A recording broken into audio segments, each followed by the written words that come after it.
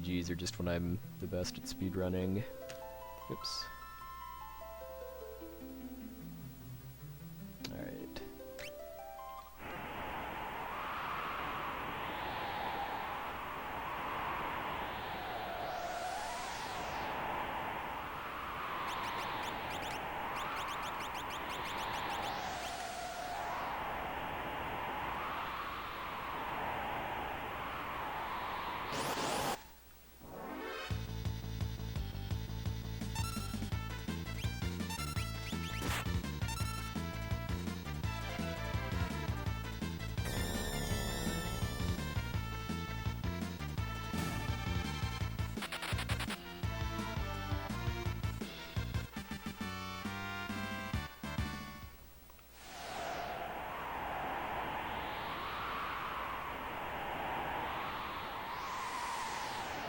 Batman used Thunder. Would this be Robo Sparkle Raid?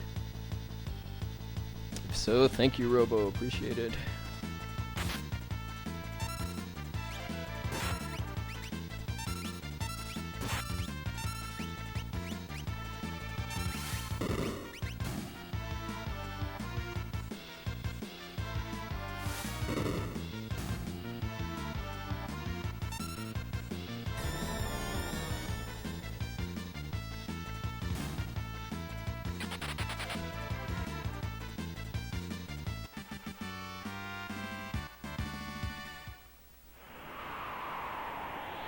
Thunder Punch!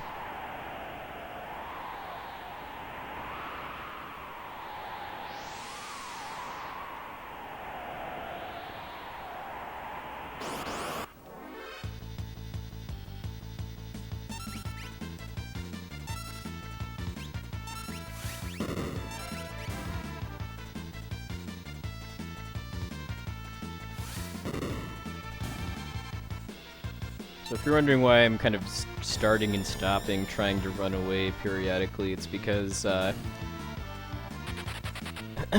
whenever you're holding the L and R buttons, there's a hidden counter towards running away that goes up.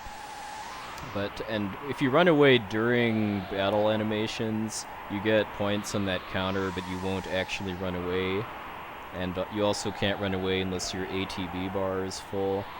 So I basically do that so that I can build points on that counter, and so that when I'm actually ready to run away, then I can do so without having to worry about RNG, and because there is some RNG as far as like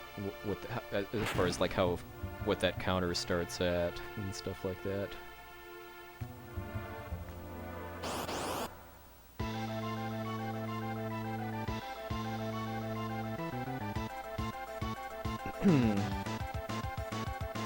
Yeah, I need to. I mean, I rented Arkham City and got about maybe like 3 or 4 hours in or so. But then I returned it and ended up buying the Game of the Year edition, which means I'm gonna have to start over because just because it's considered a different game for save file purposes.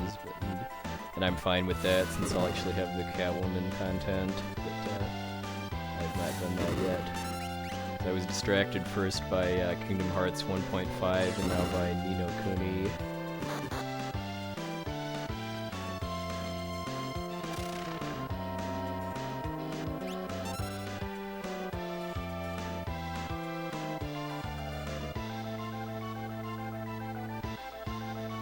Yeah, I would definitely say play in order just because Arkham Cities definitely has some improvements over Arkham Asylum, so I mean, kind of like a lot of franchises, there wouldn't really be a whole lot of, it wouldn't be as much fun to play backwards, because stuff would feel outdated.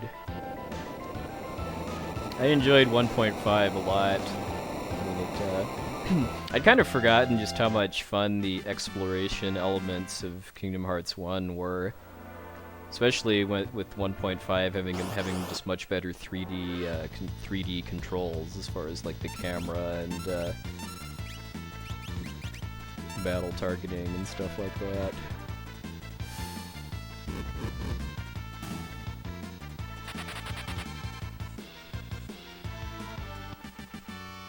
Because like Kingdom Hearts 2 gets rid of pretty much all of the platforming and exploration type stuff and focuses a lot more on combat. I mean, KH2's combat system is much better than 1's as far as just the depth of the battles, but playing Kingdom Hearts 1 again definitely made me kind of realize that the exploration and platforming was actually fun.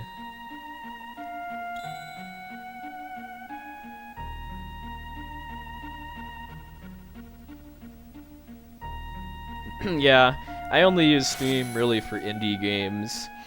If I have a choice, I'd prefer to play on console, just because I just feel a lot more comfortable playing, especially 3D games with a PS3 controller instead of a. Well, actually, I mean, I mostly use a PS2 controller with a USB adapter to play Steam games, but I don't know. I just in general just feel more comfortable playing on PS3 than on PC if I have a choice. FF6 has kind of a complicated system for random battles. There are a few elements that are predictable, but unfortunately, if you're playing on a real cart, which is what I'm doing now, there isn't really a whole lot you can do to manipulate the battles, because there's RNG values that get saved on the cart's battery memory, and probably the most important one that is related to random battles changes every time you reset the game. So in order to actually be able to manipulate battles, you would have to start with a clear SRAM file, which would require either playing on emulator or playing on a cart with the battery removed. That's actually what the current Japanese record does too, is that it's just kind of, I just find it kind of funny, the rules the Japanese FF6 community uses, because they don't allow glitches like Joker Doom or the Equip Anything glitch, but they're perfectly fine with taking the battery out of your cart to do RNG manipulation or using a turbo controller to skip text faster.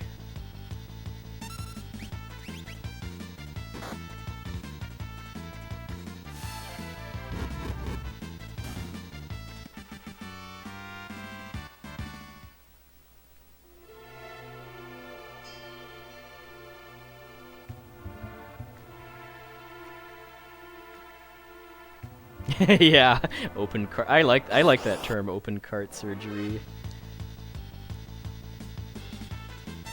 Okay, I'm getting better battles this time for leveling Terra. Because for anybody that hasn't seen an FF6 run yet or recently, I want Terra to get to level 6 before I get to the end of this first cave, just because that makes Locke join at a higher level. Okay. Yeah, I probably need one more battle.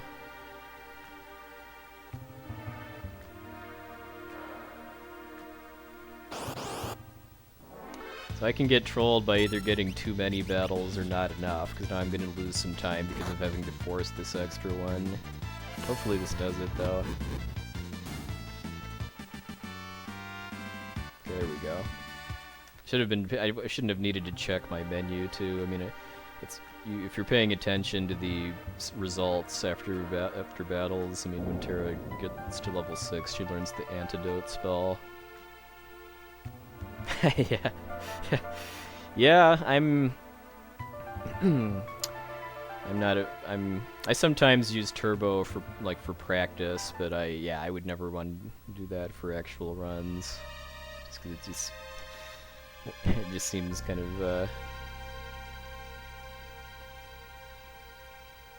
well, like cheating, basically.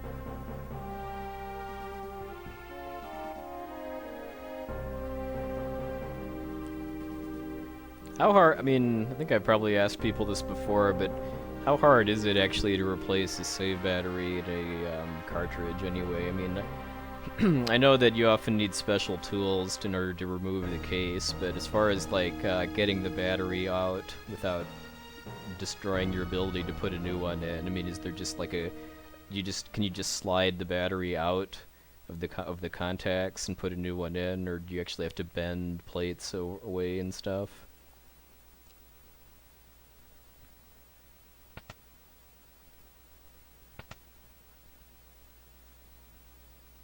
Oh, you need to solder.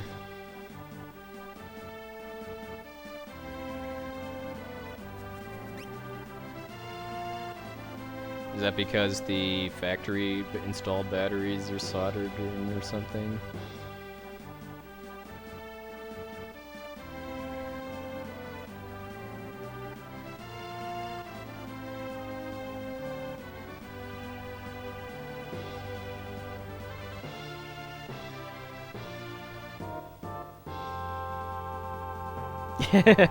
Yeah.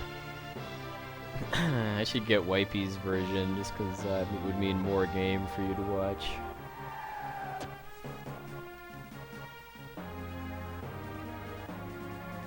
Hey, Atratus.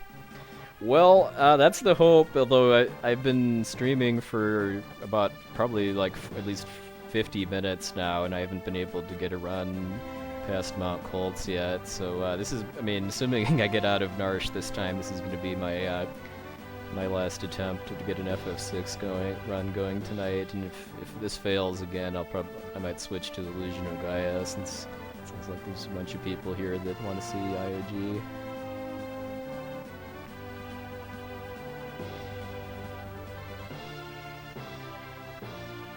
No rooting for me to fail FF6 though, if you're an IOG fan. At least no being open about that.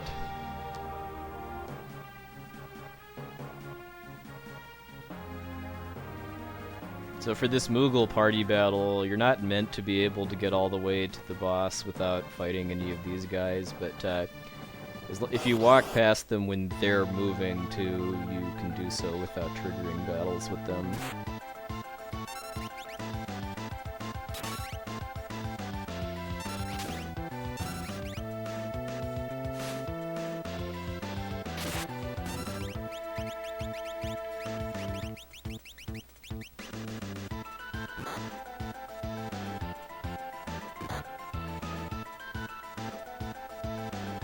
Cuckoo, no!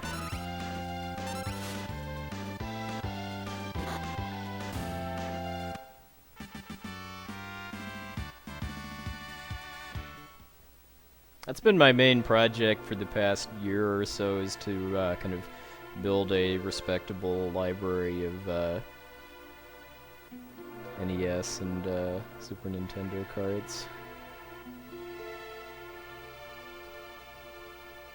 I've had to graduate from storing them in one Amazon box to 3 now. Hey, Dr. Dirtnap. Yeah, definitely. I want to try to get eventually get under 8 hours at FF7. That and this are kind of my main projects right now.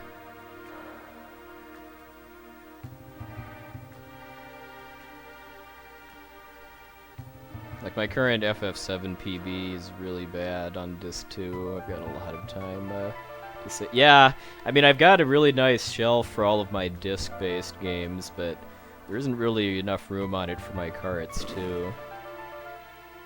I have a nice organization system for very different shelves, have different generations of disc-based console games on them.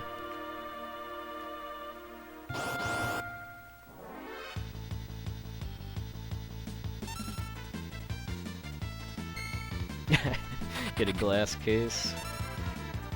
That sounds like fun to set up in my condo.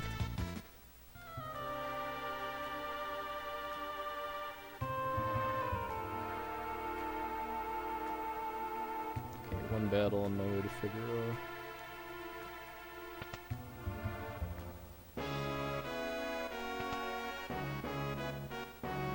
I probably at some point should invest in getting a second shelf for my carts, though.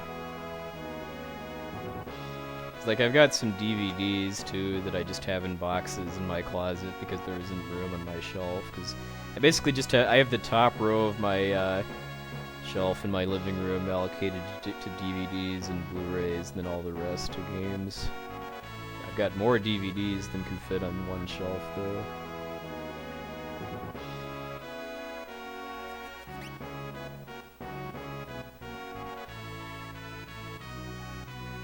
Hey, snare riff.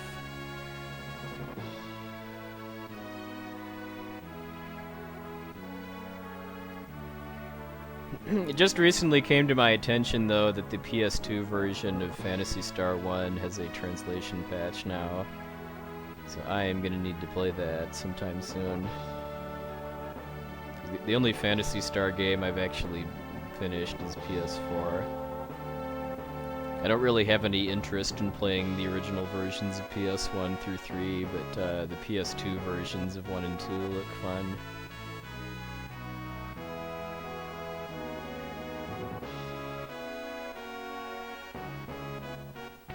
I haven't.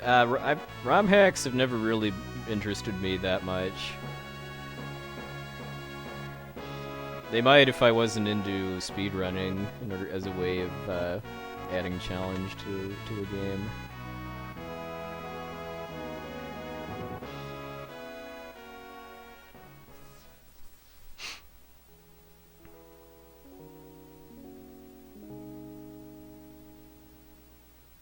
Yeah, the PS2 version of PS1 doesn't pretty much keeps the game as it is, only it just makes the battles faster paced and gives you some power attacks.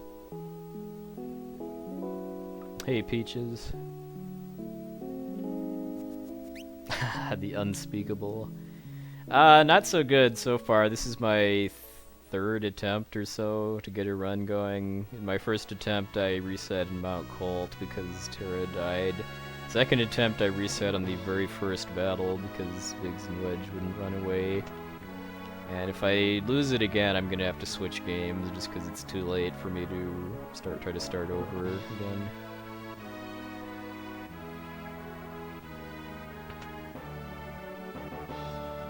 Yeah.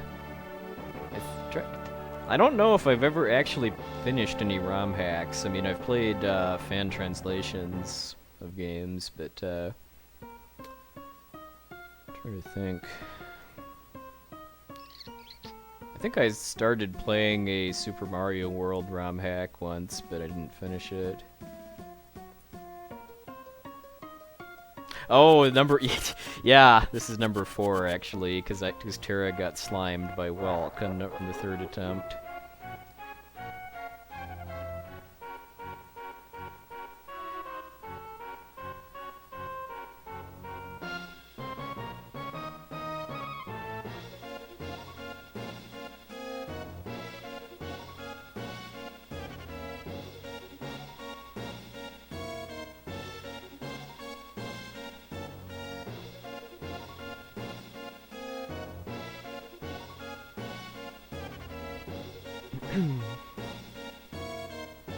I mean, some of the high quality Mega Man ROM hacks that I've seen, like Rockman No Constancy and Rockman 4 Minus Infinity, definitely look good. Because they do new stuff with the games rather than just kind of taking the original game and making it harder or sillier or something.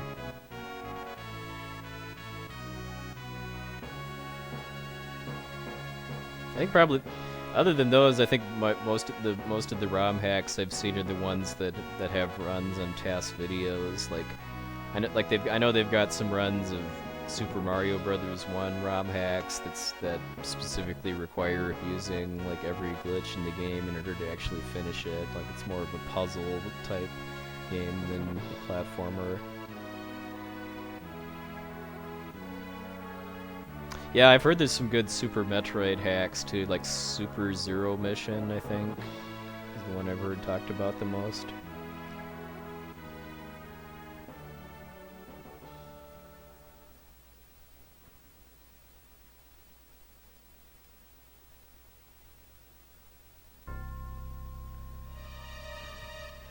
Oh, we got so many people from the future here. For anyone curious, it is 8:30 p.m. where I live. So it's probably going to be about like 2:15, 2:30 or so when I finish this. Assuming this makes it to the end. Hey, Mimic Chest.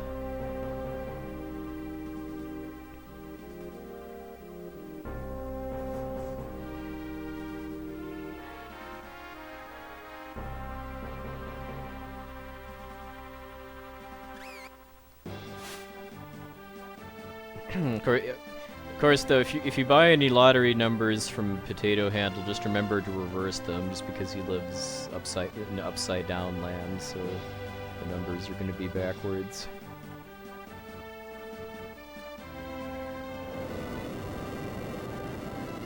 Hey, Wipey.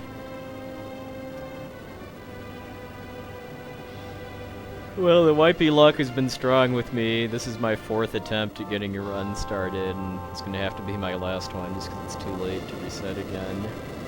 So I have a feeling this is probably going to be a no black belt run. It's okay though, if I can't get an FF6 run going tonight, I'll probably try again either tomorrow or Sunday.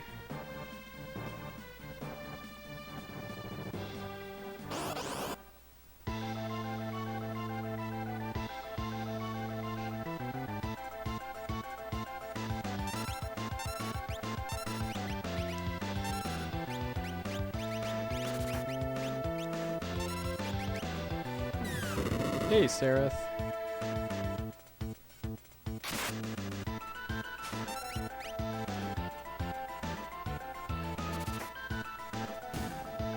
Alright. So that was about 20 seconds faster than my first attempt, just because of getting better battles in Nourish. I'm okay with that, Driscoll lad. If you want to start a something like Feasel's Feasel, I know, is doing Final Fantasy now, as far as having like basically betting pools on which monsters are going to end his run. Hopefully he's not counting the Mind Flayers, aka mages, because it's probably it seems like it's the thing that ends his run the most.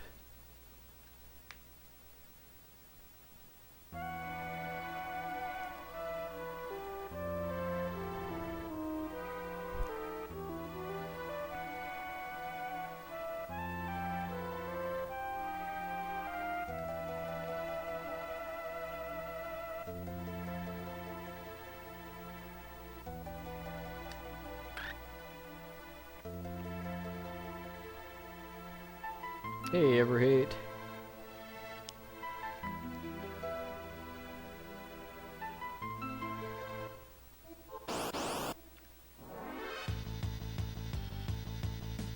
Yeah, I was hoping to have been at least like roughly 45 minutes further into the game than I am now, though. But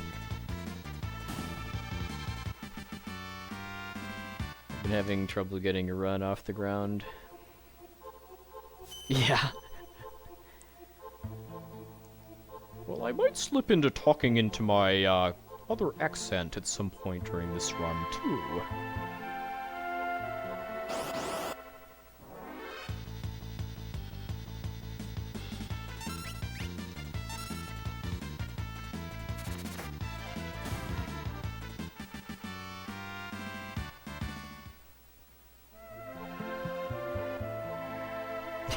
Yeah. Yeah, I'll have to get well, I'll have to get some kind of glass bottle out then if I want to be pro Exnar too. Through return someone. Oh, going for the returner's hideout soft lock. Eh?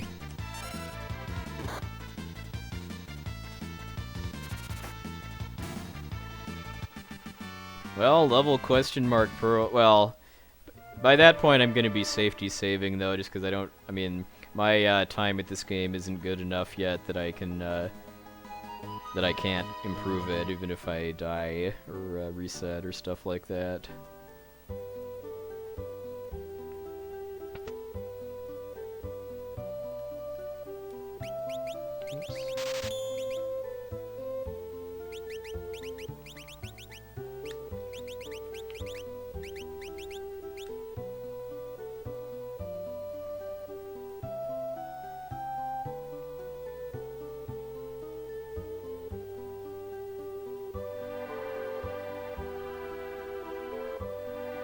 Hey, Drew.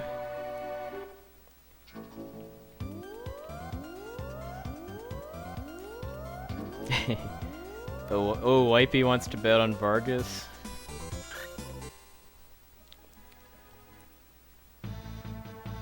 Yeah, well, my 607 PB does have a 4-minute death in it, so getting sub 7 or sub 6 with this route is very, very possible at my current skill level.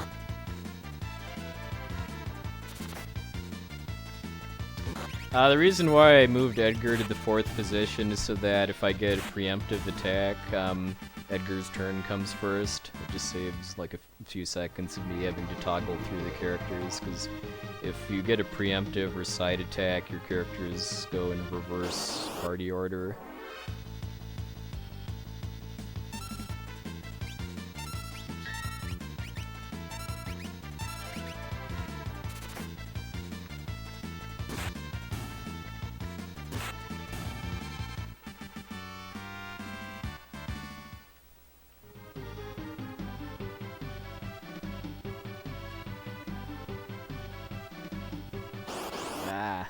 Just attacked me. And it's Tuskers too.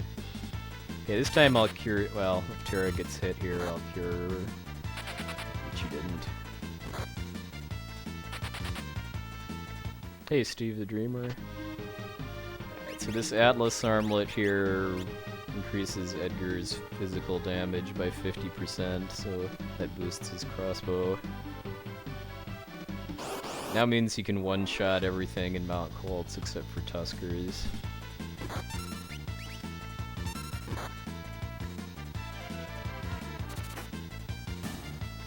Ifrit Royal Shock. Who got Ifrit Royal Shock, Mr. MB? Royal Shock is Edgar's Desperation Attack. Desperation attacks just kind of freaked me out at first, just because they weren't in the manual for the game.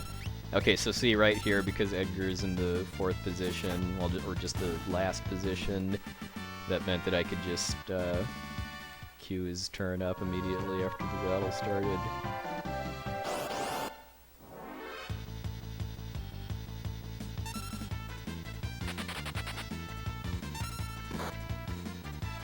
Okay, I'm not, as much as I hate to, I'm not gonna chance it this time.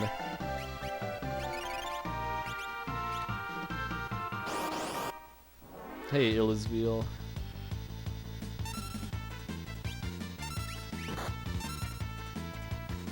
My time at this game is not good enough that I can't spend a few seconds doing safety heals and saves and stuff and still get a new PV.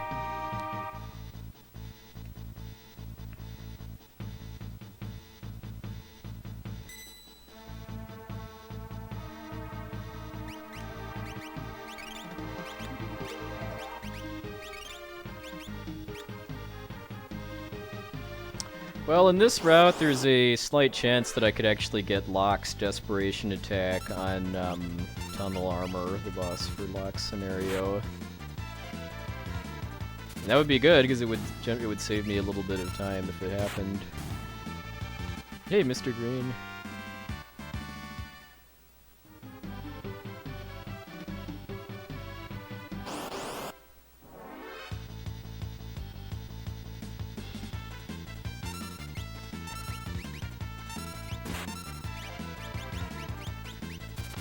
So I want Locke to run away from this battle just because he doesn't need as much experience to get to the next level as Terra and Edgar do.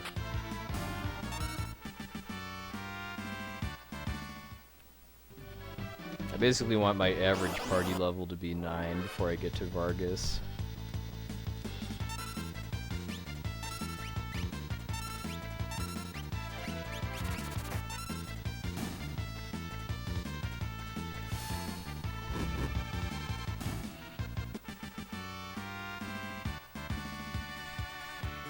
think that should be it there. Yep. I really need to pay more attention to what my levels are when I use the sleeping bag at the save point. That's just to refill Terra's MP, because one kind of weird thing about the English Super Nintendo version of FF6 is that your characters gain less MP at level ups than any other version of the game. Like the Japanese Super Nintendo version, the PlayStation version, the GBA version all give you more MP when you level up, but not this version for some reason.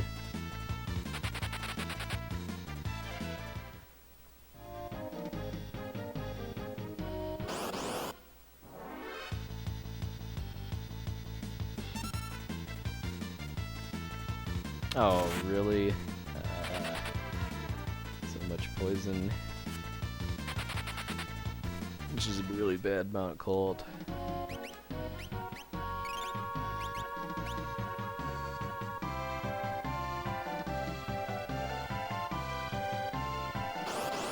And of course, I get a battle right on the tile for talking to Vargas, too. And I get poisoned again, too.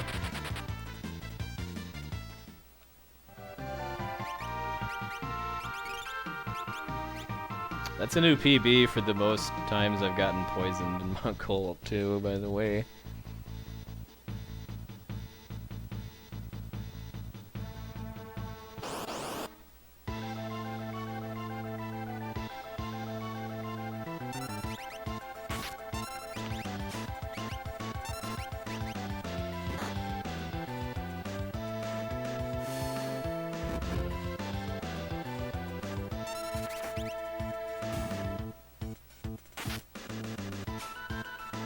Yeah, it's Winnie the Ipu. I'm a big fan of saying that the Ipu is Apple's competition to the teddy bear.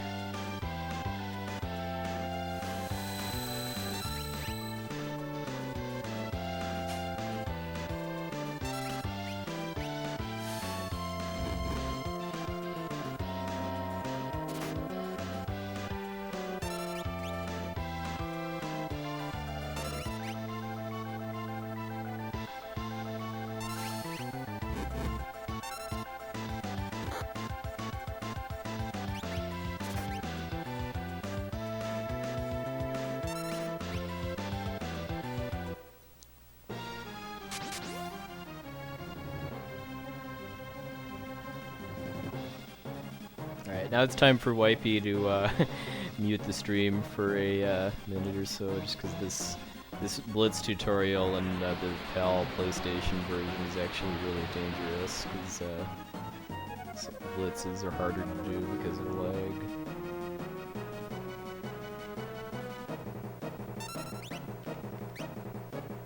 Hey! Got to go even before I got doom-fisted.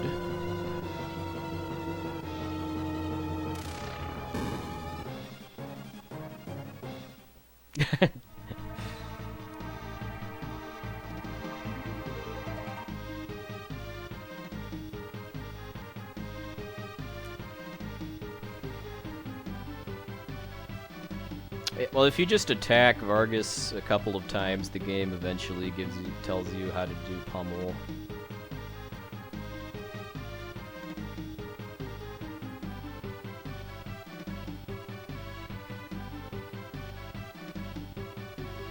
Surprised I didn't lose more than 9 seconds, but I guess my Mount Colt wasn't very good in my PB either.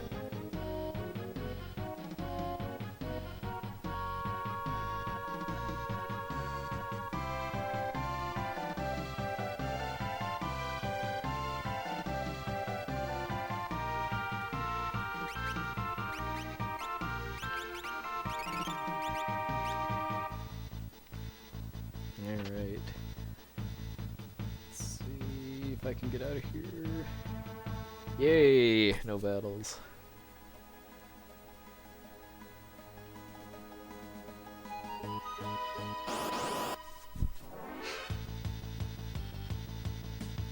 Alright, whoever had their money on the Returner's Hideout soft lock, let's see if you if you get the spoils of victory.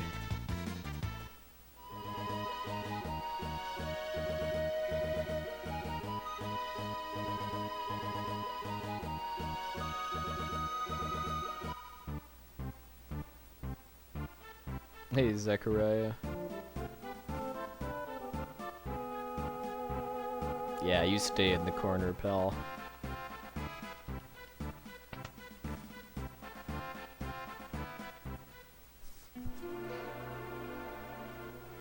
I've had him come dangerously close, but it's just so rare for that to actually happen. Is the thing, just because he has to stop moving at the right point too, because if he's moving while you, even if he's standing in your way, if he's moving when you pass him, you just walk right through.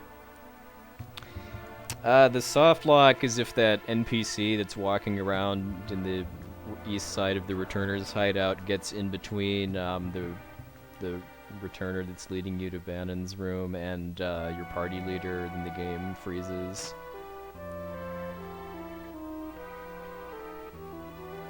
It happened to Mr. MV during a race once.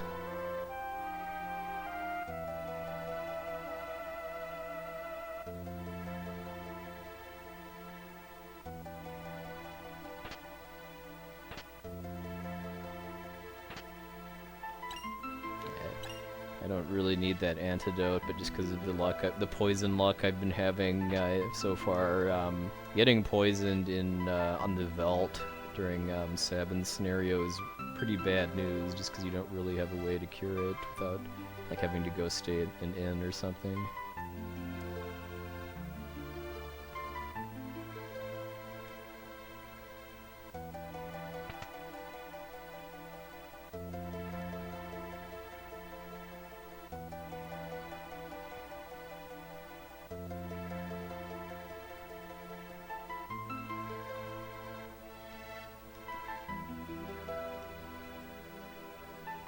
So nobody put their money on me saying yes to Bannon. Well, I have yet to actually lose an attempt because of that, but I'm sure I just jinxed myself by saying it.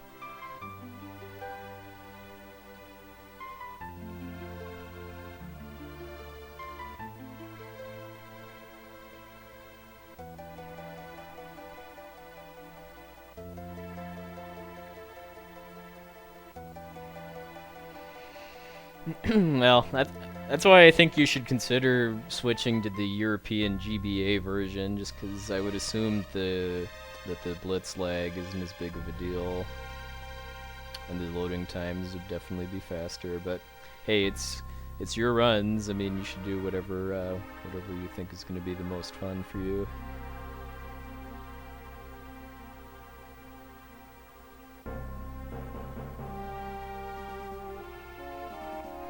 Yeah, this was something I didn't know, really. I mean, I found out about this within a few years of getting the game, but, I mean, I knew that you could say no to joining the returners and get a Genji glove, but the way I always got the glove was to say no once, then go and actually,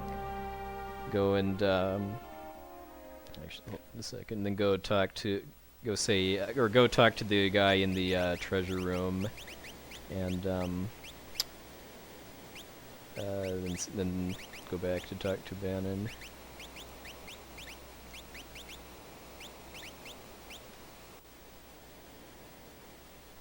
And then say yes. Then you still get the long cutscene at of the meeting, but you get the Genji glove that way.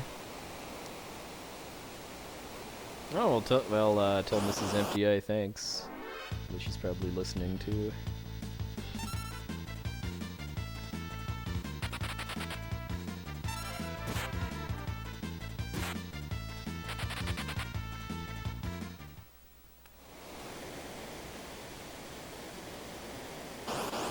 Pterodons, please. Thank you.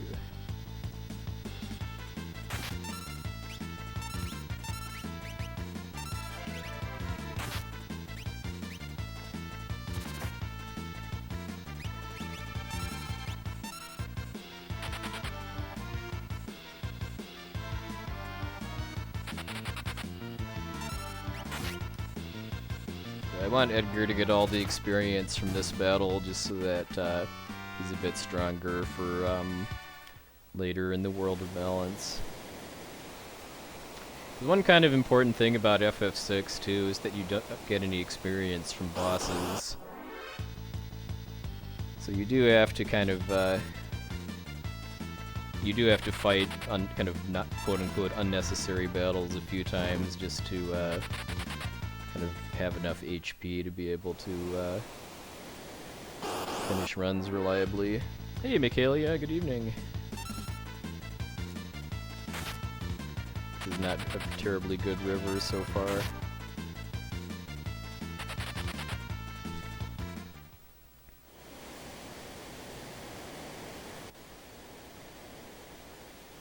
Yes, Sabin is now in deal with it mode.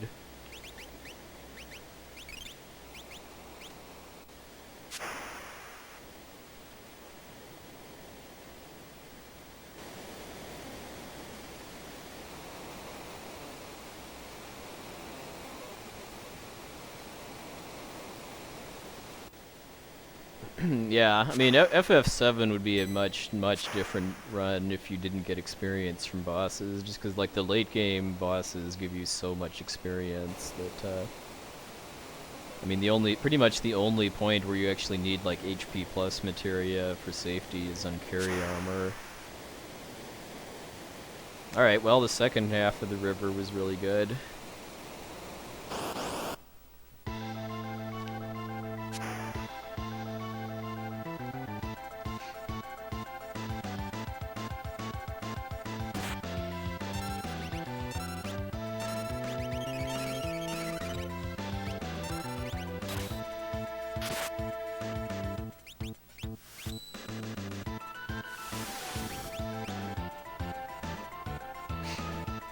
Focus a bit on this battle just to make sure I can beat Ultros before he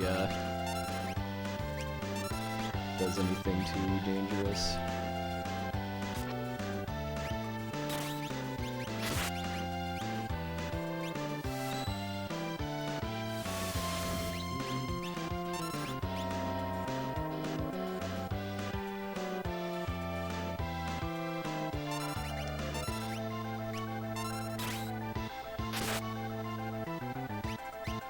I'm also abusing a mechanic in the game that lets you pause the battle basically while you're in the sub-menu, and that's to cut down on the number of turns Ultros gets.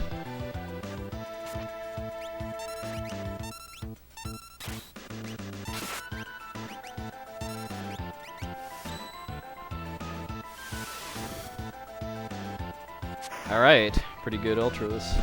Didn't even need to use fire. I don't want to use fire normally on Ultros unless it's going to be the final hit, just because Ultros counters fire by saying, "Yeah, seafood soup!" and then using ink. I believe so, Driscoll lad. Ooh, and I forgot to split.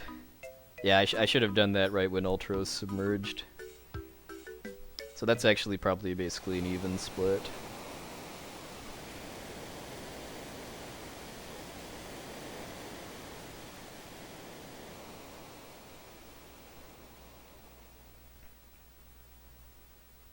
Yeah, but I mean, with this version of the game, though, the thing though is that your starting Velt pack is saved or is affected by a value that's saved in the battery memory. So there isn't really a whole lot I can do to really manipulate it. Well, this run's been going okay so far. It took me 4 attempts to get off the ground, though, just because I had Terra die when I didn't want her to. And I might lose the run in about 5 minutes or so, too, because of not getting the black belt. That's a 1 out of 8 chance. Yeah, I only suplex the Phantom Train in races, just because it's actually slower than just want you killing it immediately.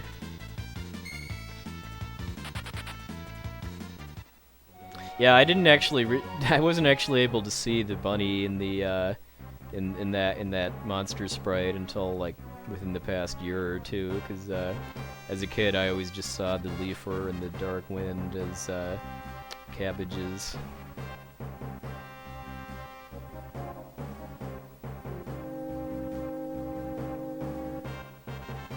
Oh, for if you mean for which character's turns come up first, it's based on your speed stat.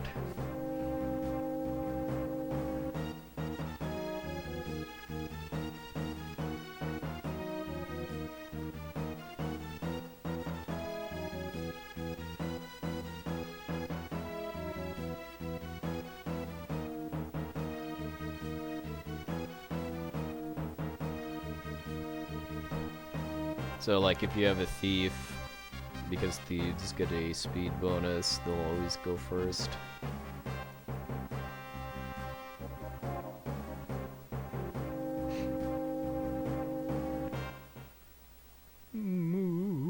Oh, early. Moustache man, fake samurai. Hey, Yui. Well, I hit the Ultros split late, but yeah, I had kind of bad luck on the first two. This is also my 4th attempt too, just because the game is not really wanting me to get an FF6 run going tonight.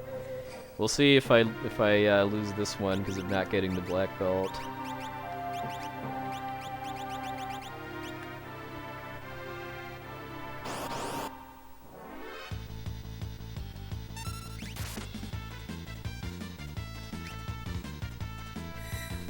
Alright, come on, black belt.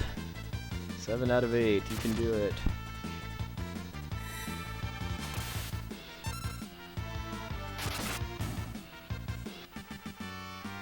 Yay! Alright, we can continue the run. Yeah, because for that mini boss there, he's got his common drop is a black belt and his rare drop is a phoenix down. So if you get the rare drop, which is 1 out of 8, then that's really bad because it makes you lose a little bit of time coming up here, but it also hurts as far as you not being able to sell it for money a little later on too.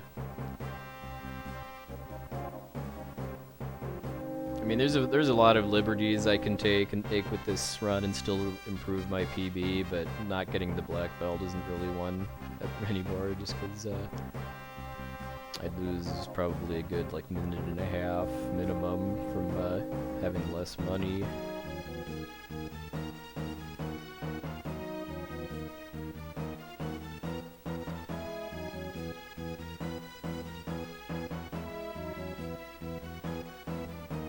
Yeah, as of now, I think C4L2 is supposed to be the first week of May 2014.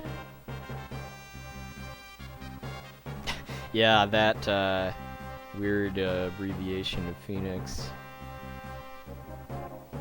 The PlayStation version, I think all versions of the PlayStation version fix it.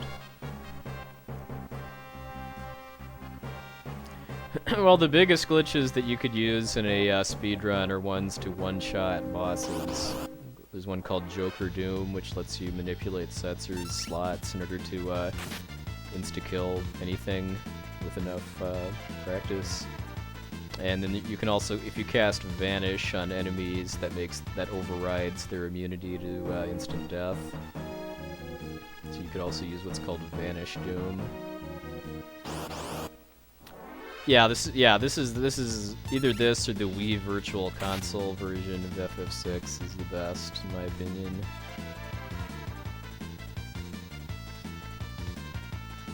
Alright, later Evil Dead.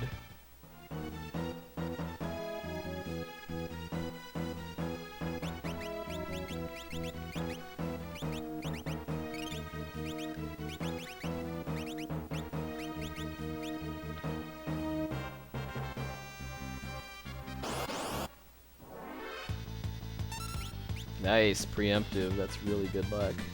It means I can, because this battle I fight, because equipping the black belt lets you counterattack, and the fastest way to win this battle is just purely with counterattacks. So I want Sabin to defend so that he takes less damage. getting and the counterattack isn't guaranteed too, so I'm getting pretty lucky with that too.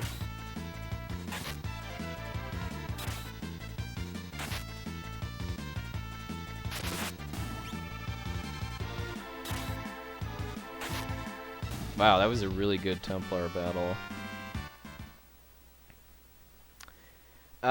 I do not currently use Shadow, but I will eventually, just because there's a faster glitchless route that gets Shadow instead of Sabin in the World of Ruin. I've just been very, very, very lazy at researching it. I've only gotten up to Vector.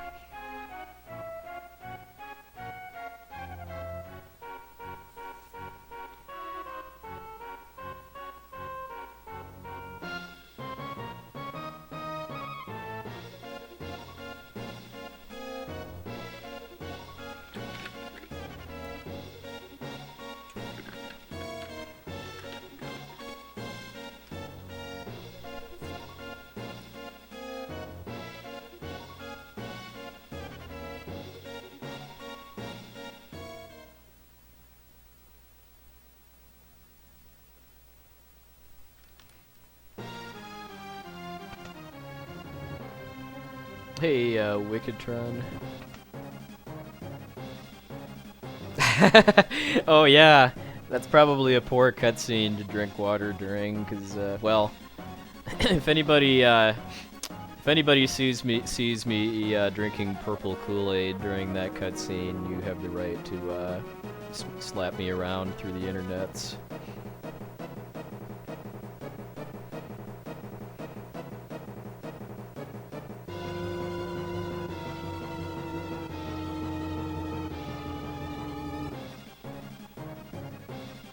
Oh no, it hurts! Oh, okay.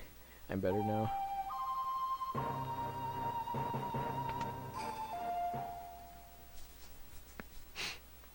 The Doma sentry falls into a plot hole.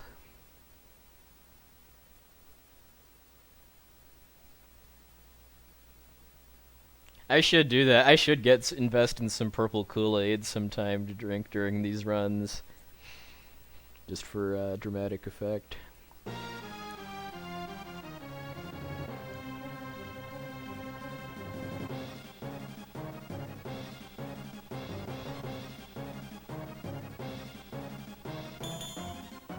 Ding ding ding ding.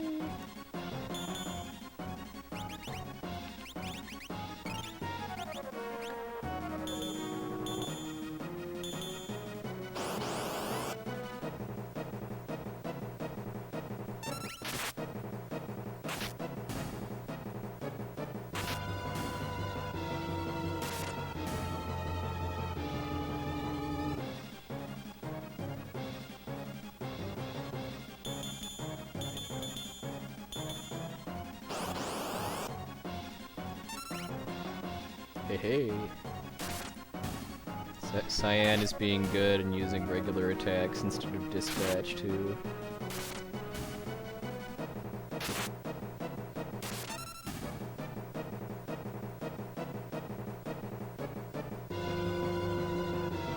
Twitch, please.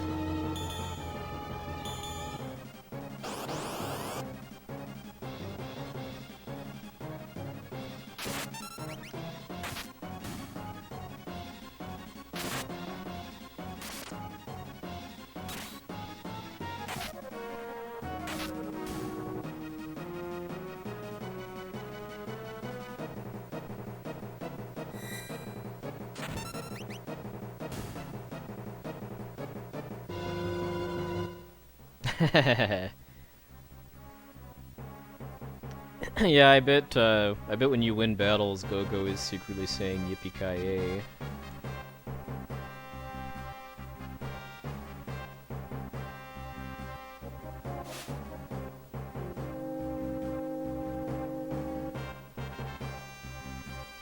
Well, Cyan is one of the few characters in this game that is of legal drinking age in the United States.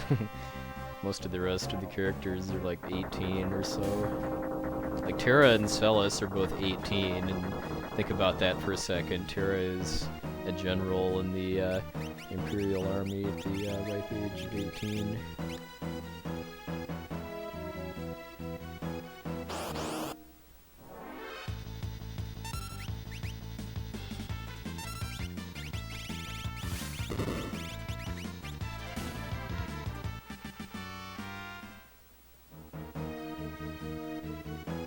That's just kind of a Japanese thing, though, that fictional characters are often like 10 years younger than they act like.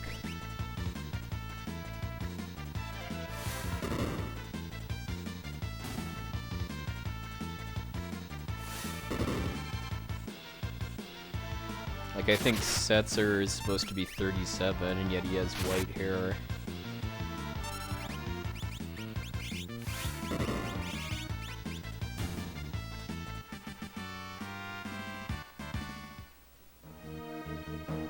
You can check it. I just look at the Final Fantasy wiki as far as figuring out how old characters are, or what their blood type is too. Just because I think that in Japan, blood type has kind of the same significance as your zodiac sign does in North America. Hey, Mike.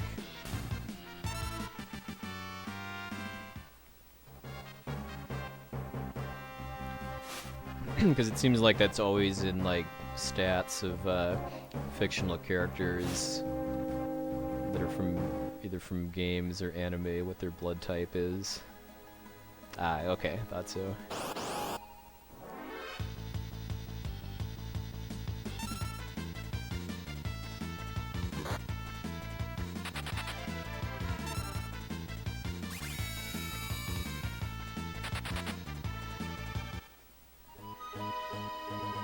I should have taken the black belt off when I was in the menu before too. It's okay, I can do that later.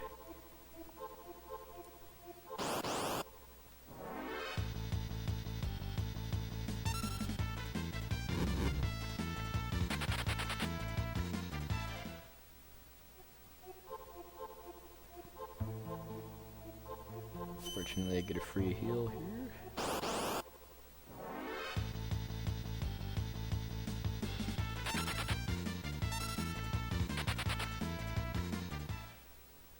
It's a ghost!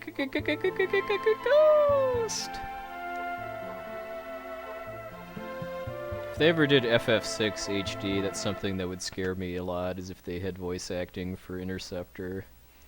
I'm sure they'd make him sound like Scooby-Doo.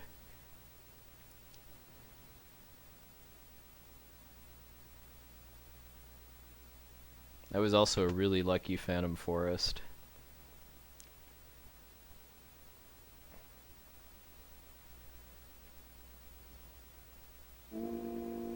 Like if they ever had FF7 HD, I'm sure that they would have voice acting for Schizo, and he would sound like the two-headed ogres from Warcraft.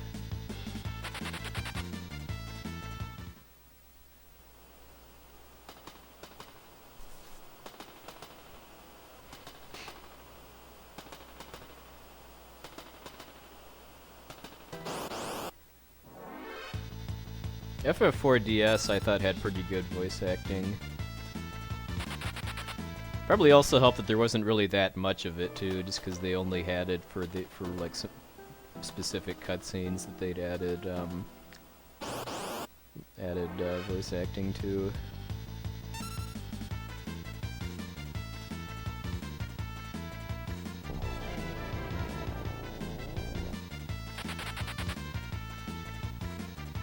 Yeah, that's a very unique way to lose a run too, is getting double berserked by the Phantom Train.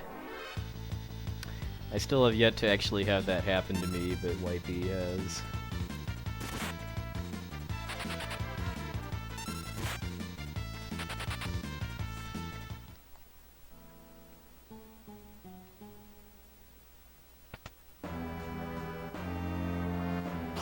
No escape.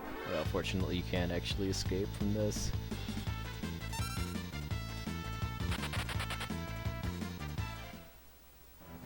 Yeah, Rydia is how I always pronounced her name as a kid, so that actually jived.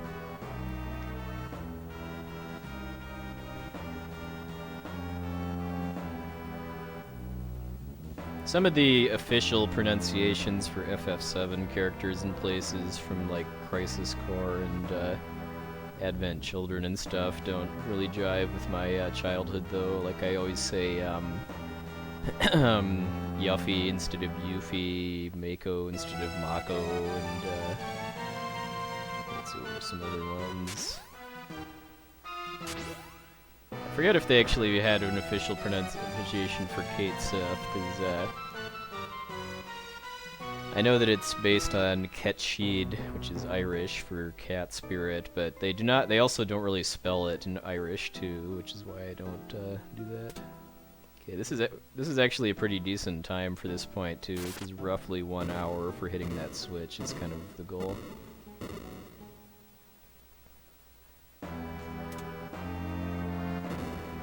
That's mostly just because of having really lucky battles in the Phantom Forest in the first part of the train. Hey, Sir Duke.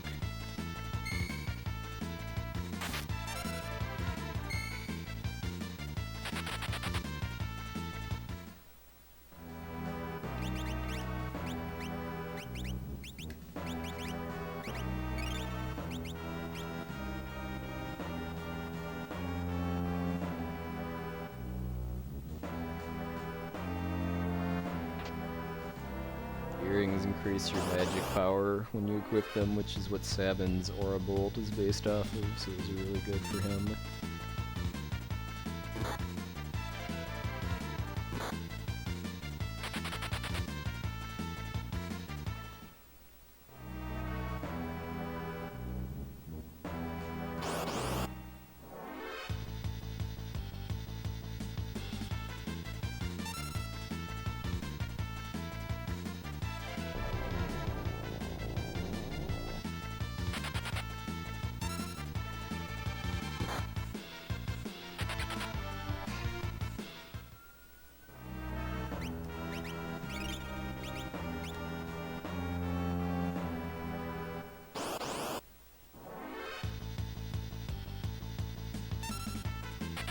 This is kind of scary because that. Ow. That's a party targeting attack too. So if I wasn't at full HP, I could get wiped by that.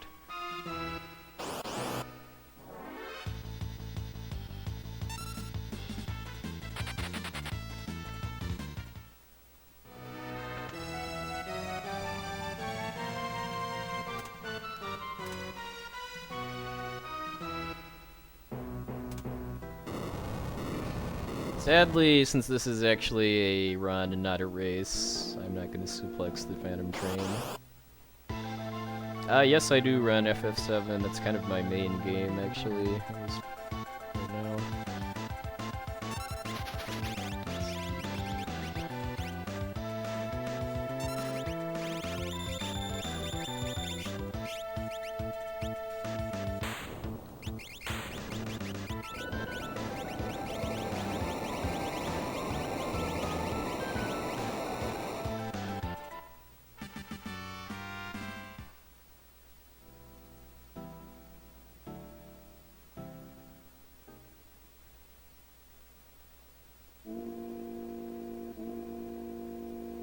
I say Bahamut. I think in Final Fantasy XII they say Bahamut. Like Baja, California.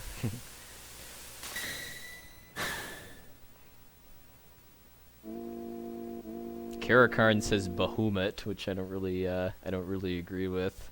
I mean, I have a kind of a general rule of thumb that pronunciations of fictional characters or places that in games that don't have voice acting is fair game as long as it follows some kind of linguistic logic. But if you're making up vowel sounds that don't follow like English convention at all, then I have to object. Buhamut.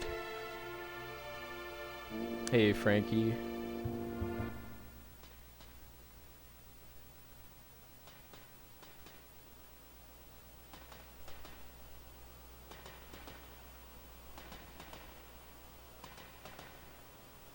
Yeah, I'm going to AGDQ.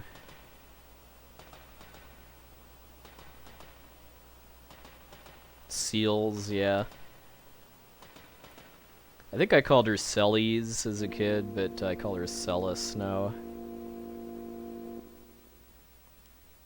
So there's a timer that counts down till this cutscene ends that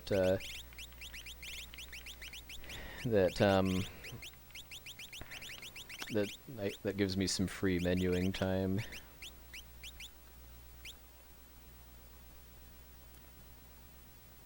I had a few seconds left too.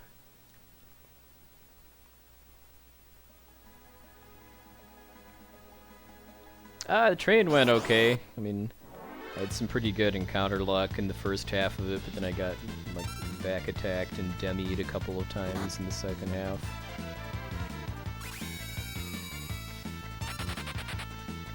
Celes, that's legit too. I mean, I think one of the origins of the name could be celestial.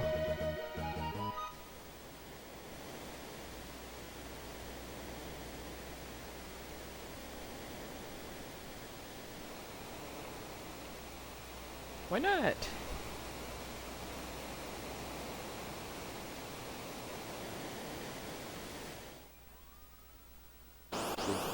Since jumping off waterfalls is something everybody should be doing, whoa. Did everybody else see that weird that graphic glitch with my defend menu?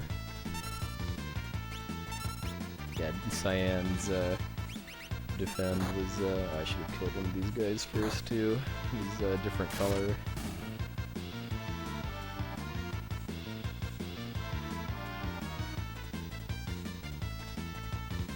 This battle's a little weird because it's on a timer basically where you can kill these piranhas, but more of them just keep spawning until 1 minute has passed.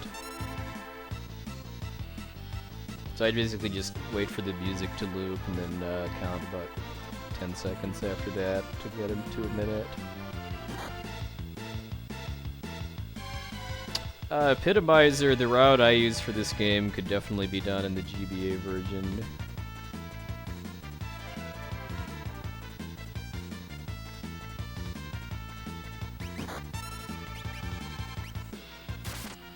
Because I'm not using the Joker Doom glitch.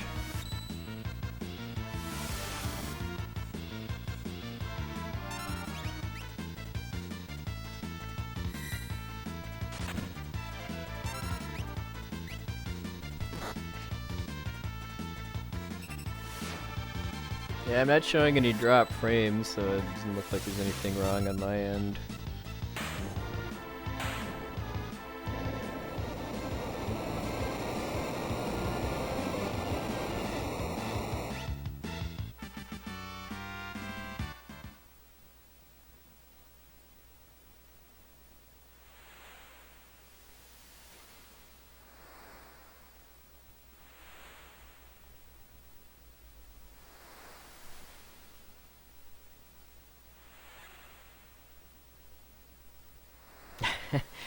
I think I'll leave that to Caleb for doing pizza speedruns.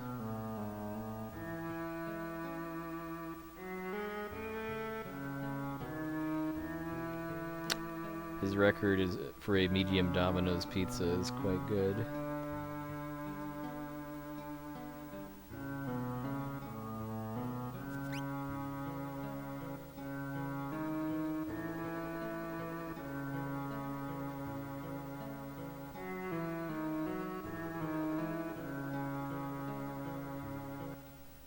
Alright, let's see how my Velt luck is. There's a very high chance that I'll get... Ooh, nice.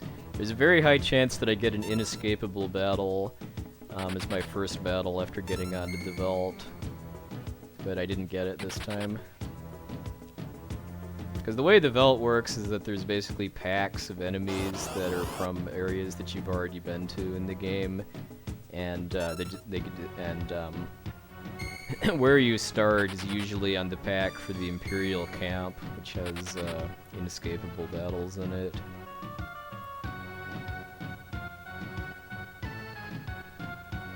Yeah, I mean, the way that people generally do challenge runs of shmups is high score runs. I mean, a shmup is basically an auto scroller, so there isn't really a whole lot you can do to speed it up other than kill bosses faster.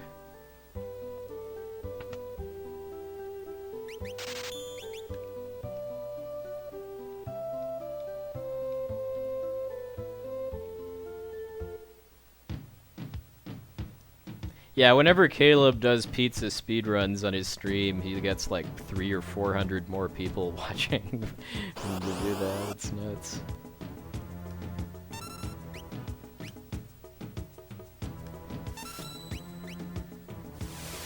I confess to have joined his stream specifically to watch his pizza speedrun when he's tweeted about it.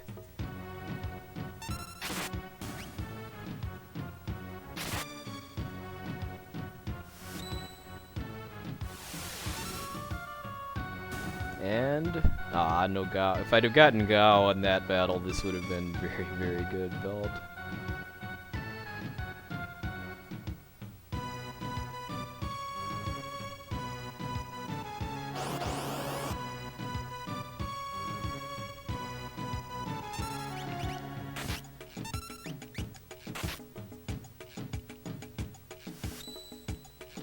Aurabolt does more damage. I think the animation's pretty much the same. Because Aurabolt's based on Sabin's magic stat, and I think Pummel's based on his strength stat, so since I can equip earrings at this point to boost his magic stat, that makes it just a much stronger move. It's also wholly elemental too, which sometimes helps.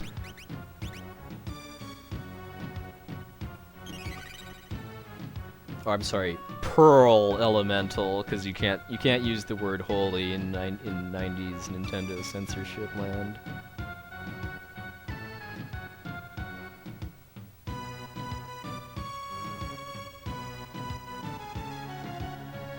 Oh, Pummel breaks defense.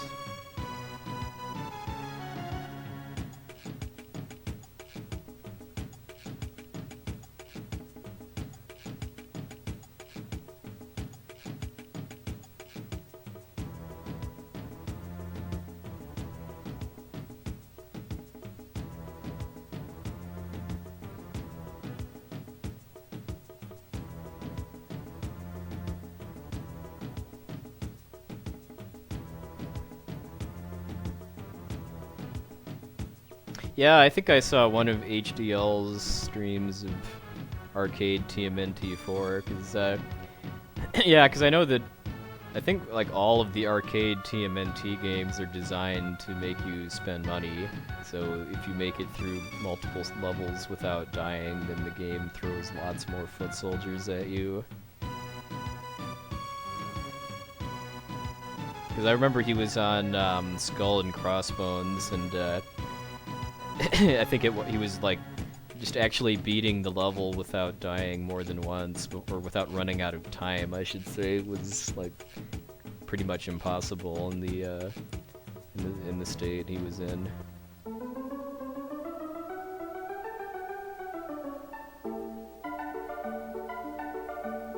Oh, that actually does matter, because I can use earrings to boost Sabin and later Gogo's magic stat in order to boost blitzes. Like, Bum Rush is for odd reasons is actually based on magic instead of on strength, even though you wouldn't really know that from the animation.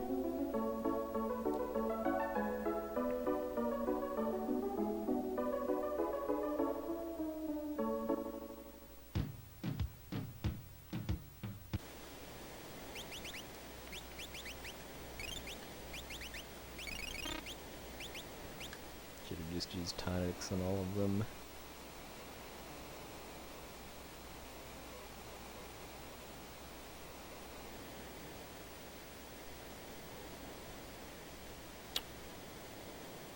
I guess that kind of makes sense. Oh, I don't have a single favorite game of really any kind of genre, but I've got like top games, like if you want to talk about like NES games, that would include Castlevania 3, Mega Man 3, Blaster Master, Dragon Warrior 4. Because I do actually like Dragon Warrior 4 more than the NES version of Final Fantasy 1.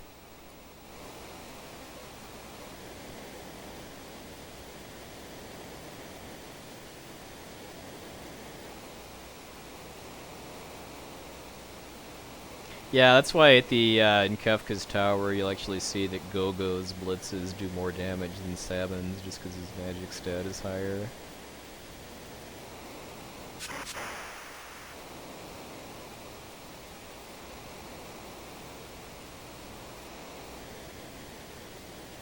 Yeah, I'm hoping Fiesel does Dragon Warrior 4 after he's done with Final Fantasy 1, because he's talked about that as one of his, something he's considering.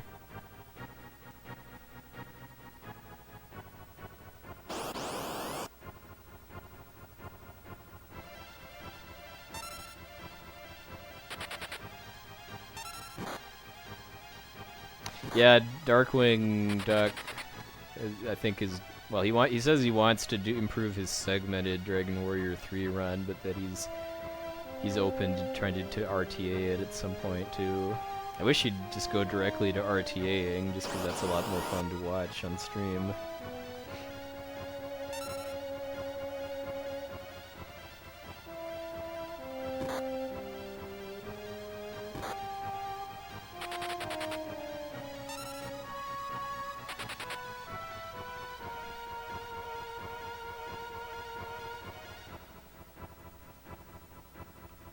So you can avoid these battles I'm getting in the Serpent Trench are all at fixed points.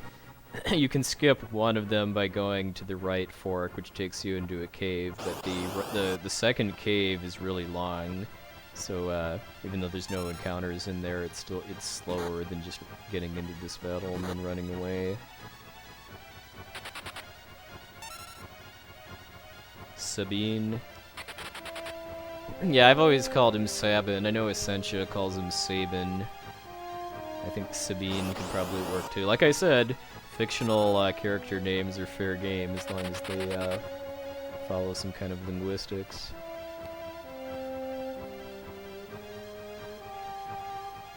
But yeah, Sabine does sound more like a woman's name than a man's, though.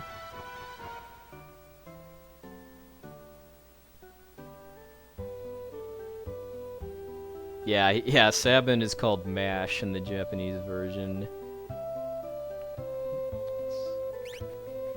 Actually, I'll go up here first.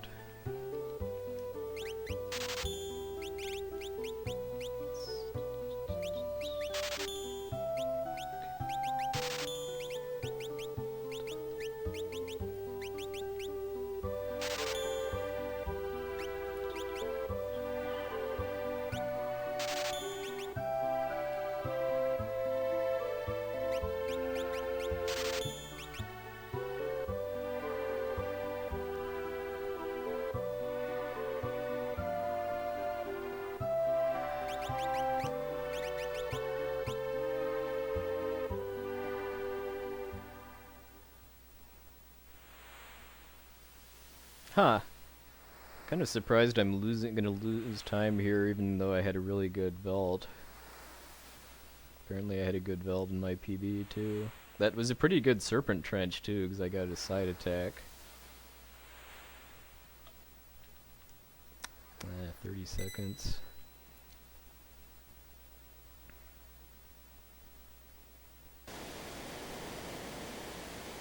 I don't know, apparently maybe the fact that I had to get an extra battle to find Gao canceled out the fact that I didn't get the Templar battle.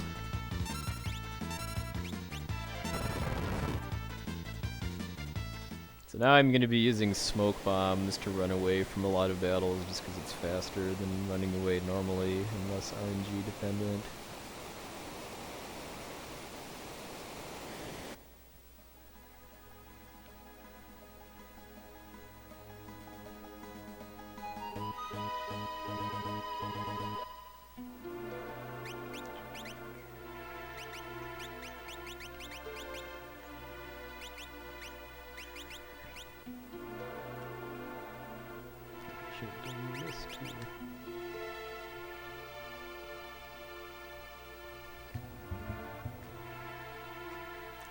PS2. Celes. Wow.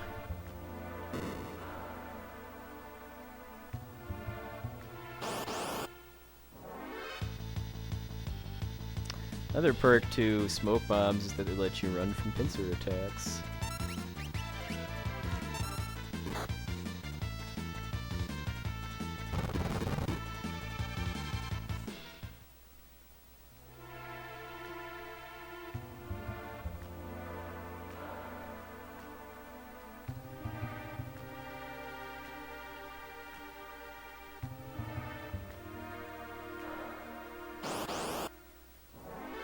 Yeah, Bandon looks like the wild man of Borneo.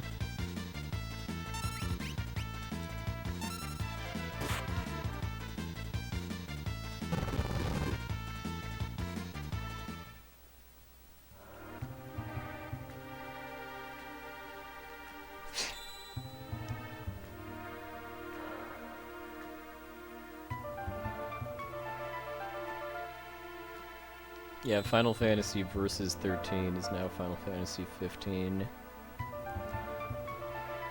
That game needs to be finished so that Kingdom Hearts 3 can start being made, because it's going to be made by the same developers. I'm not good at following directions, so I just short-circuit that. Rather than following the full light path.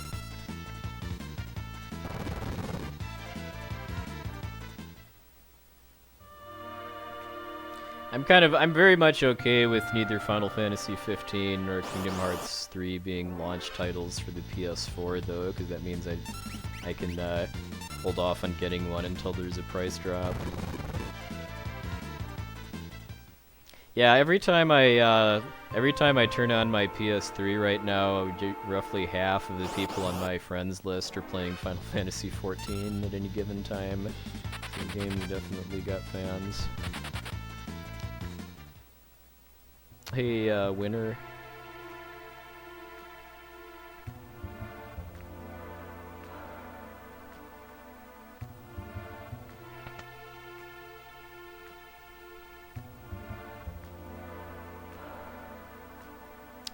Yeah, I've actually got her on my PSN friends list, and every time I play Ni no Kuni or KH 1.5, I see her playing Final Fantasy 14, so I guess it was a short-lived boycott.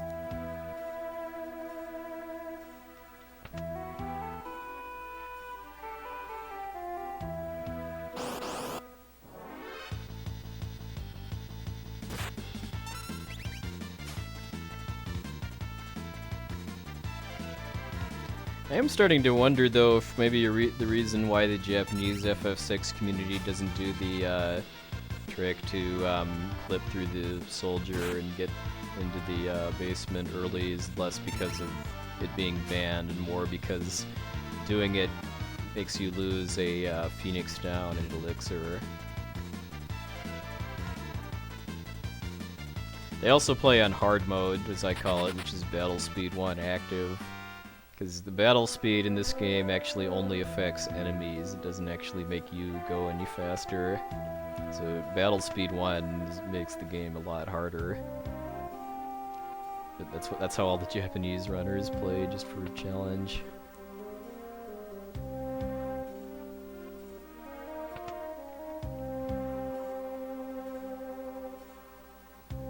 Oops. I'm taking the scenic route to get into the cafe. These are these are cafes in the English version, but they're pubs in the Japanese version.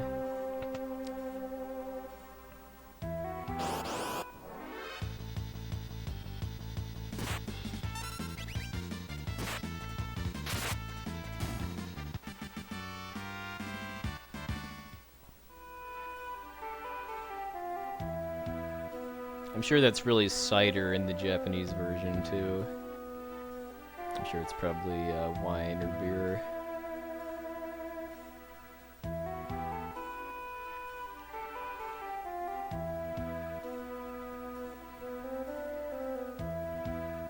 Sake.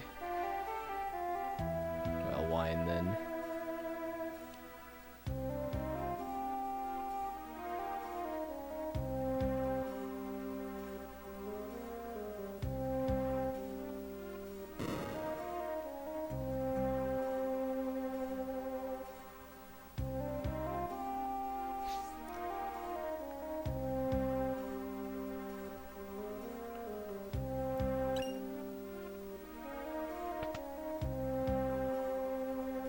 Yeah, I mean, the Japanese FF6 community runs away from Ifrit and Shiva too, which is pretty glitchy. If you, well, I mean, it's abusing kind of a mistake in the game programming.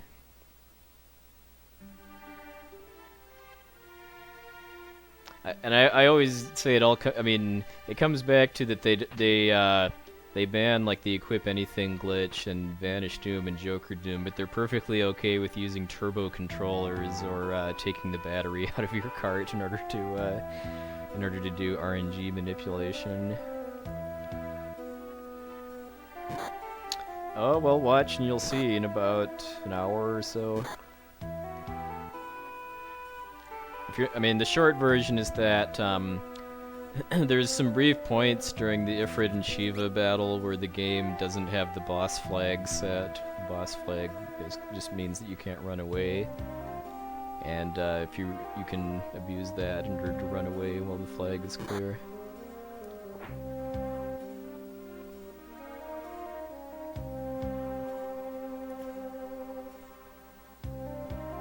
I don't think I've ever tried sake. Probably should the next time I eat at a Japanese restaurant.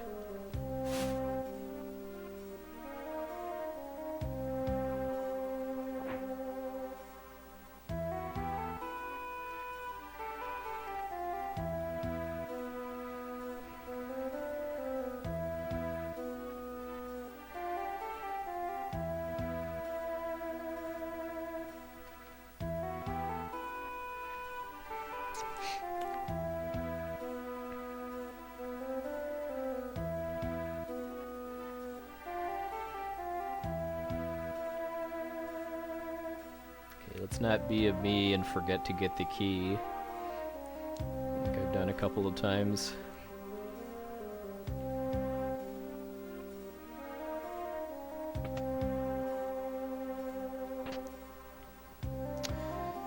Most Japanese FF6 runners actually do Locke's scenario first too, just because you get some treasure here that's really useful, and if you're playing on Battle Speed 1, just for safety.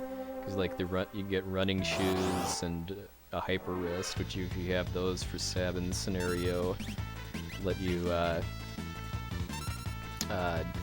through the required battles a lot more safely.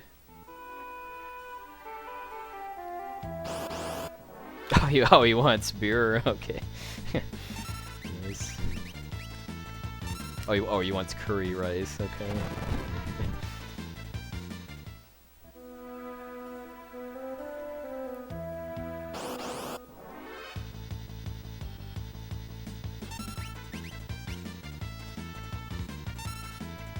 I don't think so. Could be wrong though. The only thing I really need here, other than all the money, is the earrings.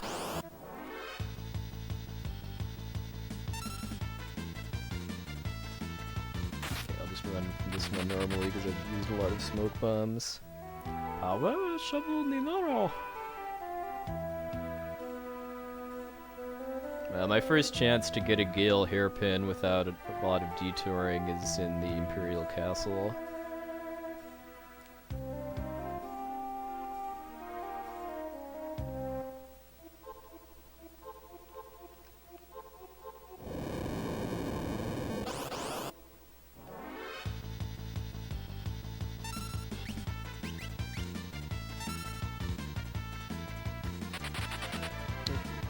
Let the smoke bomb go off. Now, What I would really like to have happen before I get to the end of this cave is for Locke to get poisoned. I want Locke to get into, I want Locke to get into critical HP before I get to the boss, for a reason that'll make more sense when I get there if you haven't seen this before.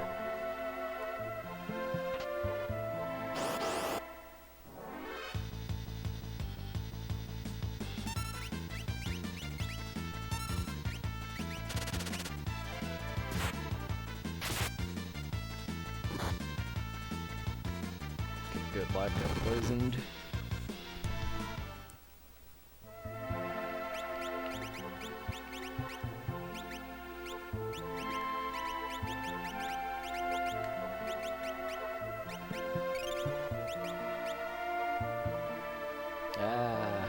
Hard to see.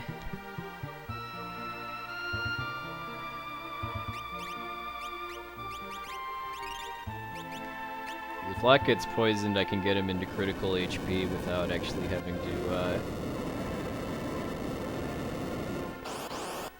to kill and revive him.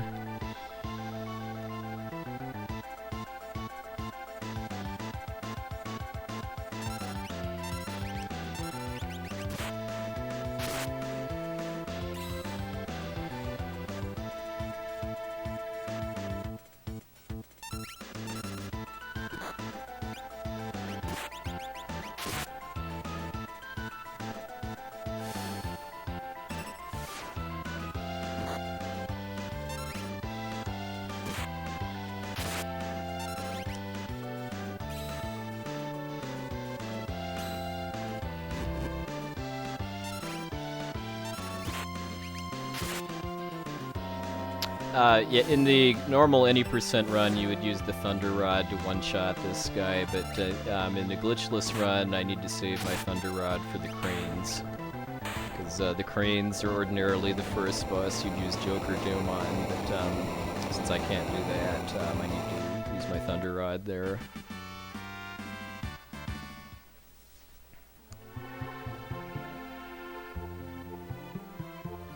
Yeah, that was a pretty good tunnel armor fight.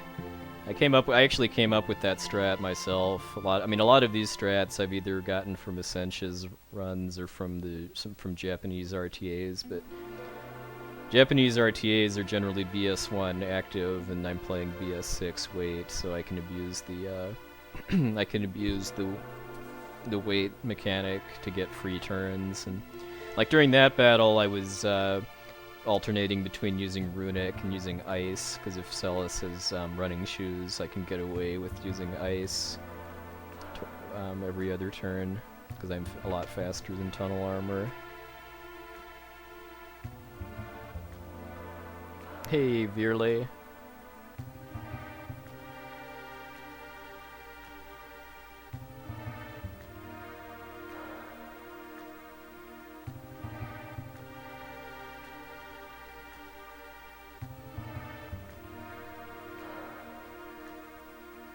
Kind of the challenging thing about that strat, though, is that Tunnel Armor has a 33% counterattack rate.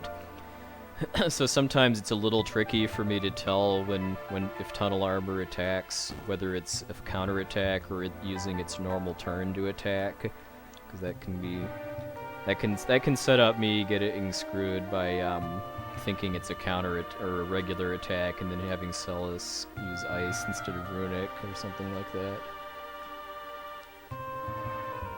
I'm doing pretty good. How about you? Yeah, Joker Doom is a speed tech that you can use in order to insta-kill any boss that you want, basically. How much difficulty it takes varies from battle to battle, but kind of the spirit of this run is to beat the game without using any glitches to insta-kill bosses. This game has so many glitches and bugs in it that having a true glitchless run is impossible, but I think this game is a lot more fun to run if you're not using insta-kill glitches, because then you kind of actually have to fight the bosses and come up with defensive strats.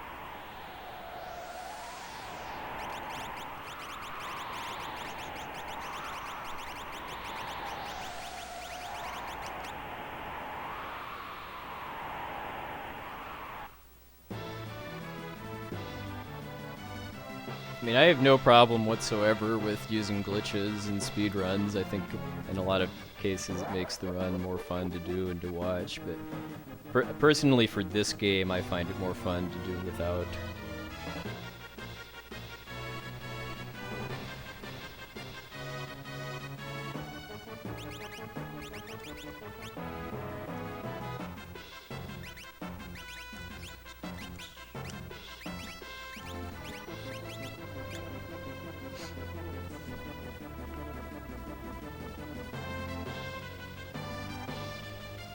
Like Illusion of Gaia, I find much more fun to run with glitches, because those let you do a lot of cool sequence breaks and speed tricks. Hey, Alistair and Lone Wolf.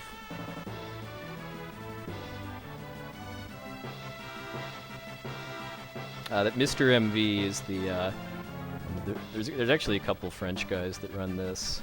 Okay, I'm using a new strat for Kefka at Nourish, so I need to concentrate a bit.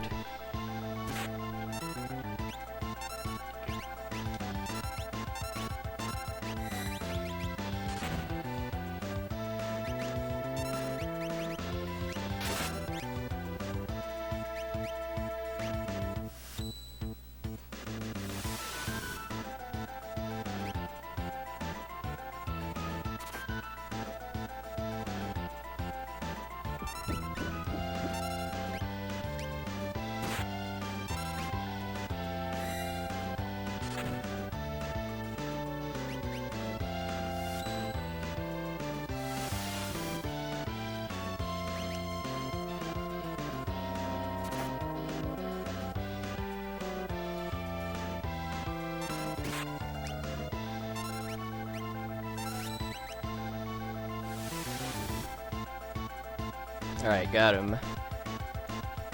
That's a little more, this is a bit more risky just because I'm using Gao instead of Celes, so if he casts Ice 2, targeting my whole party, I die. But, that's a strat that another runner called the LCC, came up with that, lets you win without Celes. And it lets you do a bit of menuing that, or do a little more efficient menuing for setting up the next part of the run. Yeah, skipping all the soldiers is a lot easier than skipping the guards in the Narsh Mughal party battle, actually.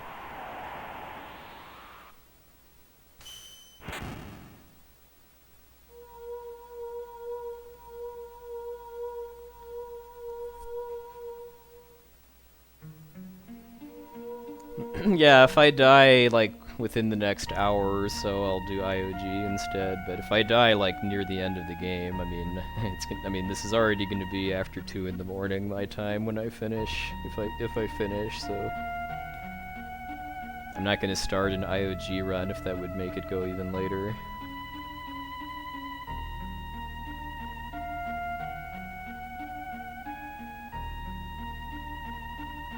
That was kind of more designed for if I didn't get the black belt or if I died to Kefka because of failing the new strat or something. Zolmer, I have been very lazy at researching the shadow route. I've been slowly translating Futame's run, but I've only made it to vectors so far.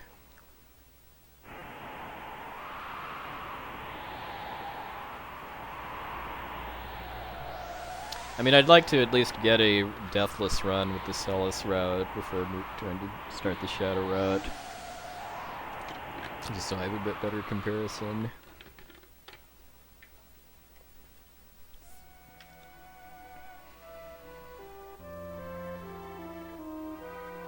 Yeah, there's some pretty big RNG moments in this run. Like the first one was, well, the first kind of really big one was the black belt, because I had a 1 out of 8 chance of losing the run due to a drop luck. And there's another 1 out of 8 chance of me losing time on Doom, one of the Kefka's tower bosses. Anyone that watched my run at the Chicago Speedathon should remember Doom.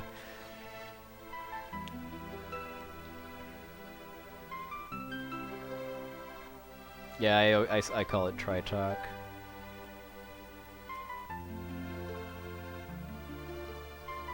I forget what I called it as a kid, though.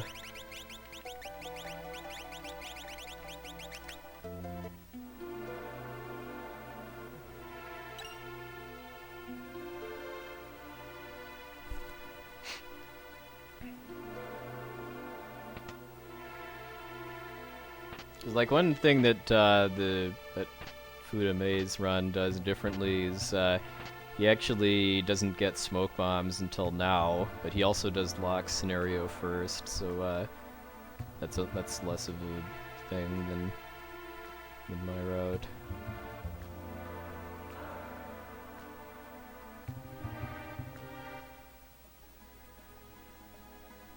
I've watched it twice all the way through, so I understand all of the general strats, but what I really need before I can actually like do runs with the route based on it is to I'm already committed to figure out how all the item management and shopping and Esper route and stuff works. I think as a kid I called it Narshi or Narsha or something like that, but now I call it Narsh. Okay, single enemies are a lot easier to run away from than groups. So I'll often do that to save smoke bombs.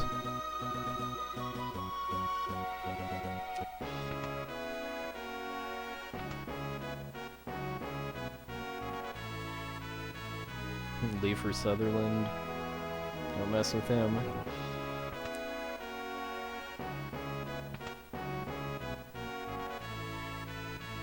Shut up and take my money.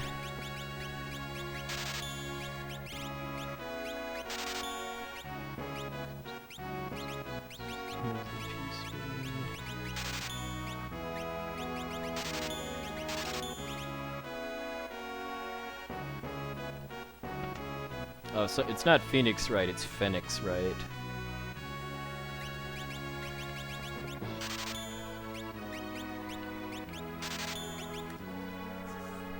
If you have Edgar as your party leader, you actually get a 50% discount from the shops here. Something I just recently learned too is that in the World of Ruin, if you have Edgar as your party leader, you also get a discount at the shops in South Figaro. That's actually important in the Shadow route because you can buy tridents in South Figaro and World of Ruin, which are good, cheap throwing weapons for Shadow that do water elemental damage.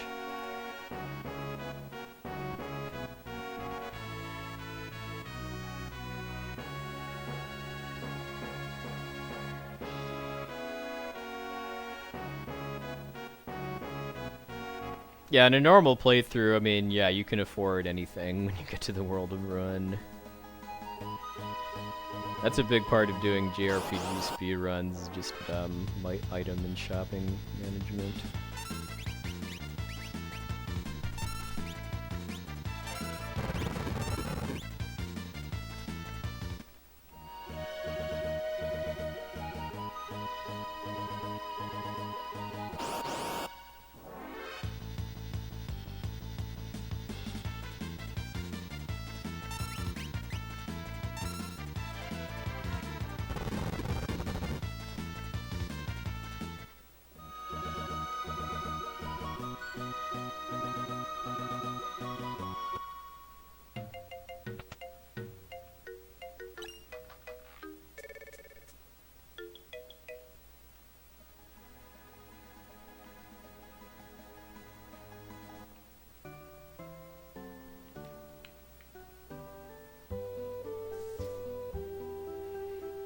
Yeah, that always kind of surprised me that Ultros didn't have any greater role in the Colosseum, either as like a something you could fight in the Colosseum or as like a side quest or something.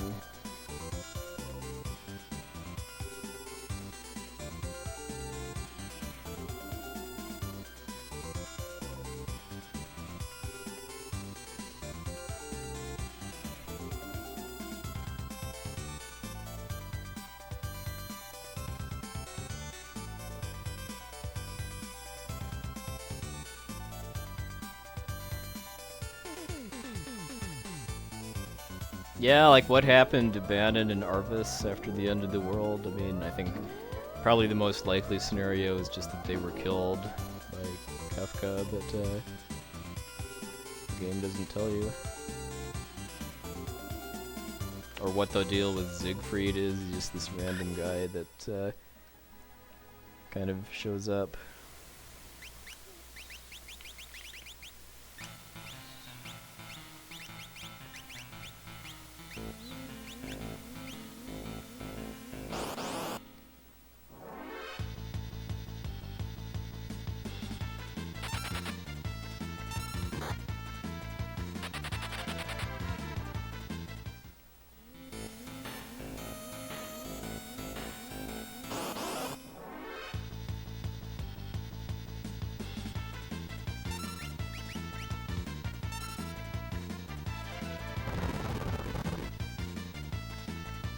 Yeah, the fact that they have Duncan be a palette swap of Bannon doesn't help either.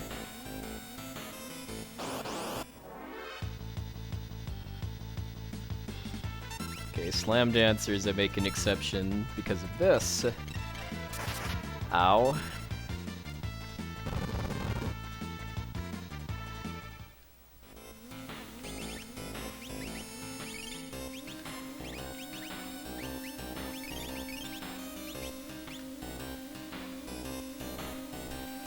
That's why I have Celes with the wall ring too, so that I'm not at risk of getting GG'd by Slam Dancers. Because they do multi-target that sometimes. Do the Palmer dance.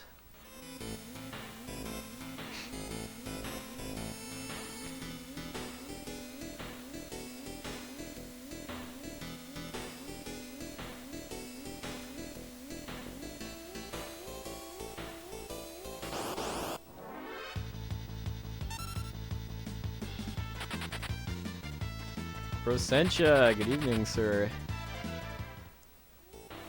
How are you, my friend?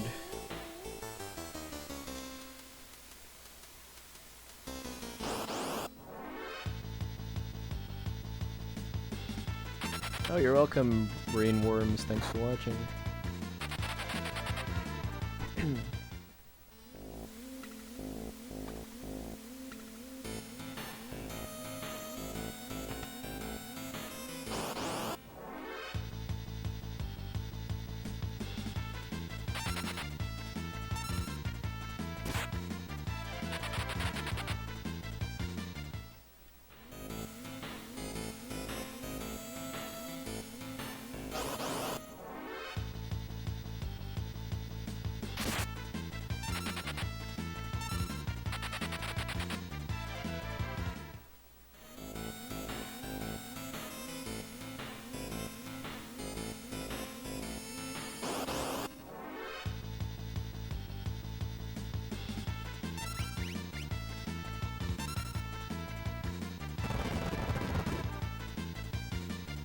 Oh, thank you, Wasang. Appreciate it. Ah, so many battles.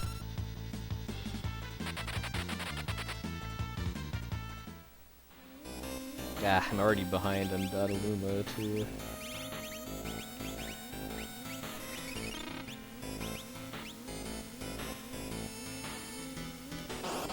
I didn't get this as a kid, too, that he's actually, in fact, lying when he talks to you before he attacks.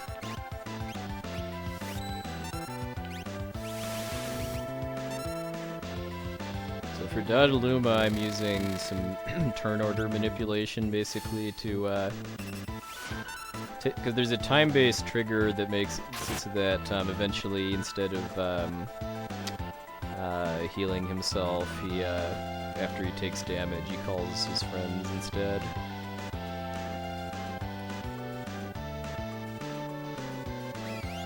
Oops. Maybe I waited too long.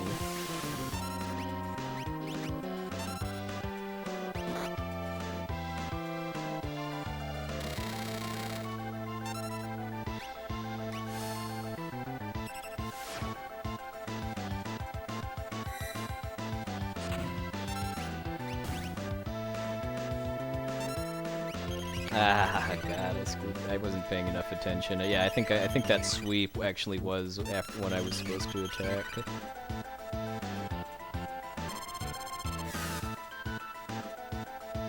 It felt like it was early though, but it was actually late.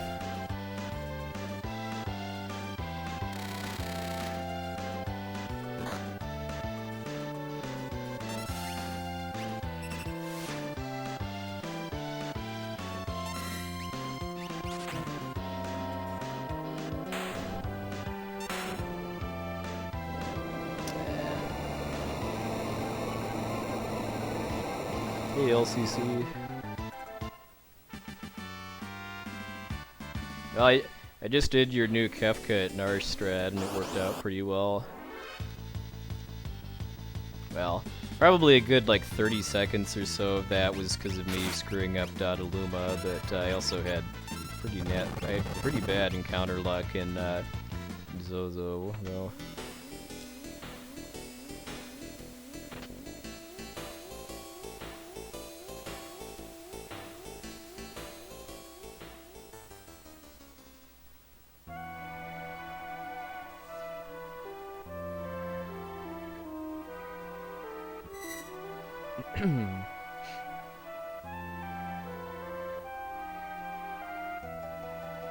Well, I don't sell the Mithril Pike until actually I get to Figaro Castle, just because, well, just because my Ultros 1 strat uses Genji Glove and Mithril Pike, Mithril Blade, and Edgar. There isn't really a way for me to unequip him before killing Ultros 2.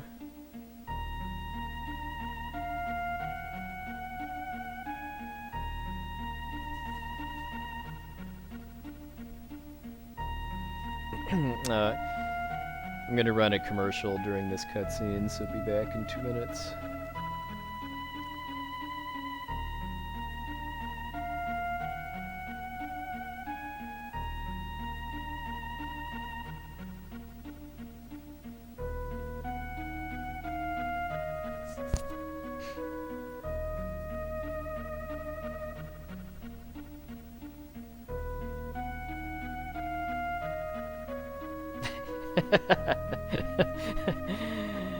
Royal Shock, yeah, that's...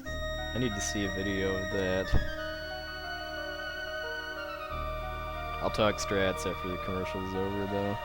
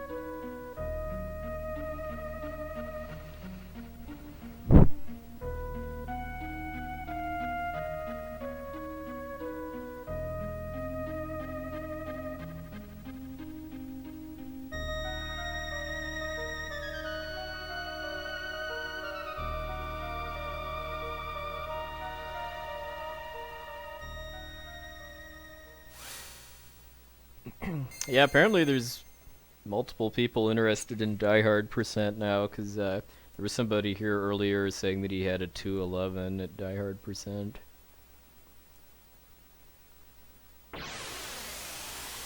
Hey, Sithy.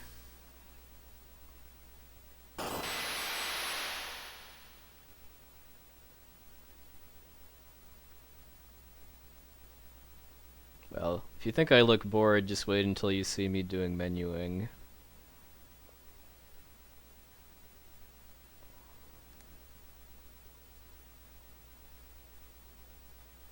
Hey, B-boy.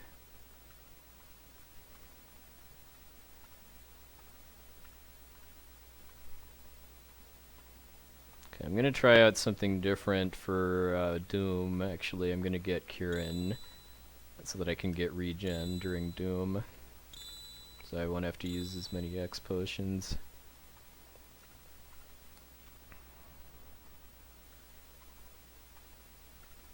Yeah, Abda loves the opera.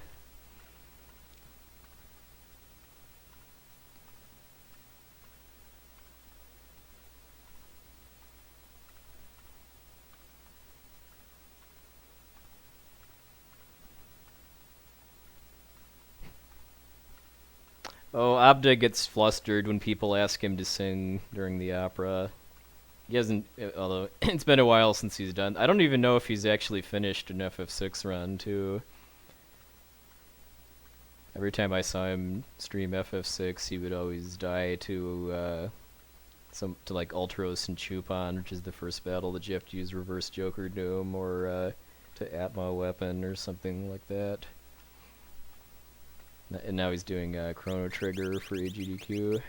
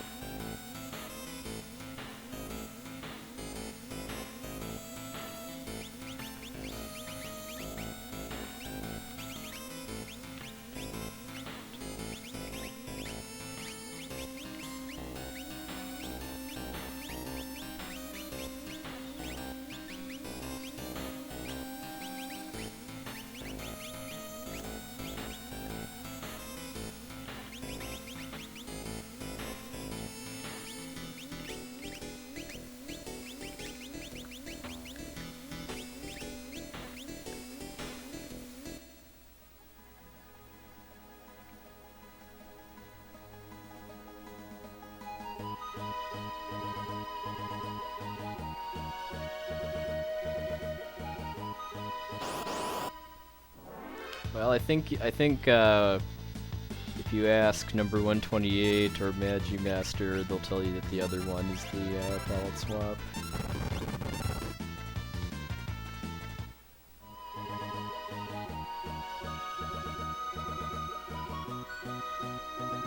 I mean, the Thief Knife, well, I forget, does the Thief Knife boost your agility in this game, or is that just FF5?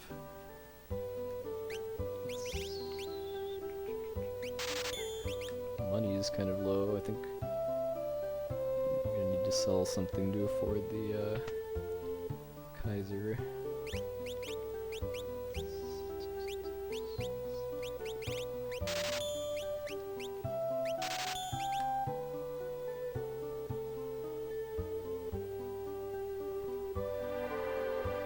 Probably could have sold.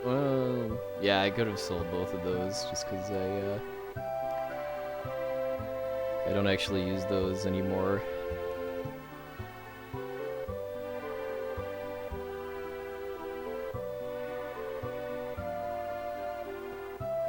Hey, LTTP.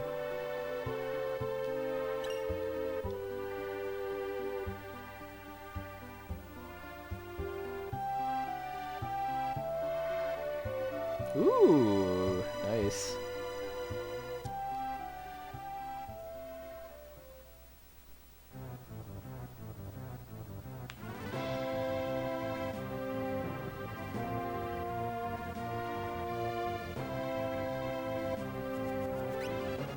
Gonna break that in with some Super Meat Boy, which your sister needs to play too, by the way.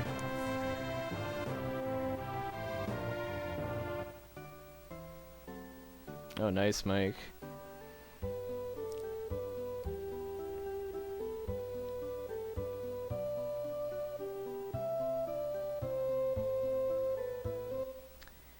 Oh, there's a couple places where I could die because of bad luck, but not really that many.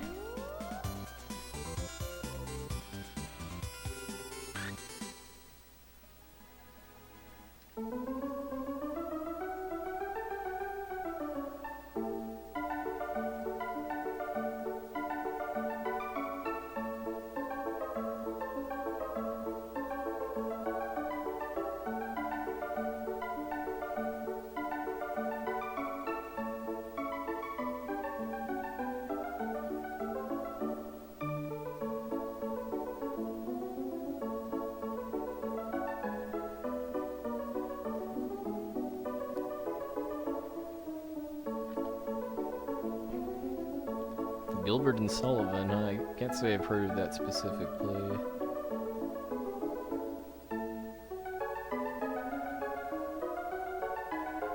I mean, the places where you can die easily are different depending on what category. I mean, some of the parts that are very easy to die on in any percent are not really that dangerous and glitchless, but there's some places where you can die or lose or have to reset because of stuff that's exclusive to glitchless.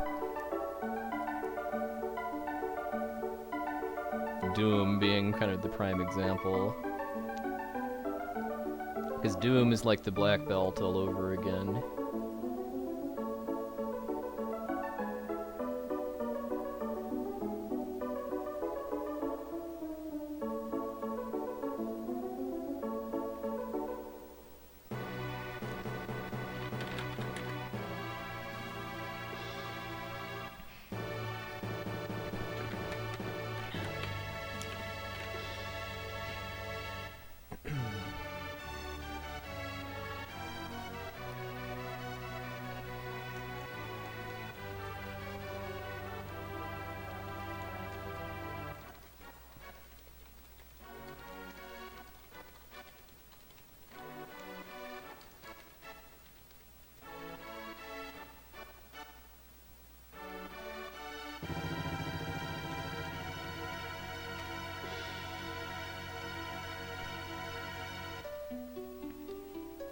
West and East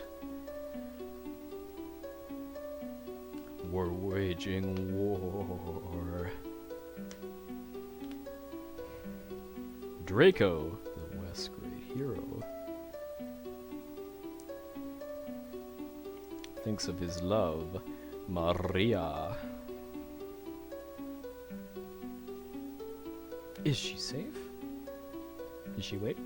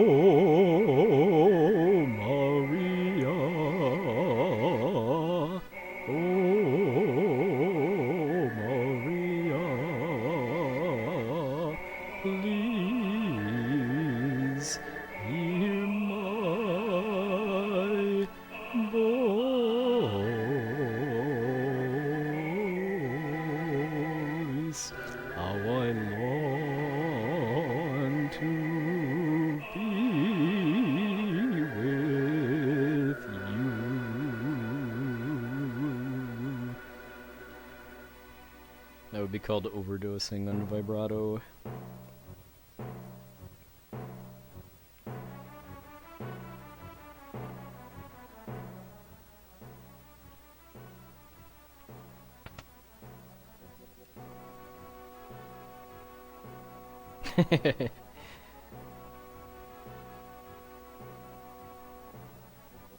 My inspiration for that performance as Draco was the Iris cutscene from Mega Man X4, by the way.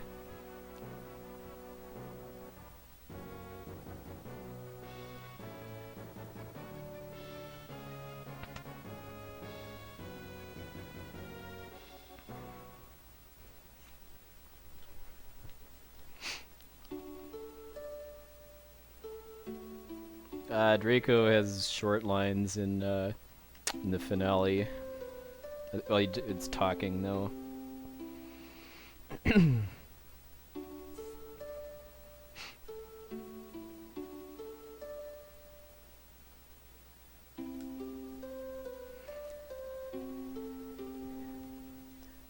Oh, my hero, far away now, will I ever hear your smile?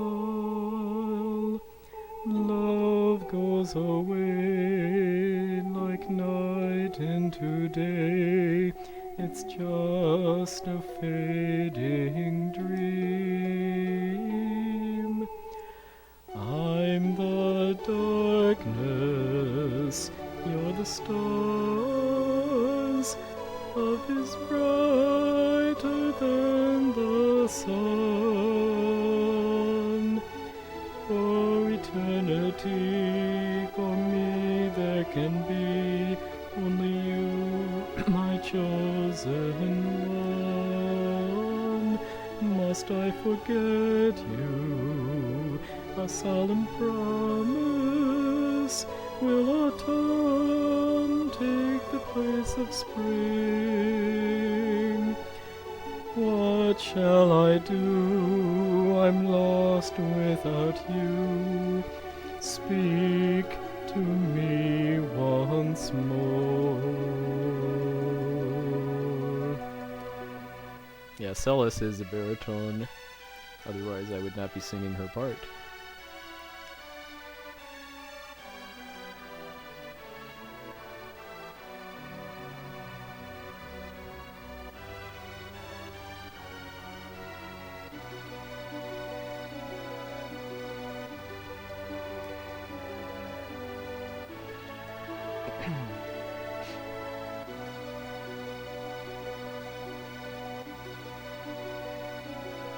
Yeah, I unbanned it. Use your powers wisely or I'll ban it again. As I said at the start of the stream.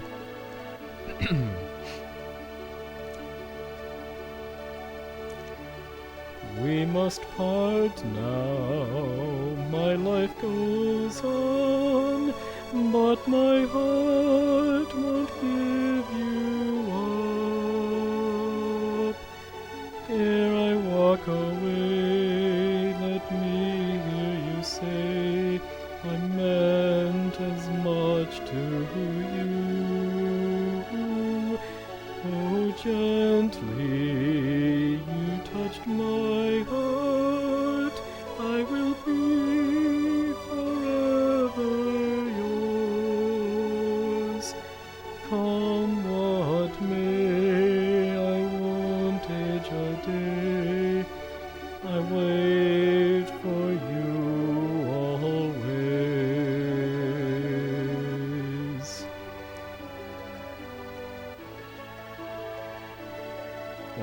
Yeah, floating continent.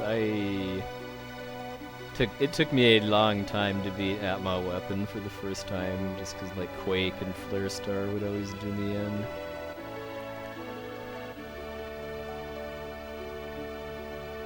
I can. Anything that has the words dragon and quest in them involve grinding at some point.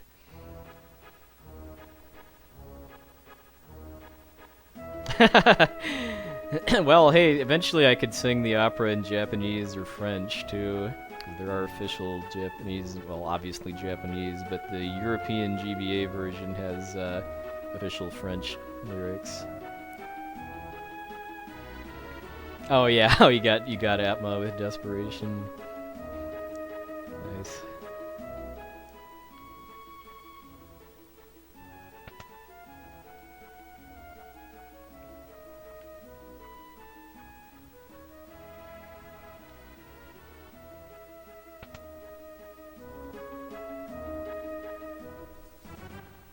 Yeah, I mean, it doesn't talk about desperation attacks in the manual at all, so I was freaked out the first time I saw one.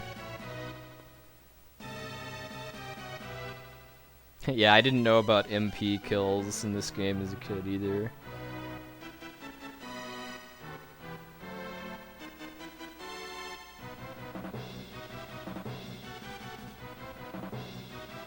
Hello, Mario the Cat.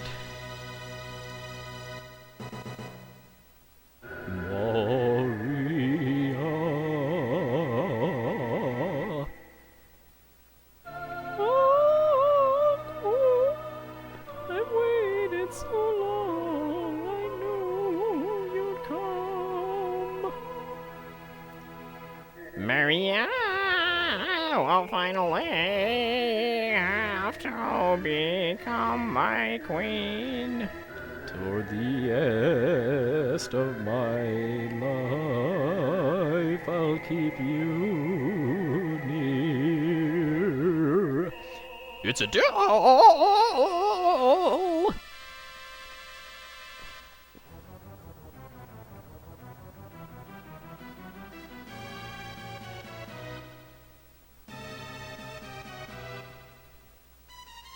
Hey, Farzak.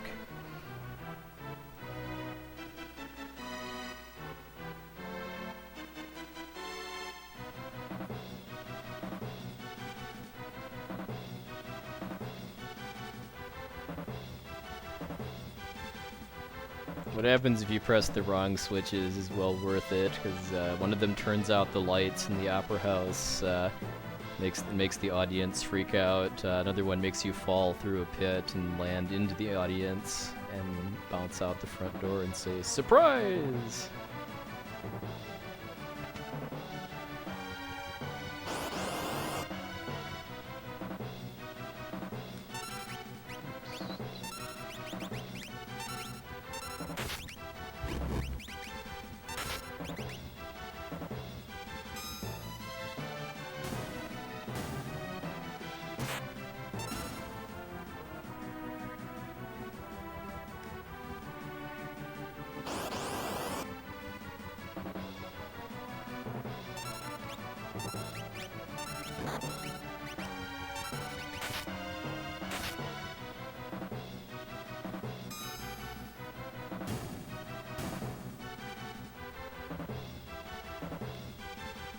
Yeah, that's what I've always loved about this too, is that Ultros conveniently knows exactly how long it takes to push for him to push a 5-ton weight.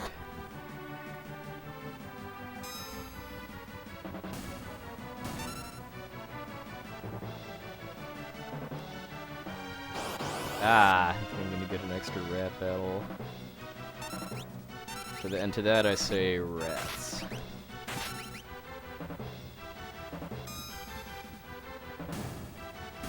Well, I, mostly just because of bad RNG, although I also screwed up the last... Okay, good. I screwed up the last boss, too, and lost about probably 30 to 40 seconds there.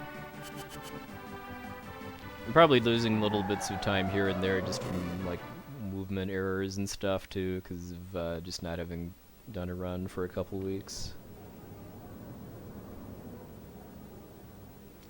Yeah, how a 4-ton weight can be up in a wooden rafter above an opera stage is one, and why there's sewer rats in the attic too is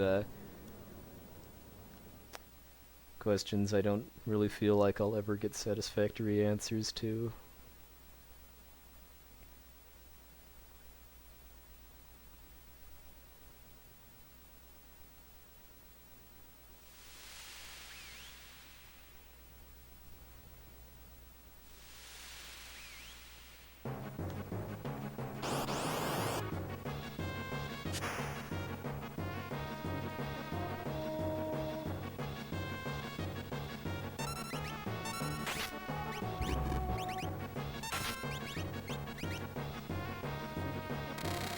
It's a crying shame that this music is never used again in the game, too. Especially given how easy this fight is.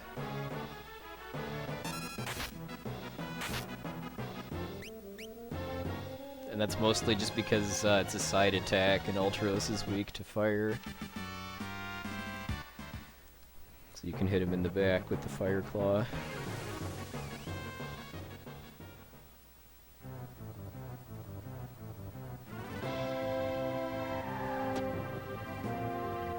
Yeah, Dr. Speedy. Yeah, I think that gold split is all because of rat luck. I had pretty good luck as far as the number of rats that got killed by Flash, too.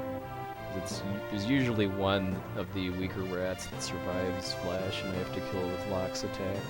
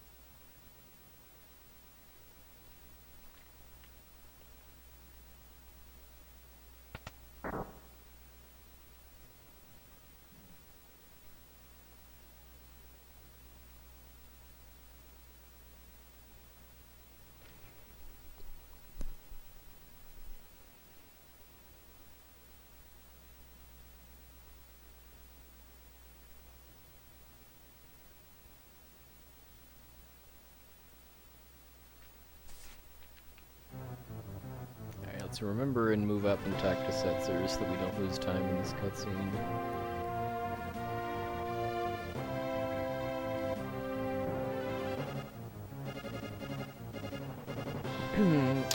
Terra, just because I was kind of a sucker for the idea that you start the game with her, so she's the main character, even though that's not really necessarily true.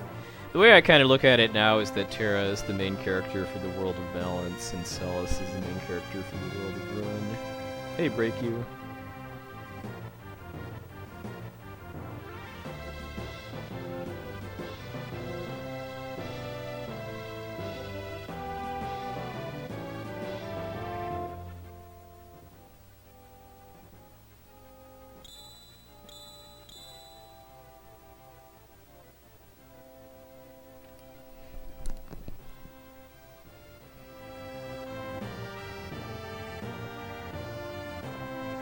Someone on Twitter was raising an interesting question this morning, though. How does this cutscene play out if you don't have either Edgar or Sabin with you? Because I don't think I've ever gotten to this point with having Gao and Cyan as my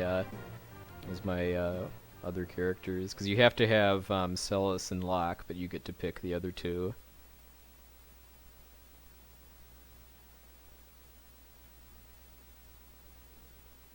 I think Dragon Dark said he thought that if you don't have either Setzer or Sabin, that you get that Locke somehow has the coin instead, but that doesn't really make a whole lot of sense, given that coin is how Edgar and Sabin decided who got to be king of Figaro after their father died.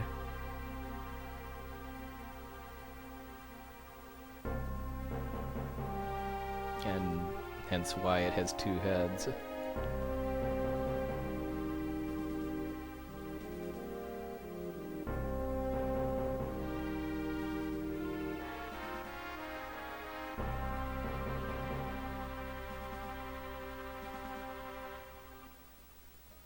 Yeah, I mean, yeah, that would basically be a challenge run.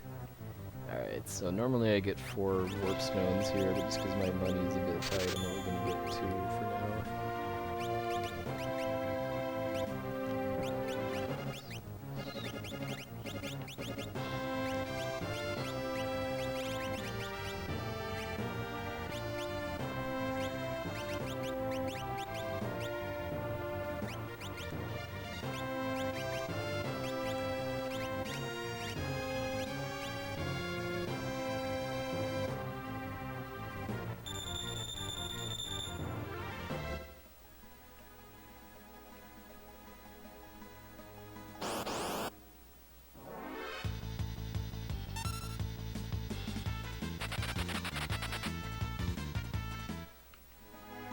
Yeah, Gao has some really broken rages, but he's kind of like the Quina of this game, where it takes a fair amount of work in order to make him actually useful.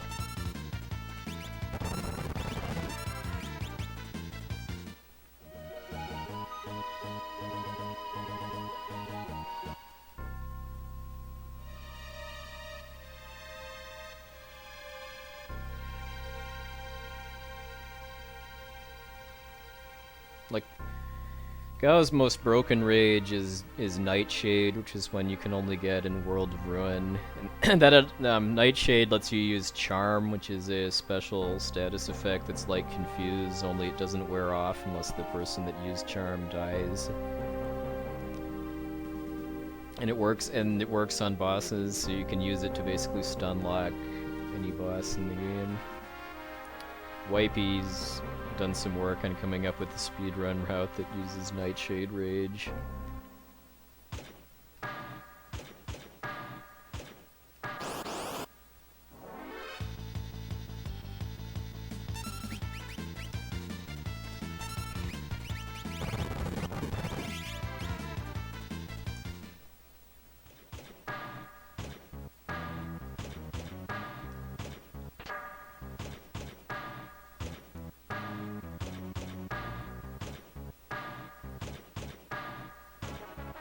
Yeah. I deserve to get a new PB finally.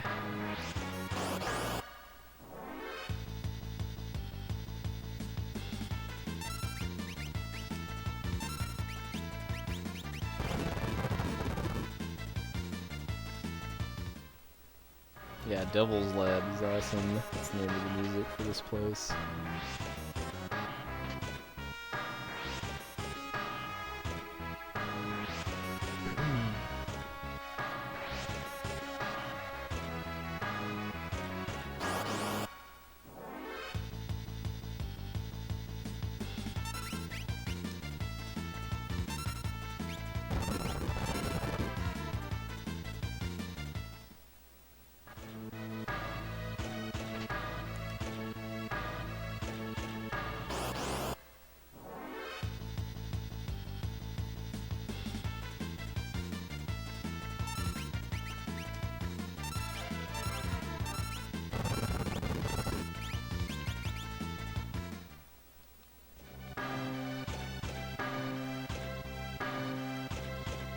Hey, Clear Tonic, thank you.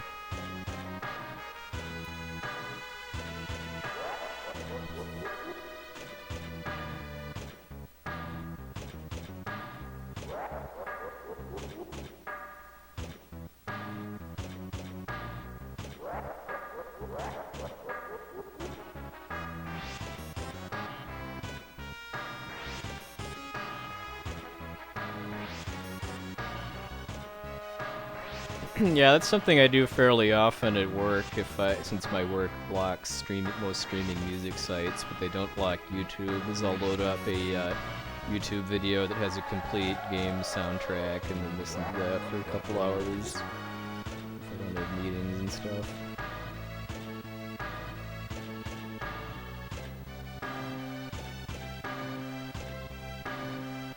Well, I do not have access to the network filters, unfortunately.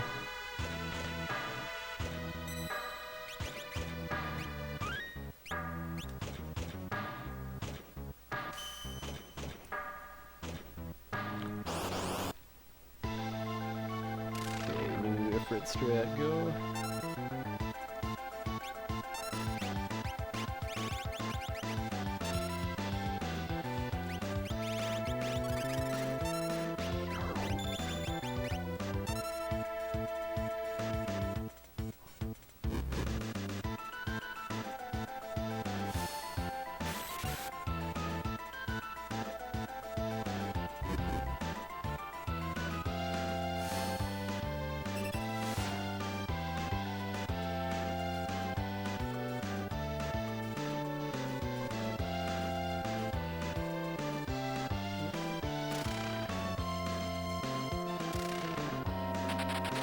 Yay, got it.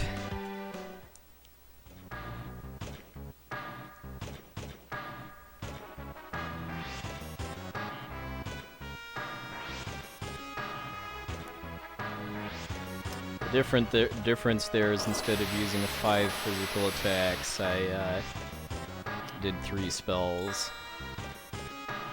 That's a little bit faster than the 5 attacks, because it gives Ifrit less turns, and it's a little safer if I do it right, too.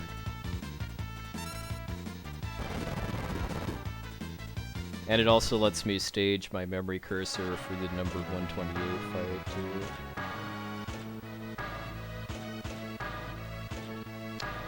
The way that works is that when Ifrit's sprite is not on screen, either because he's moved, because what happens is if you use 3 spells on Ifrit, he moves closer to your party and then casts Fire 3 on his next turn. But if his sprite is off the screen, either because of doing that or switching with Shiva, which is what happens if you attack Ifrit 5 times, the boss flag, which is what prevents you from running away, it gets cleared, and if you've built up your hidden run counter high enough, then you can run away. Hey, Voligen.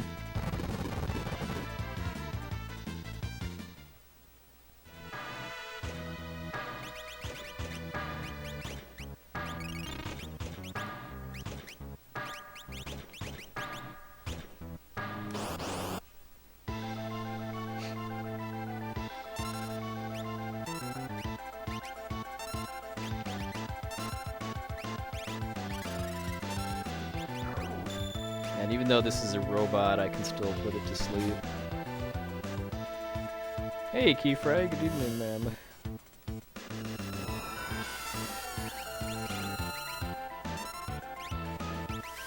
I use Flash instead of Drill, because Drill would cause him to wake up.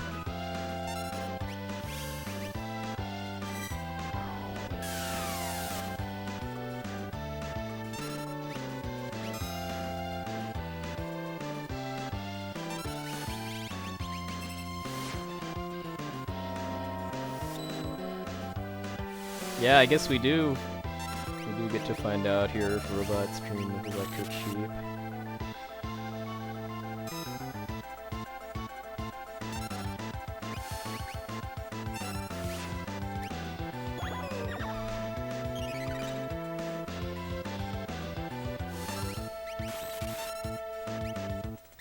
We should die to this.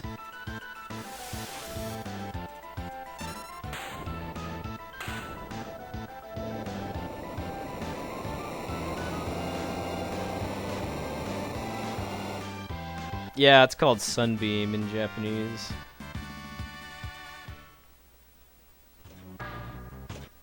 I'm kind of curious what the debilitator and the air anchor are called in the Japanese version.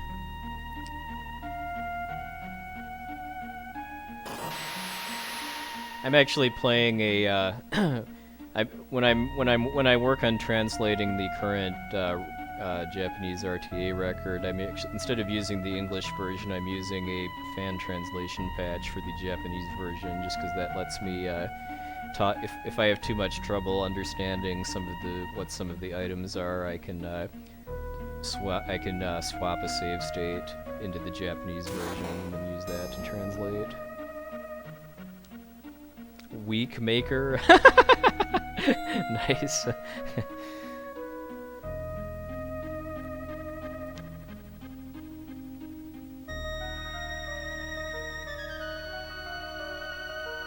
Yeah. Debilitator. The weak maker.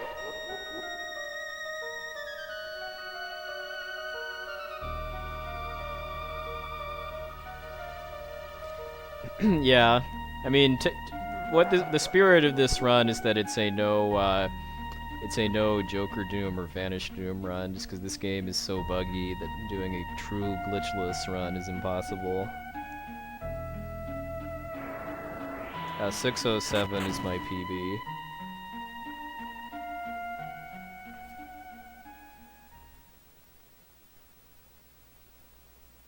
Hey, Crystal Beauty.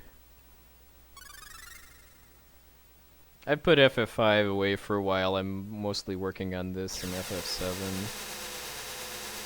right now. Oh, thank you, Guru. That gold split was mostly just from rat luck in the opera house. Maybe my opera singing performance staged the RNG to give me good rat battles.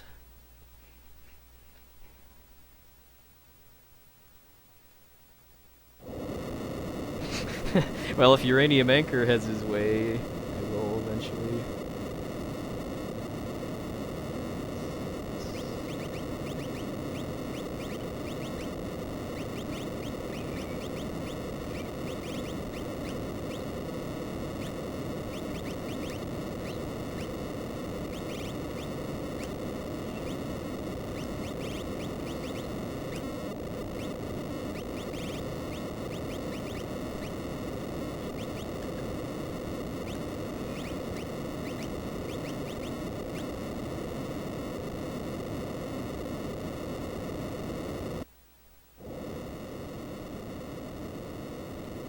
I think UA would win a glare race.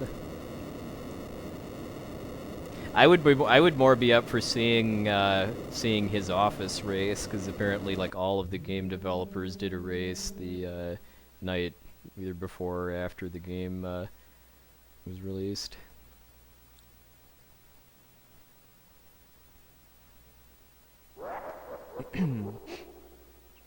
Well, one of the next Japanese-only games that I want to play with translation is the PS2 version of Phantasy Star 1.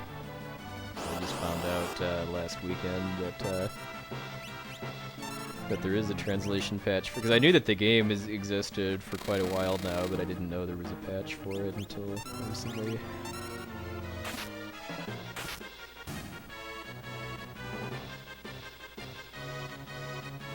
Oh yeah, 100%, yeah. I only found I think two of the artifacts when I did my first playthrough last Monday.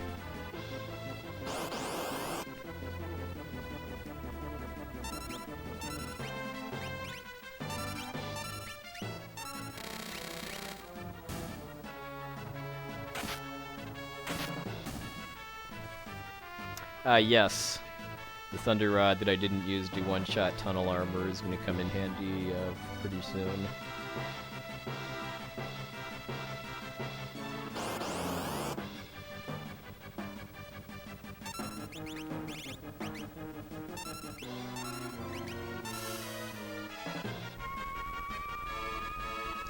Well, if you didn't grow up with the Phantasy Star games, I think 4 is the only one that's worth playing today, really, if you don't have nostalgia.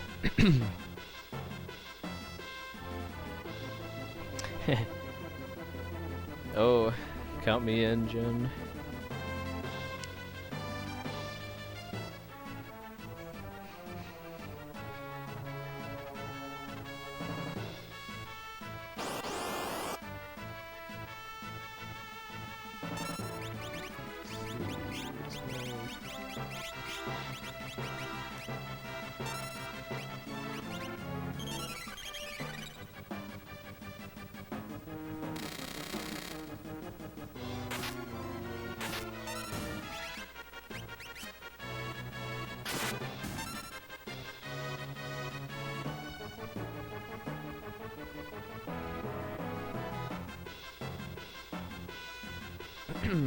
Yeah, I would probably say 1 is aged better than 2, just because 2 is just such a grind fest.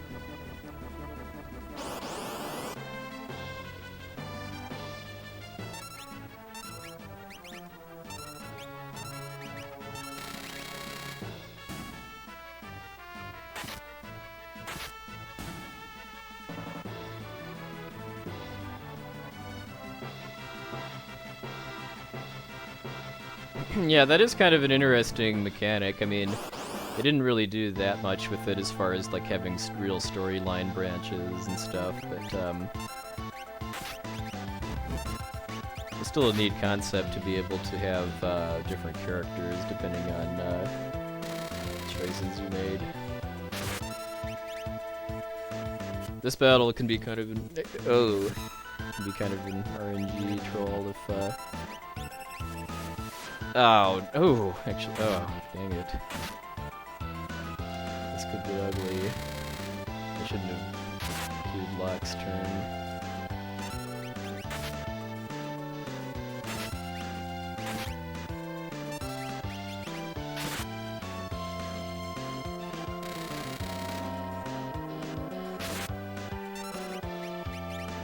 Maybe a yellow. Yes! Whew. That was scary.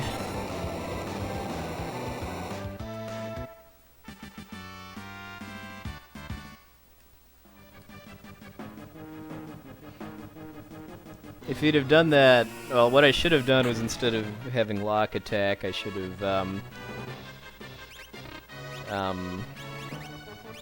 had him use Phantom again, but I didn't realize he was going to cast Ice so soon.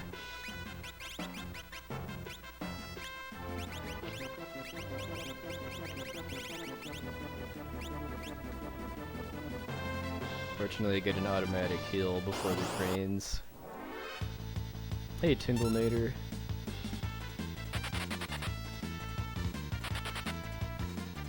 Oh, Split! No, Split is for the cranes.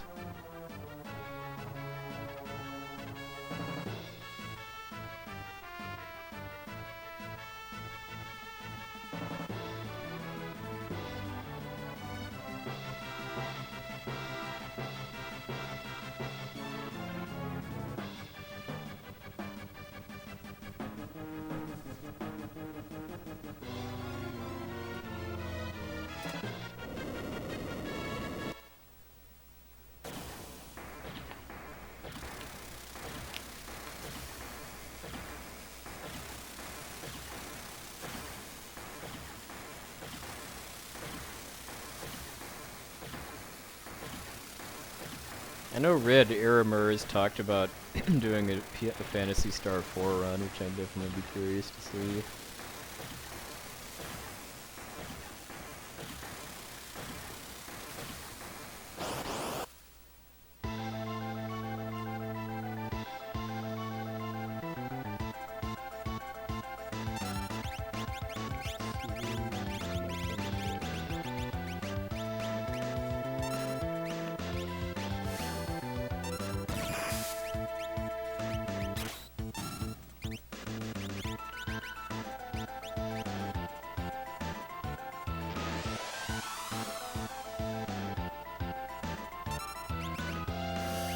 The right crane is weak to lightning, and the left crane is weak to water.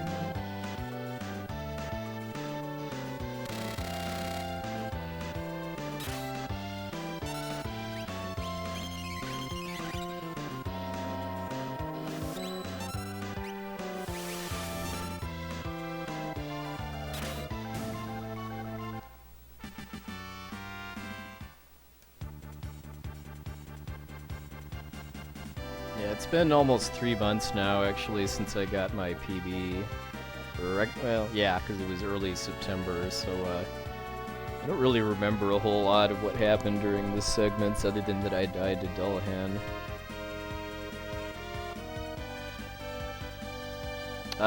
It's a giant drill.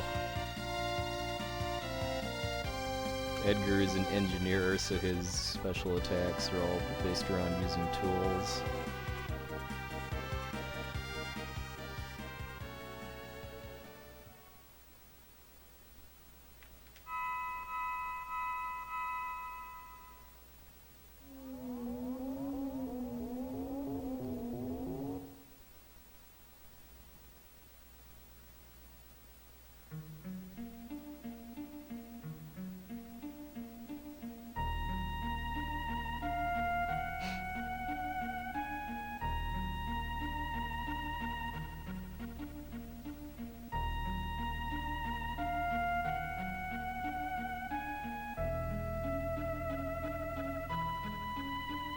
Ah, forgot how short that part was.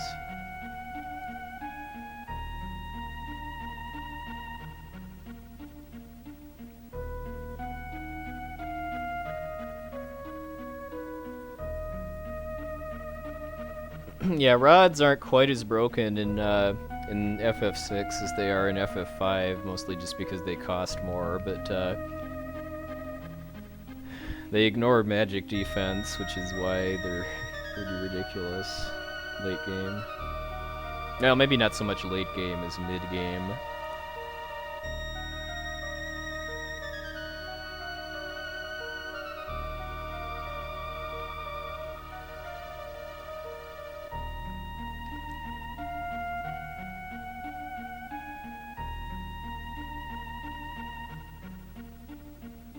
Yeah, I could never make this flashback as entertaining as Mr. MV can.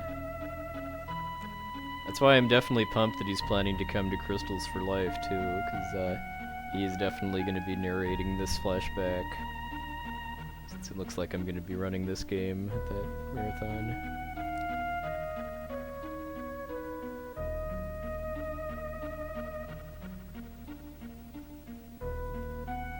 Well, here's a sneak peek, just because this is the part I can actually imitate.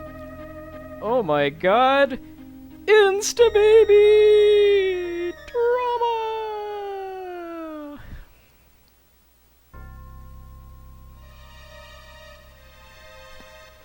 Hey, MTB. He gets his mic out to do voice effects for this too when he narrates it.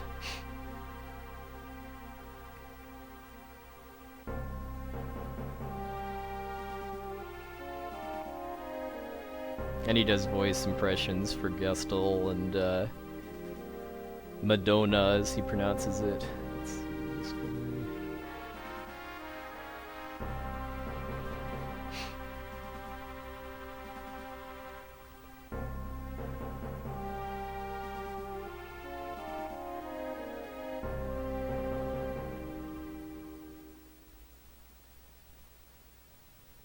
Yes, and the leader of the Empires, Franker Z.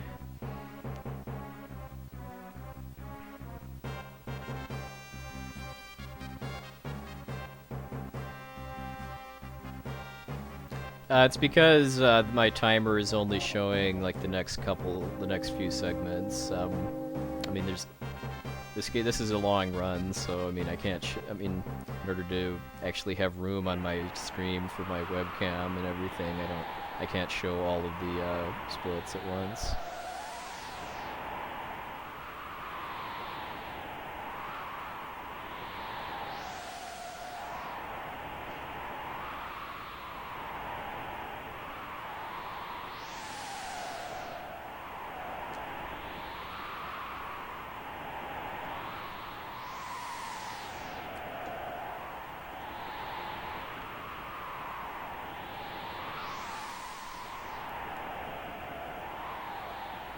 I know Mr. MV has a new array of MV faces now that he's got Twitch subscriber button.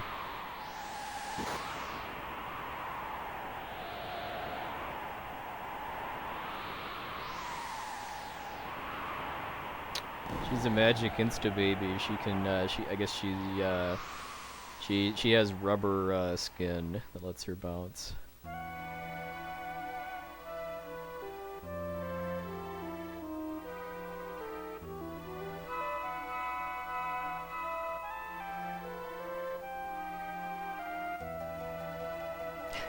So what's this thing about metal slimes exactly? Is Sigford actually speedrunning Dragon Quest III now, or does he just like the game?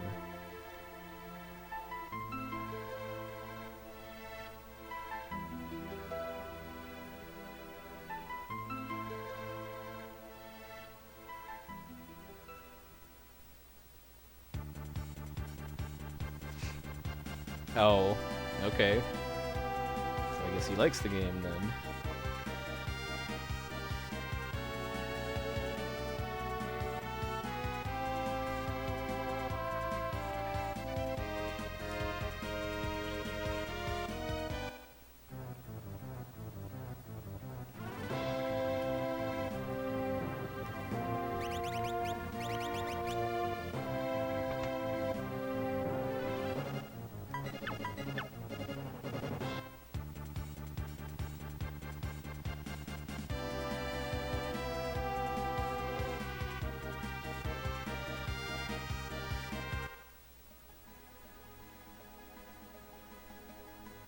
I know, or hold on a second, I have some shopping I need to do here.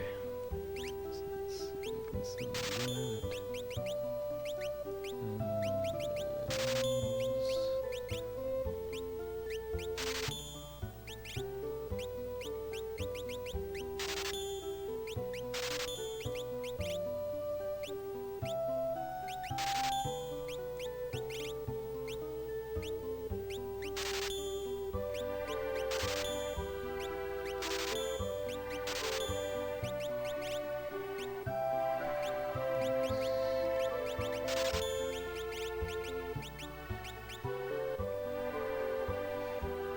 Alright, now we get to have a little fun with RNG manipulation.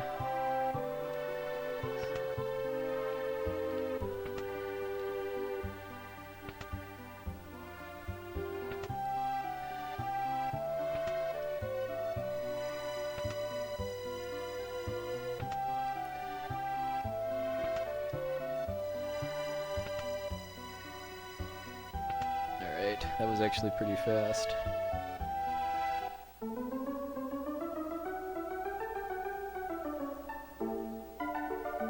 Hey.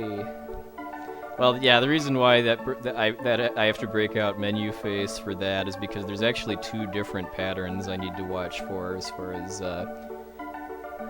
because what I'm doing is I'm looking at the movement pattern of that NPC out in front of the auction house, because that lets me kind of monitor the RNG state that's used to determine what the next auction is.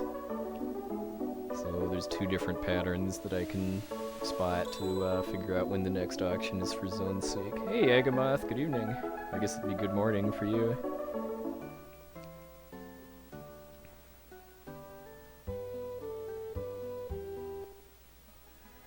Yeah. Somehow you'll never actually be able to get that full airship.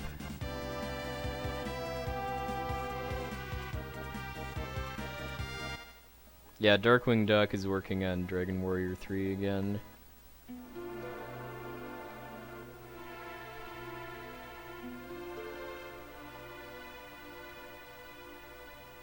Yep, this is the Celes route, because I haven't finished my research into the Shadow route yet, but I'm going to switch to that eventually.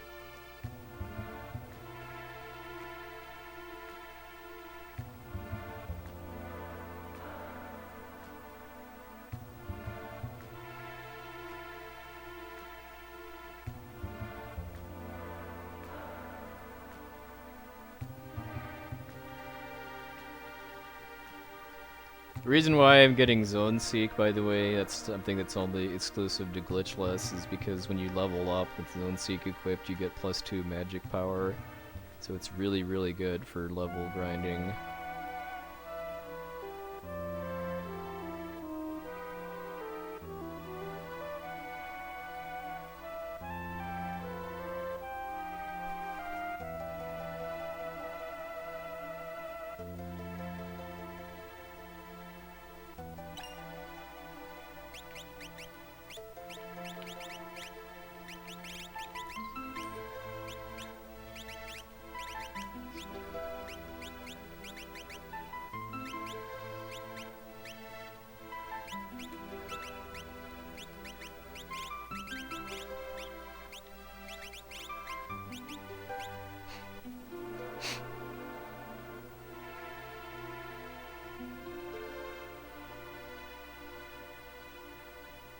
So if I was doing Shadow Route right here, I would actually need to buy some poison rods in Nourish, because those you can actually throw, and they do tons of damage to enemies that are weak against poison, like Poltergeist, who's one of the endgame bosses.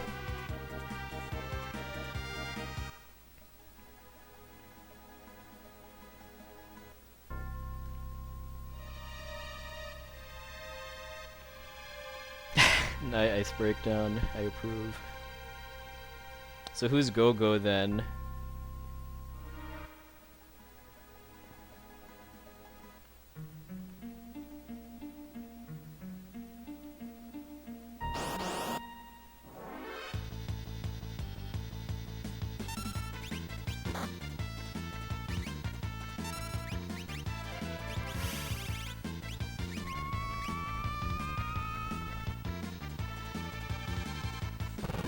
Ah. Could be Shanoa's dad, too.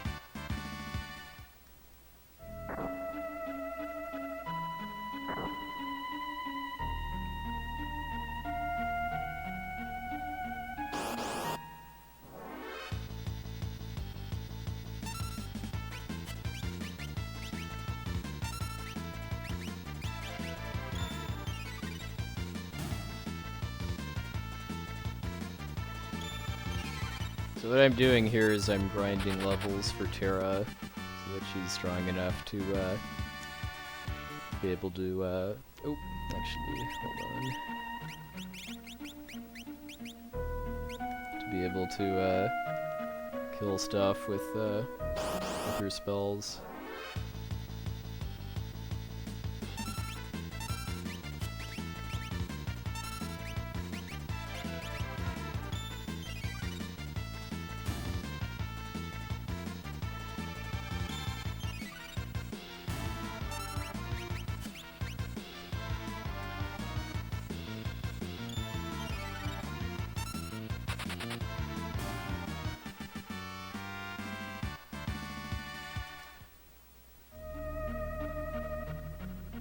because I forgot to equip Zone Seek, I'm gonna have to probably go an extra level or two.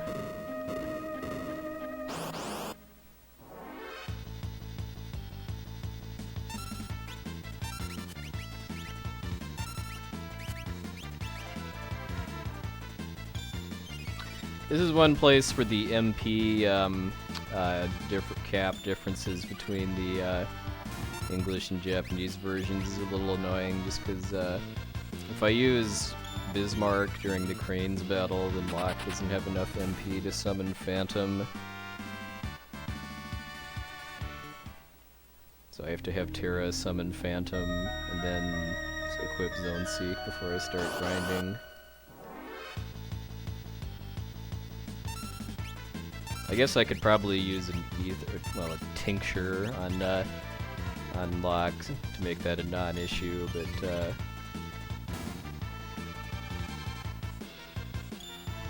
getting a tincture would take time. It's just some quick menuing.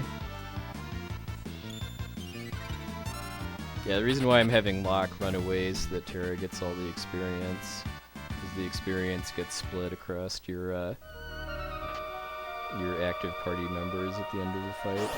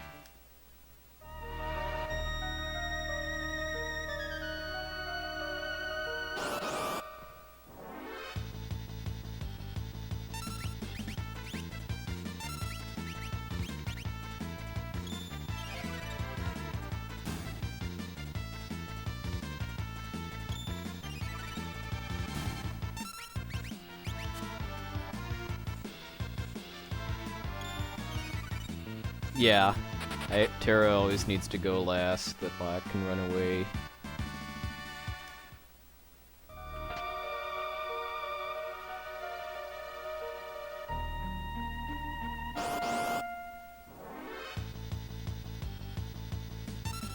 I just remember it that if there are 3 enemies, Terra goes first, and if there are 2, then Locke goes first.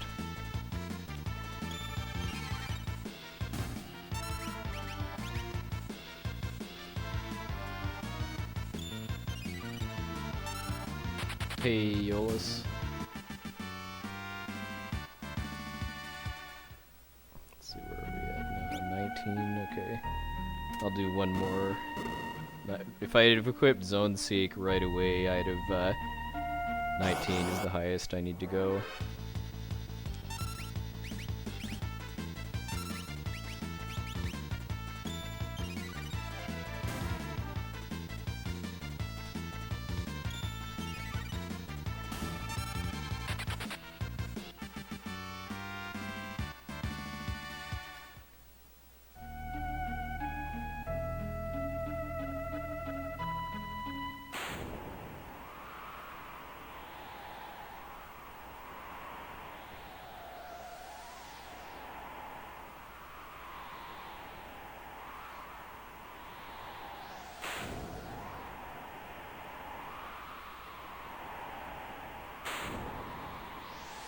Yeah, there's probably going to be a run on copies of Barbie's Adventure now, just like there was a run on copies of Power Shovel after Murphigator discovered it in Chicago last summer.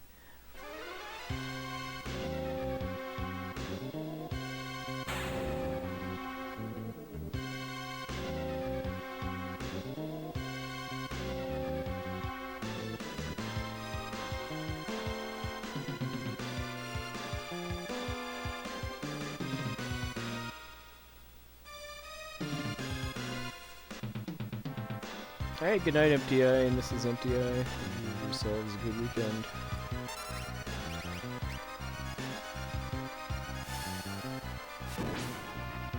Ooh! That was close.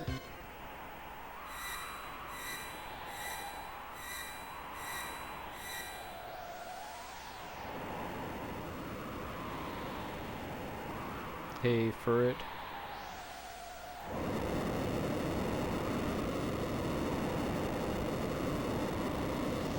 And of course Kefka doesn't finish him off, even though he's only got 17 HP.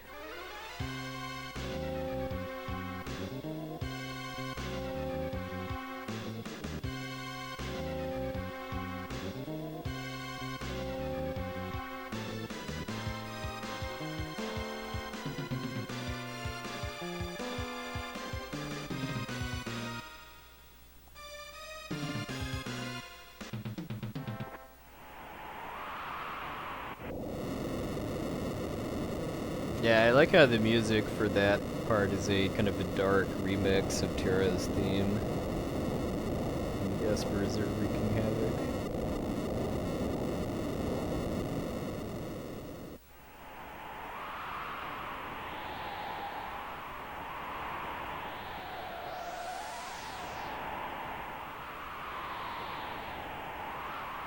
Wow, I'm gonna be even further behind after. Well, having to fight an extra battle because of forgetting to equip Zone Seek is gonna hurt. Alright, good night, Epic. Thanks for hanging out. You have yourself a good weekend.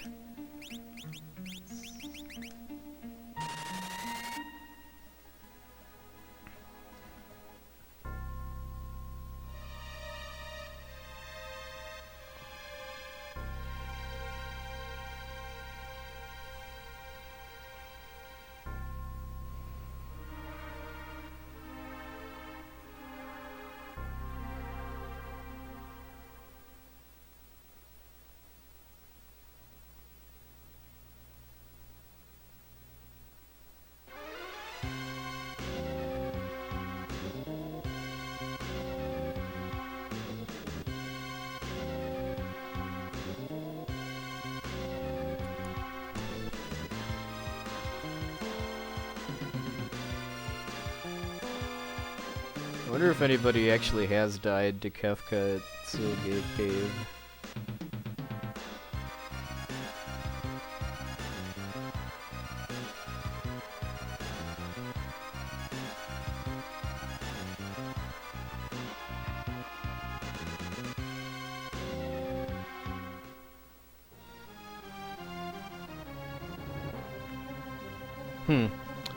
I mean, was that how it happened, that he did fire 2 on Locke and did high enough damage to kill him, or,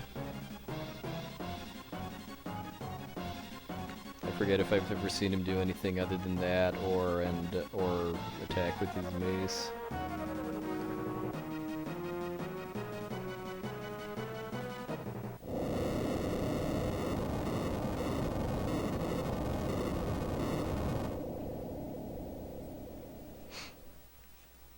Oh, Locke gets auto-healed, okay.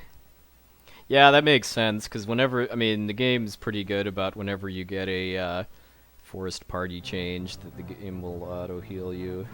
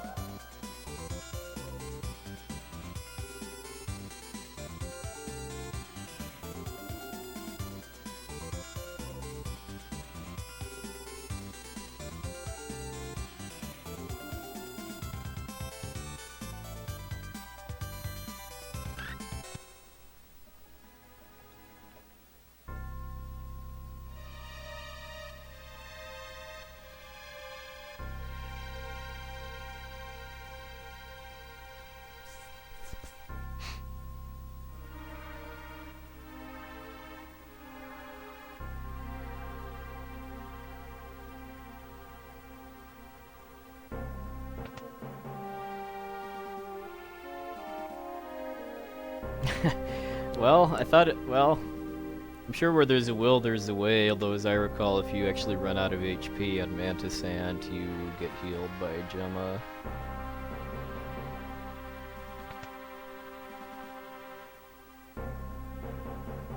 Hey, Booty Gay.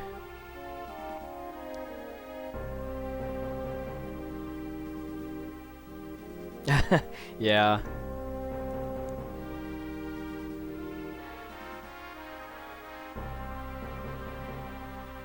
I mean that seems a little. I mean, doing like one world does seem a little silly for this game, given how short it is compared to like PlayStation Final Fantasies.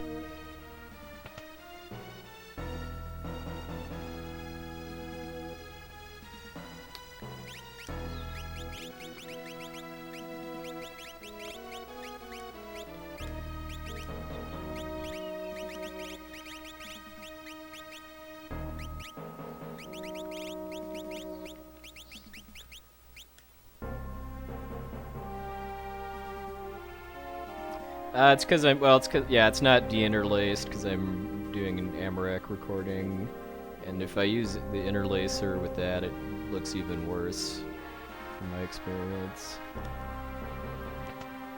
Mostly if it's doing horizontal scrolling.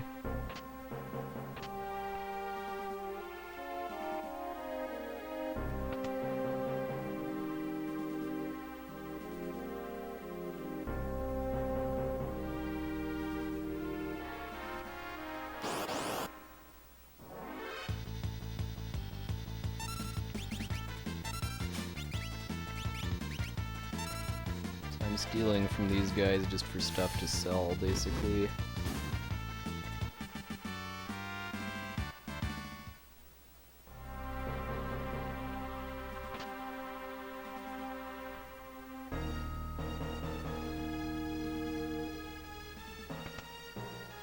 Hey, Magic Freak.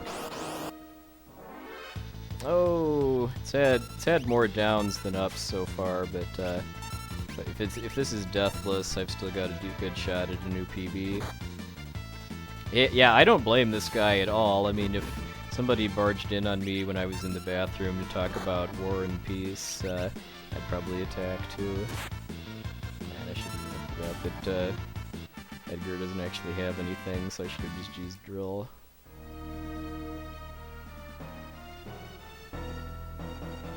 Oh, cool, LCC.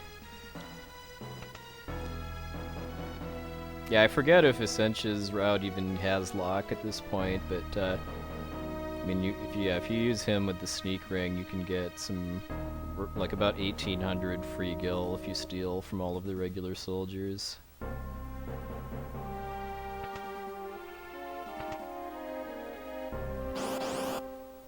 Oh, hopefully Tinglinator. Oops.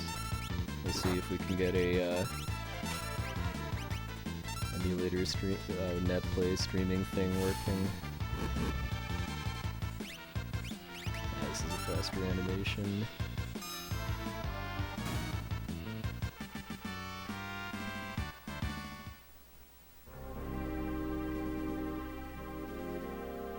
Oh, I haven't gone outside yet. Usually I do that first. Oh well, as long as I finish this before running out of time, it doesn't really matter how long it takes.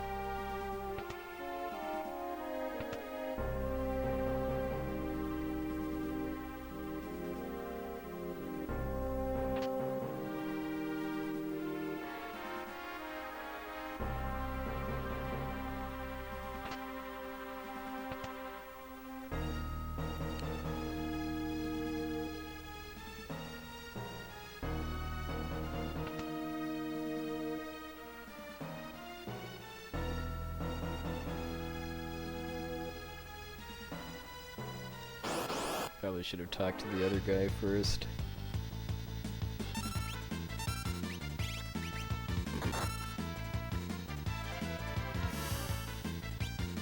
That should still be okay though.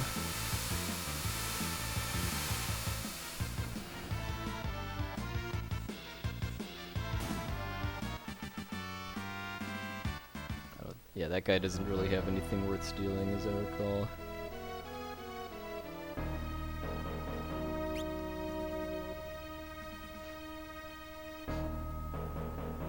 Yeah.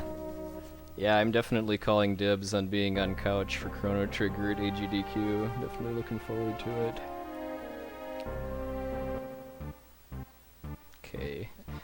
I need to pay attention here so that I don't mess up and not get the charm bangle, which has happened twice in runs to me.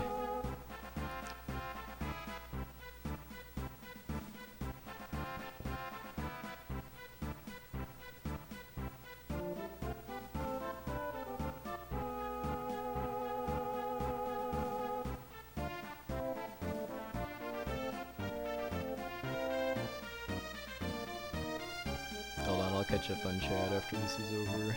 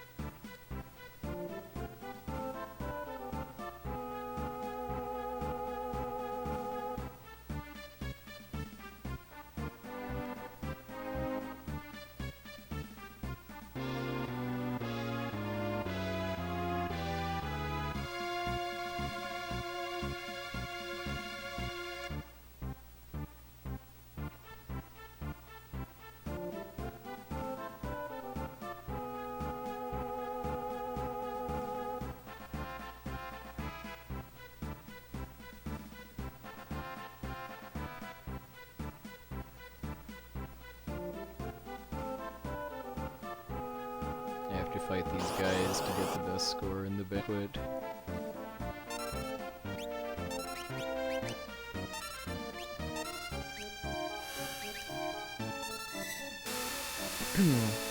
Yeah, I know a fair amount about Chrono Trigger just because I've watched Abda a lot over the past year since he started running the game. I'd like to run it myself eventually, although it won't be terribly soon.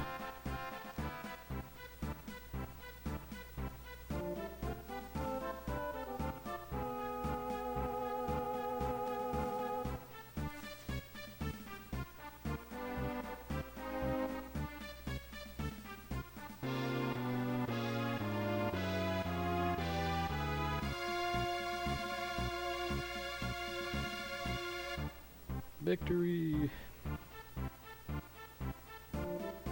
Hey, El Rey.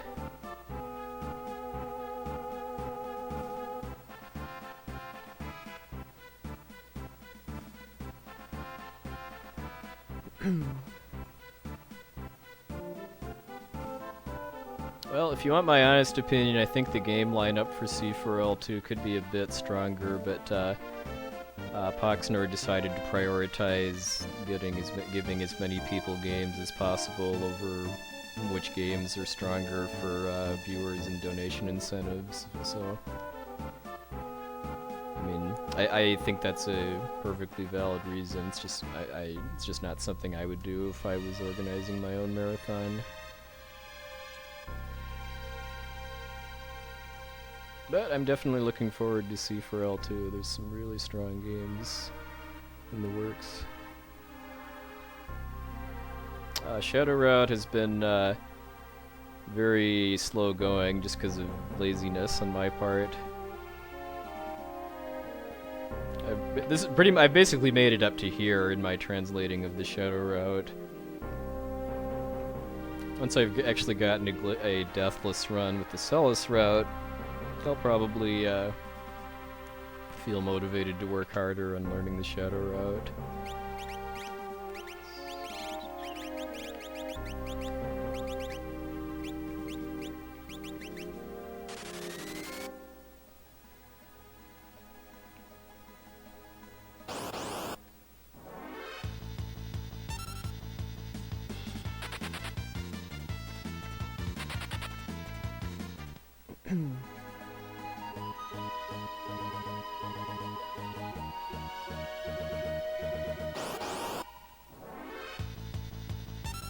Wow, nice. Well, I have the Gale hairpin on, but yeah, nice preemptive rate. Hey, Rain.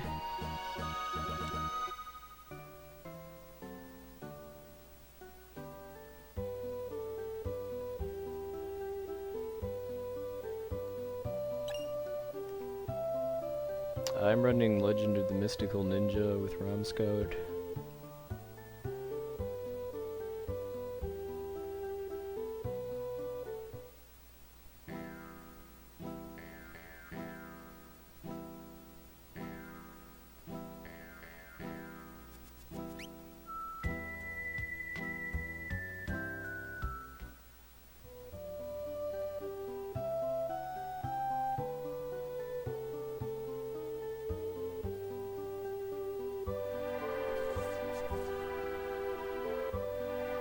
Yeah, some people call me Tim.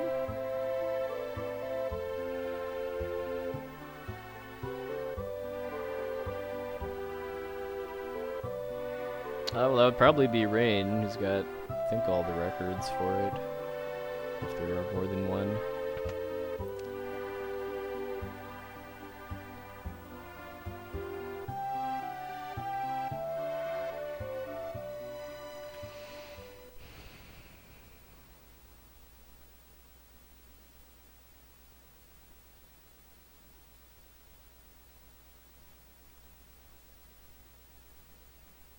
This is Celes route. At this point, I'd kind of like to try to get a deathless run on Celes route before moving on to Shadow route, although I have to finish translating it too. Umaro route, yeah, nice. Umaro route would be called a TAS. I mean, I think somebody did claim once that they actually beat Kefka with only Umaro, but that required very heavy save state abuse.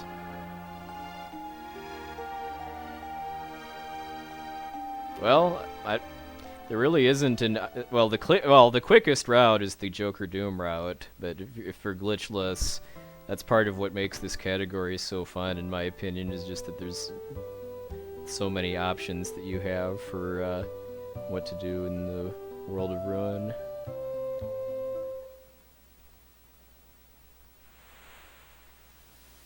Yeah, because the fact that you can't change Umaro's equipment would definitely be a problem as far as being able to give him resistance to calmness.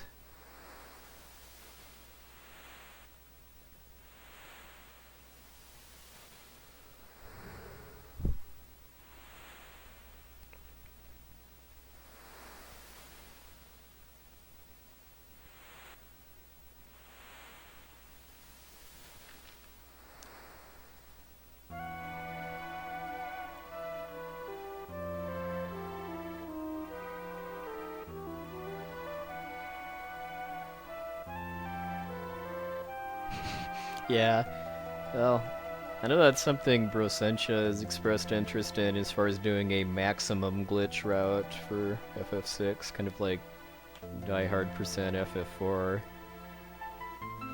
where you would use a sketch glitch and everything.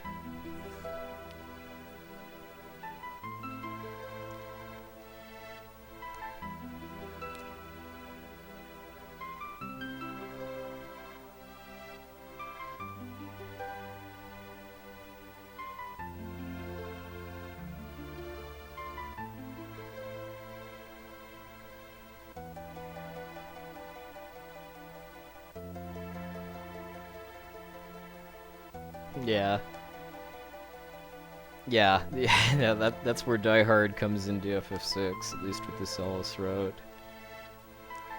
Yes, you can, Tinglenator. All you have to do is talk to Duncan with 7 in your party.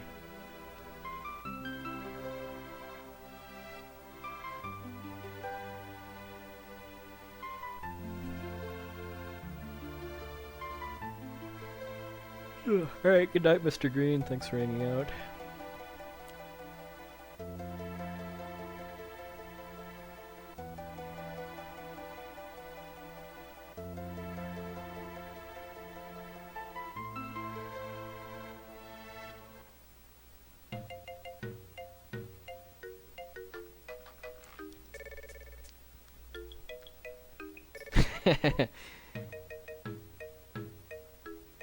Well, I think there's a 90s song that asks the same question.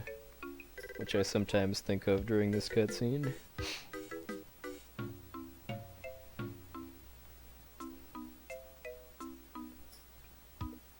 Well, it's just. I mean, the way you get Strago in World of Ruin is just to have Realm in your party and then go to the Fanatics Tower. If you don't save Shadow, then Realm is in the cave on the Veldt instead.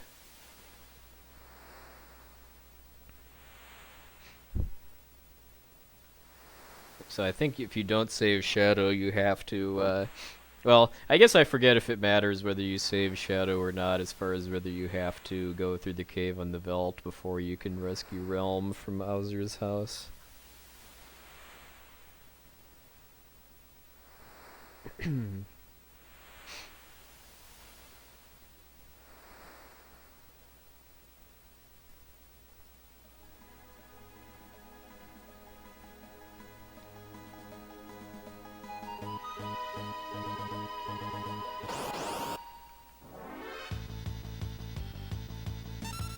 Single enemy, I'll just run.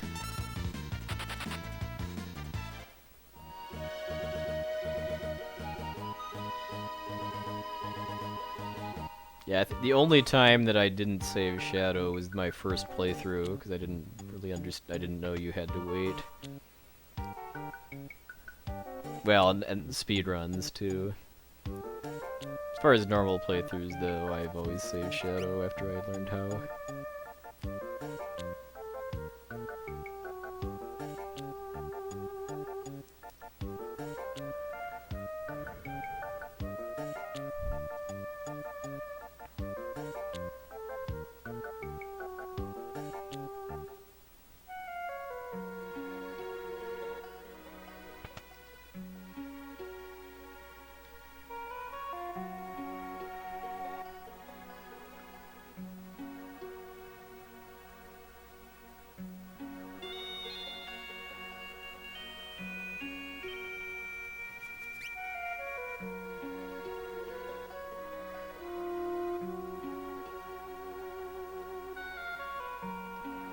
Alright, later, Chrono. Thanks for stopping by.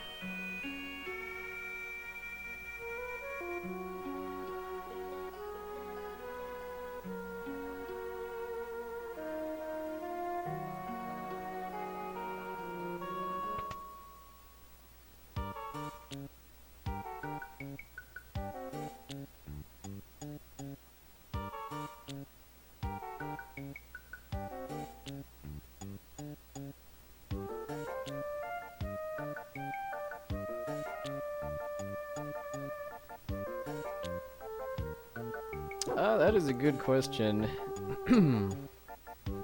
Probably not going to stream tomorrow because I've actually got some work stuff I need to do tomorrow, and I have an early start on Sunday for some other plans. But I'll definitely stream something Sunday afternoon/evening.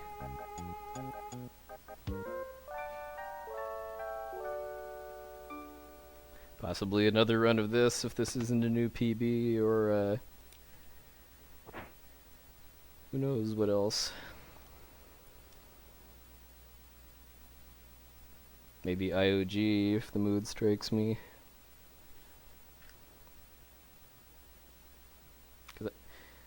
Yeah, I do want to do FF7 again relatively soon, but I've got some work I need to do on Disc 2.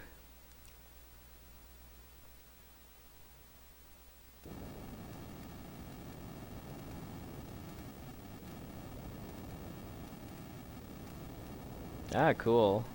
What's HHN?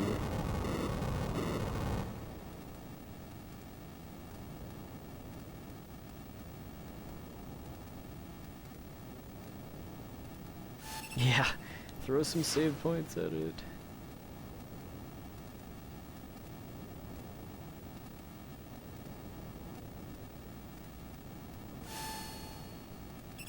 Yeah, I mean, if I end up kind of trying to hit Disc 2 of FF7 hard on emulator practice this weekend, I'll probably just do a shorter game on Sunday.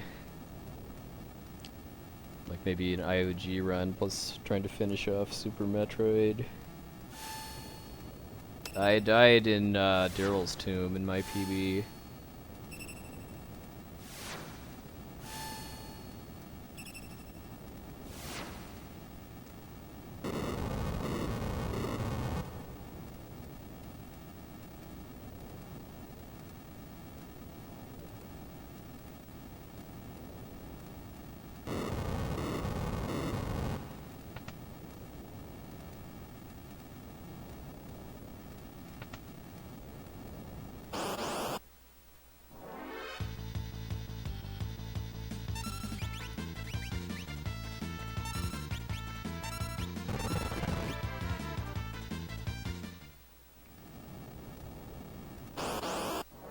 Getting past all of the flames is pretty much impossible in this first room.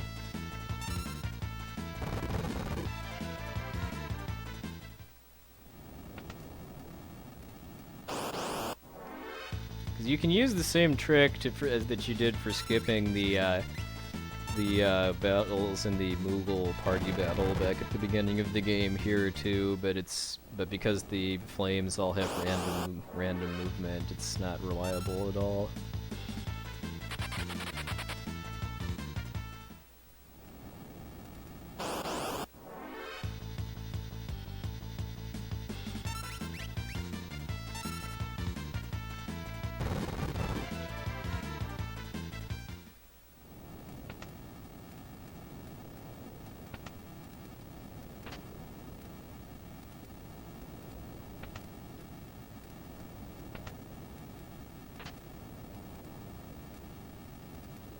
Wow, that was a really nice second half of the house.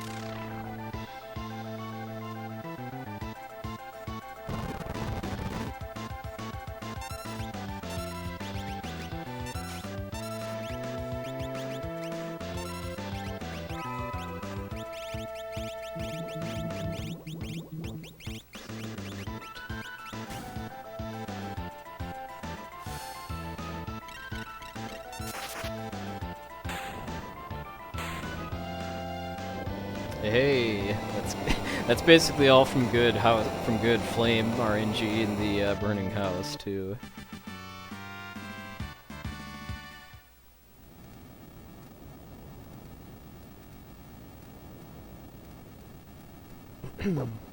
Yeah, in the normal any % route, you would have Terra morph before using the Ice Rod in order to one-shot Flame Eater, but I need to save all of my morph energy for Atma weapon in this route.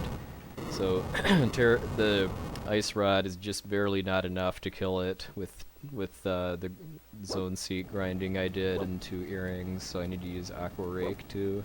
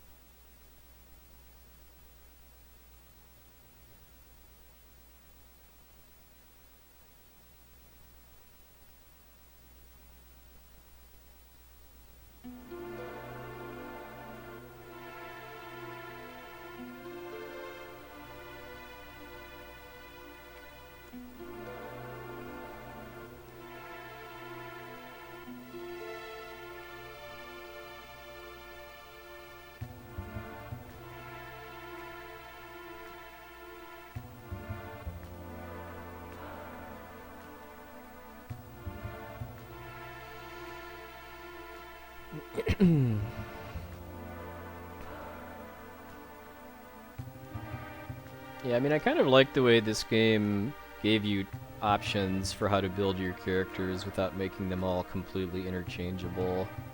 Because they all have unique, I mean, they all have unique movesets, although those become less relevant later in the game.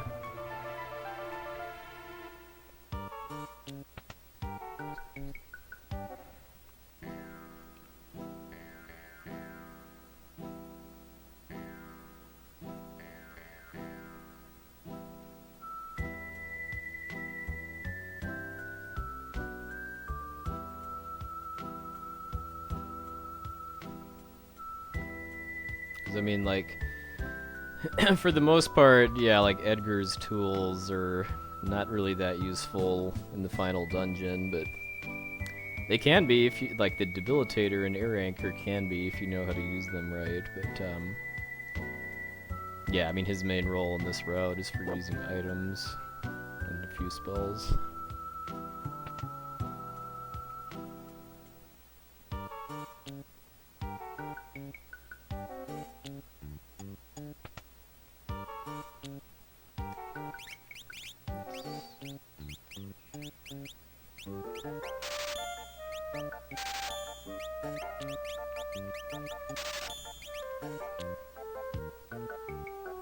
Chainsaw RNG, yep.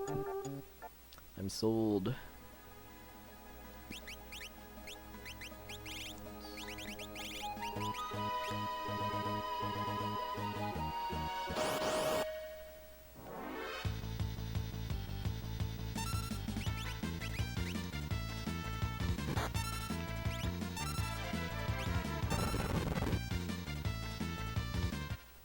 I can't whistle either. Not that I've ever really tried that hard either.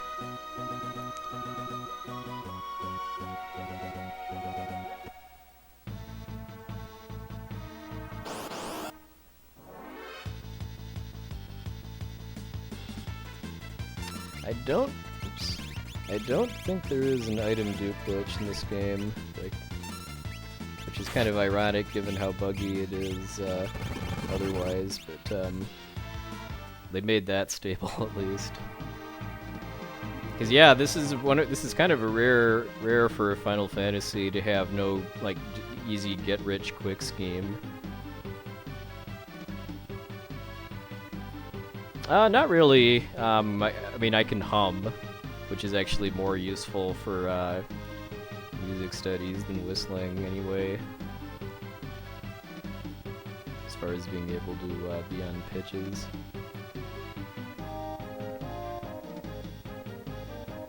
Oh, there's a GBA dupe glitch.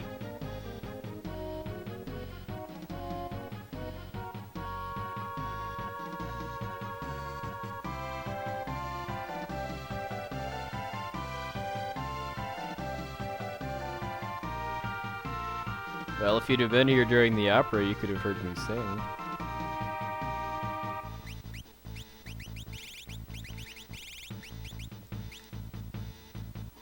Okay, I'm gonna try something different for Ultros 3.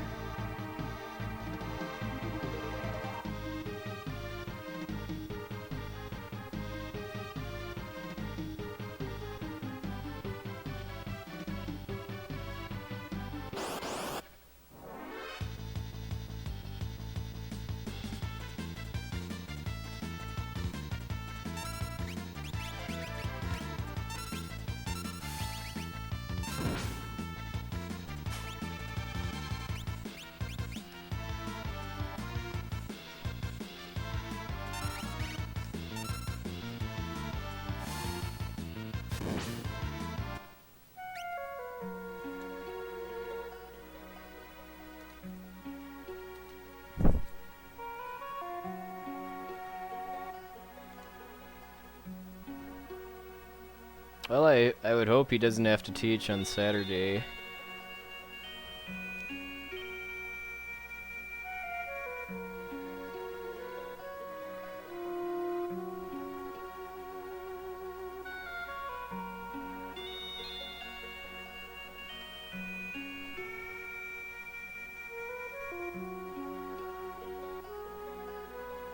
Uncle Ulti really wants you to draw his picture.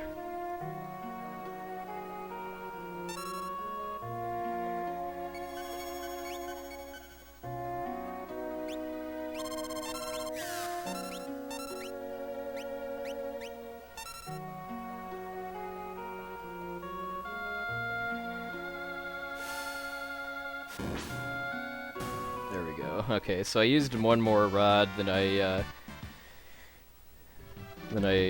normally do in order to skip the sketching cutscene.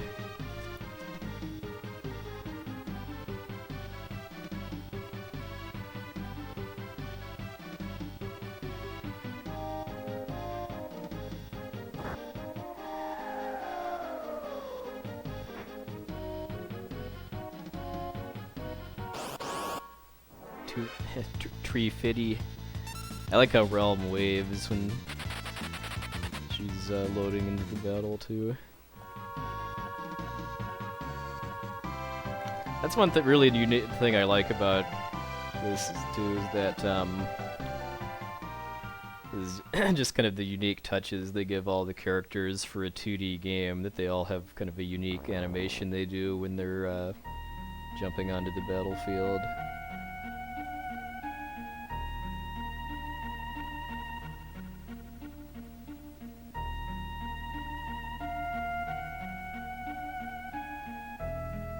Alright, this cutscene is quite long, so I'm gonna run some ads. I'll be back in a couple minutes.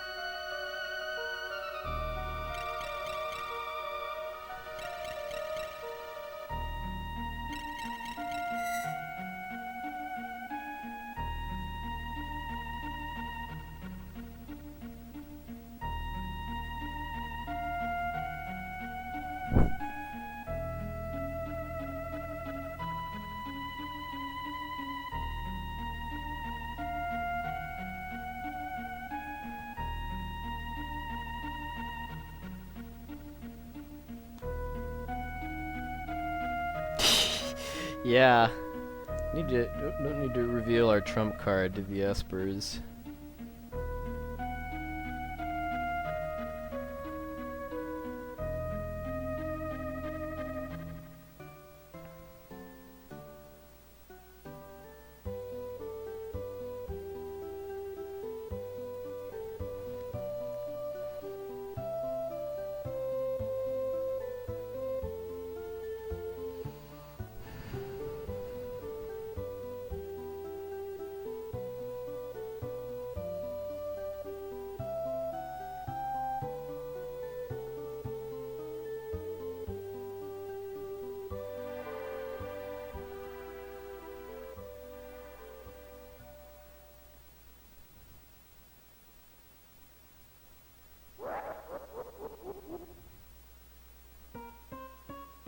Alright, good night, Brosentia. You have yourself a good weekend.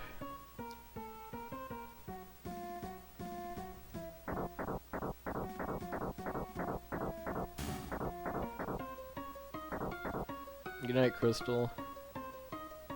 Thanks for stopping by.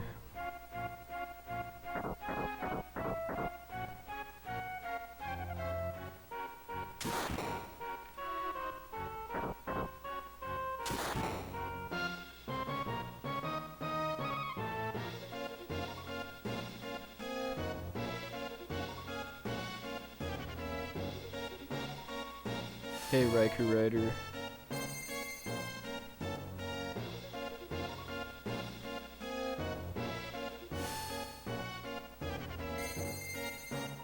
Probably should have done a 2-minute commercial. I didn't realize I'd be cutting into the Kefka cutscene.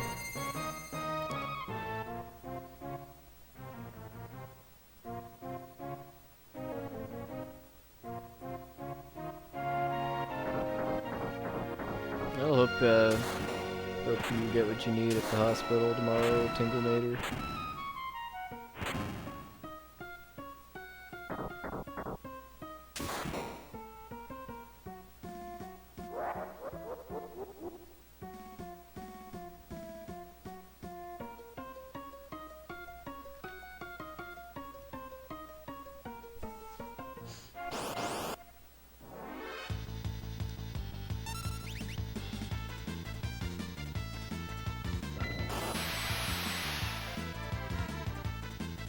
Well, yeah. Well, Glitchless Earthbound is what, like 4.5, 5 hours or so?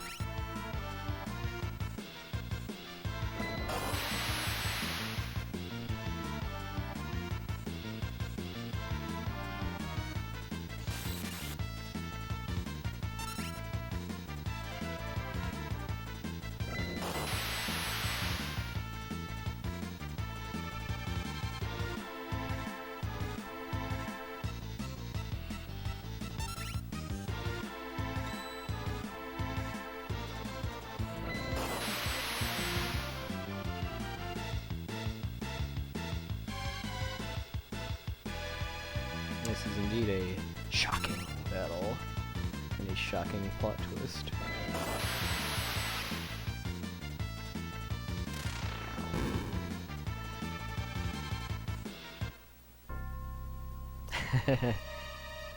Phone too strong.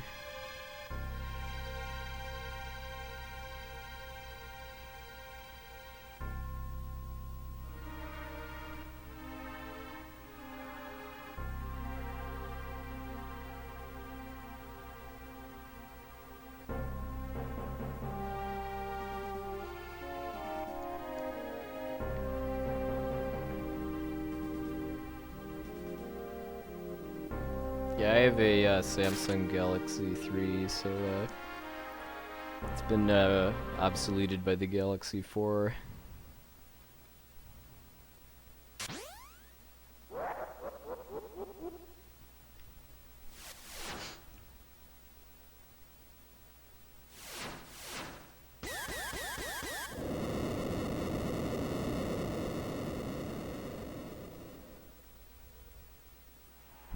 By the time I'm eligible to get a new phone, it'll probably be up to the Galaxy 5.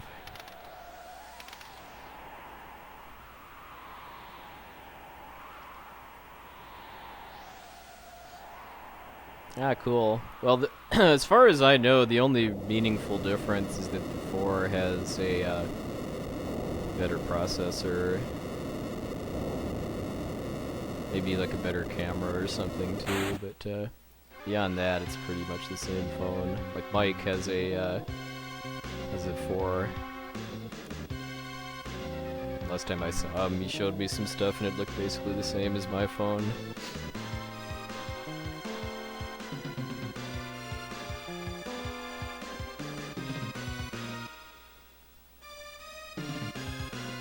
Yeah, I've been a long-term fan of Samsung phones.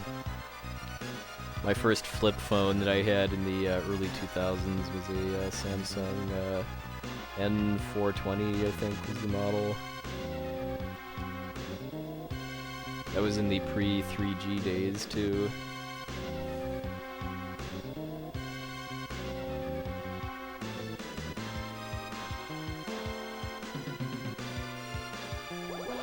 Oh yeah, I guess probably the probably the S3 can only go up to 720p, but I mean, if you think about it, if you're watching something on a smartphone-sized screen, I mean, are you really going to notice much of a difference in resolution? Oh yeah, I can definitely PB at this pace, because if I don't die at all, I'm going to save 4 minutes, because my PB had death in Daryl's tomb.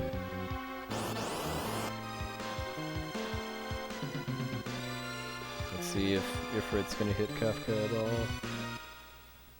Yeah! He hit him once.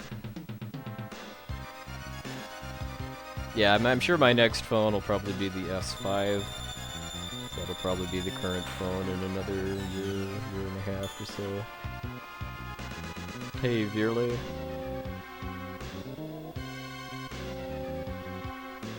Probably I don't know, my advice I guess would be just to kind of figure out where to most efficiently use your practice times, because I mean RPGs are long runs, so I would just try to figure out where you need the most work on. Like for Earthbound, I would guess it's for dodging enemies and stuff.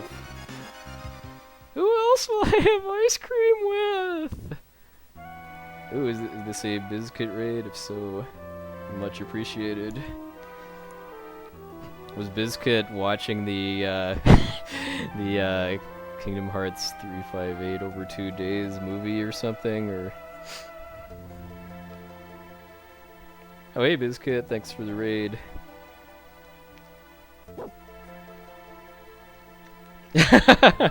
Nice. I think Days did kind of make a slightly better movie than game, though, just because the game was a little bit of a chore to finish.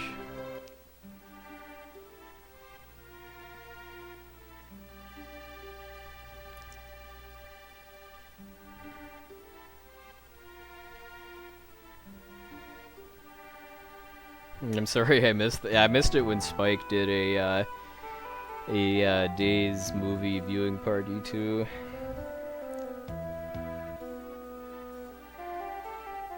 I mean, the main reason why the game felt like a chore to me was just the sheer amount of backtracking and revisiting you had to do.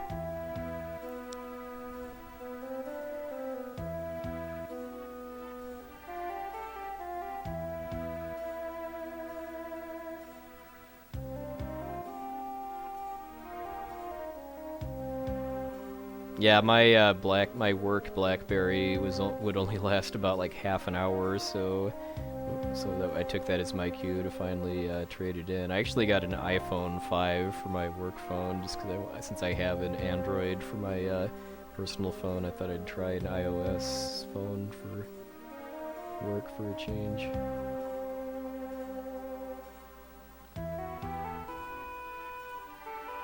Oh, so Bizkit, when are you going to play this game? I think, isn't this next up on your Final Fantasy conquest?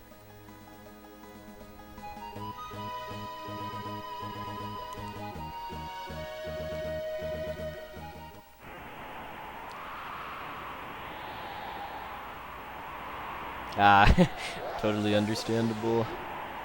Maybe one of these days I'll actually make time to practice the new route for KH2 so I can actually improve my PB. I'm just amazed that I'm still like in the top third of the leaderboard despite not having improved my PB since 2011. That was back when actually beating Spike's segmented run on FDA with a single segment was something to be proud of. Because my any percent PB is 1 minute faster than that.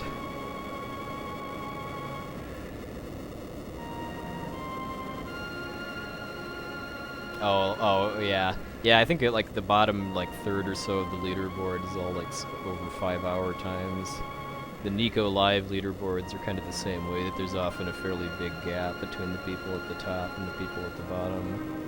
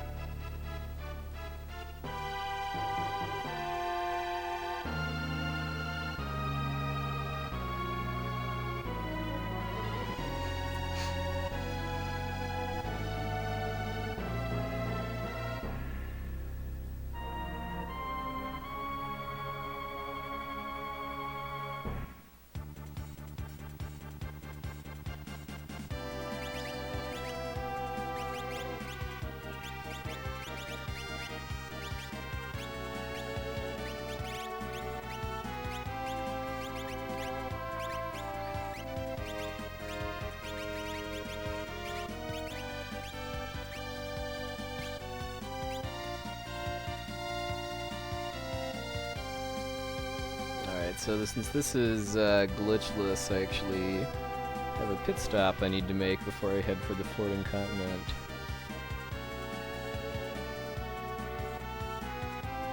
I need a fair amount of money in order to afford enough rods to be able to beat the game. And I can get it all here.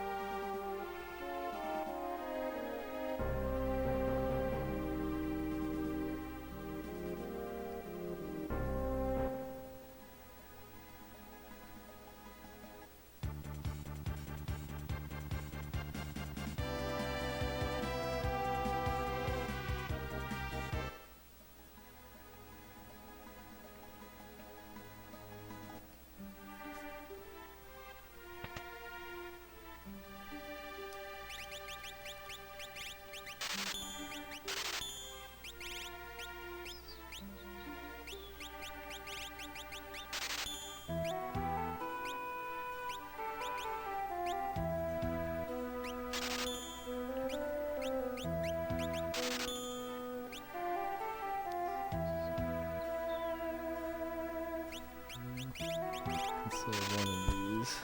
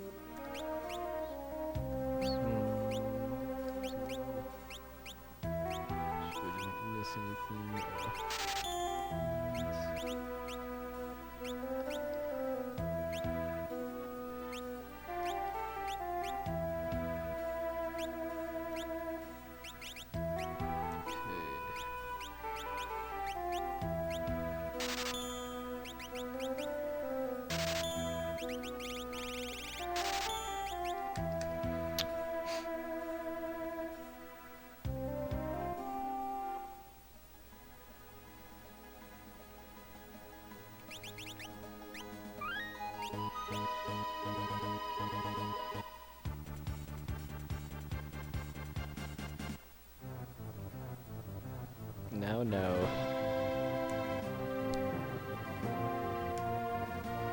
Oh, well, actually I didn't need to do this, but since I'm here, I might as well.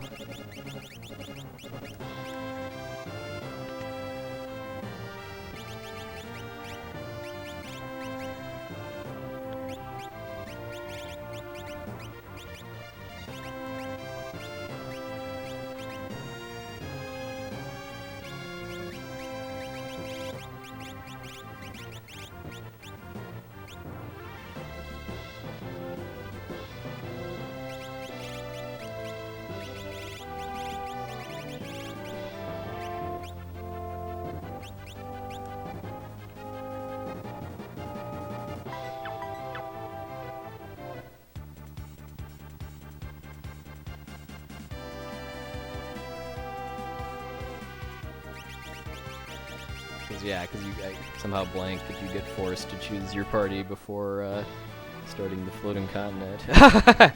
Nice key fry. I approve very highly of Wyverns.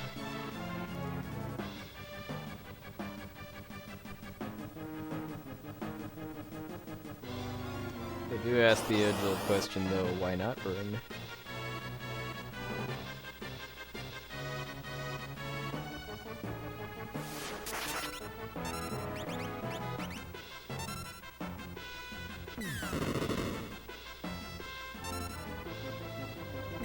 Oh, you jerks. Why you gotta kill my friends and keep them from getting experience and AP?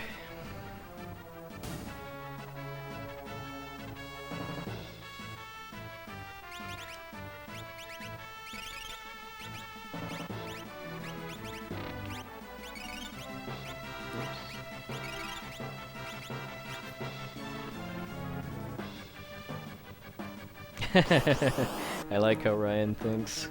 Ugh, awful ATV on Terra here.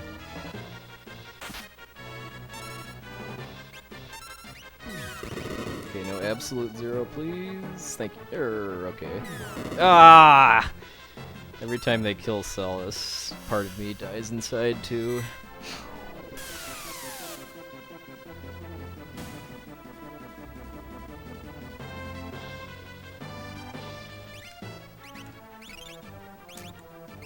She really needs to get to level 15 by the end of the floating continent. Yeah, that's a sucky thing about the English version is that the the battle item menu is only one column.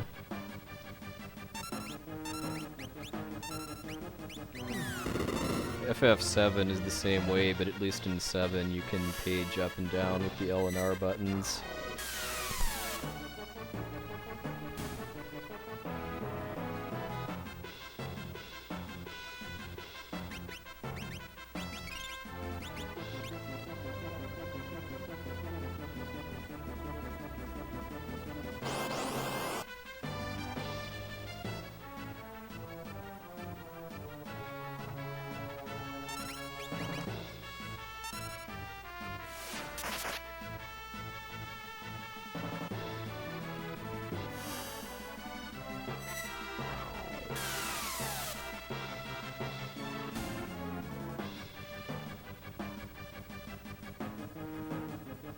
Something curious approaches.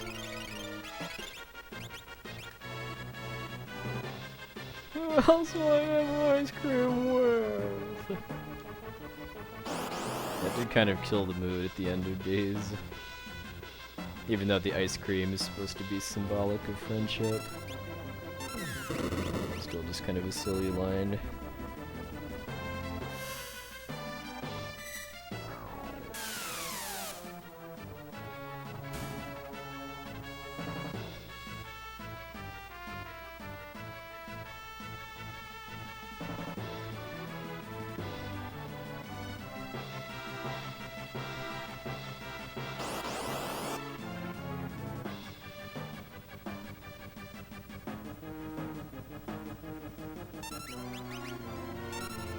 Nice, got it off before any of them could attack.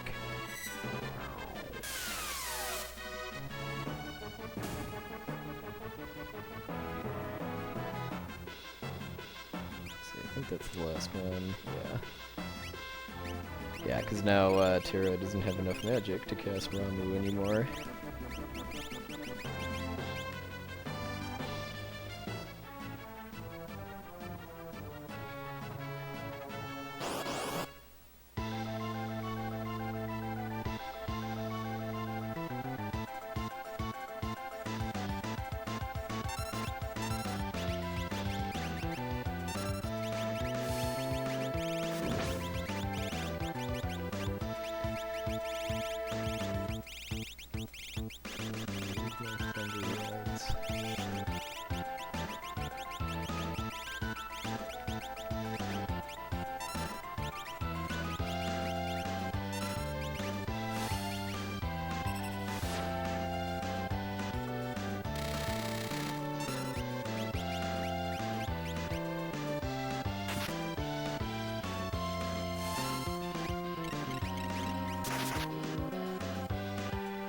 Achoo!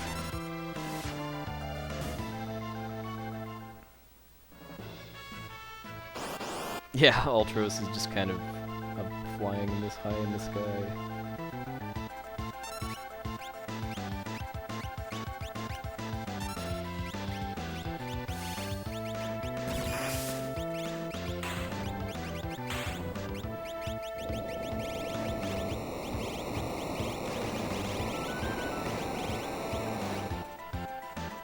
Oh, split.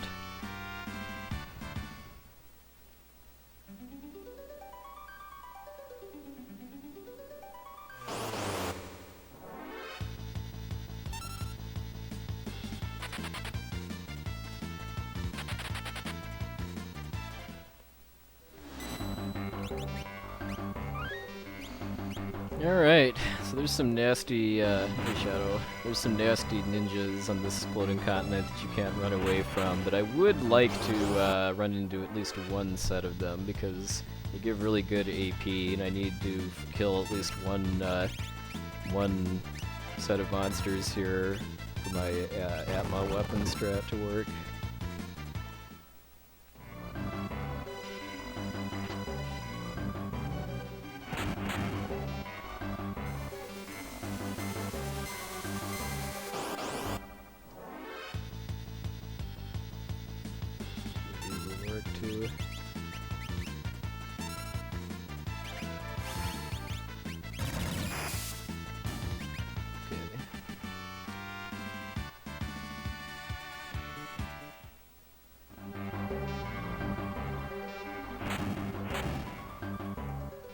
Although the funny thing is that even in the Shadow route, you actually don't need to get Shadow here.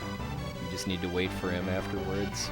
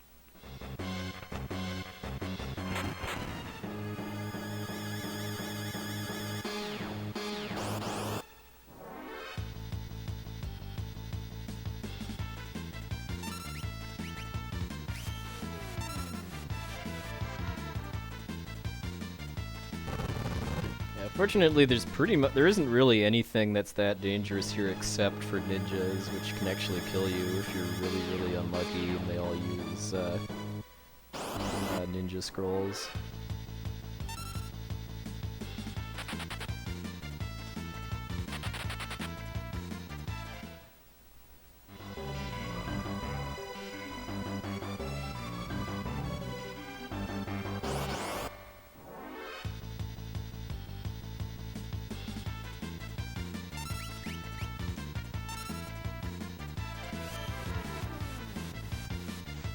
Yeah, they've just got really, really, really long lobes. Those brain pans. Maybe they're like those people that wear like so many earrings that their lobes start to sag really badly.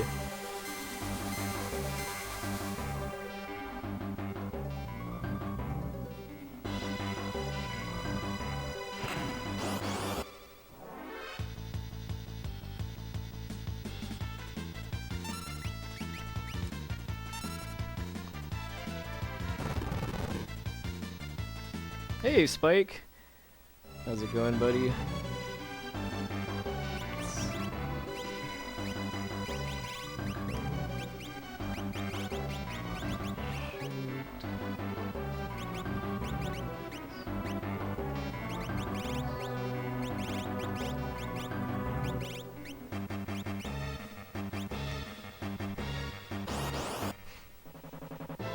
Alright.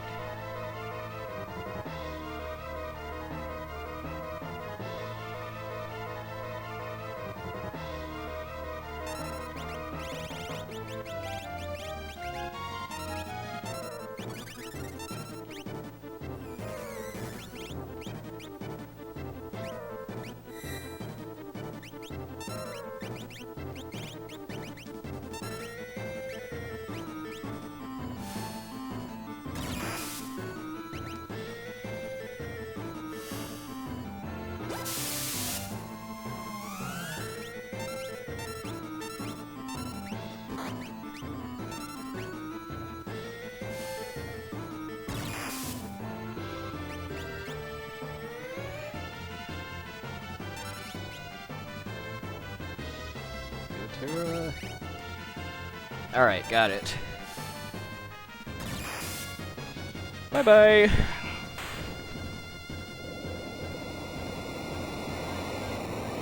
I don't think it really matters which kind of rod you use. I just use thunder rods because I need the fire and ice ones, or I need for World of Ruin.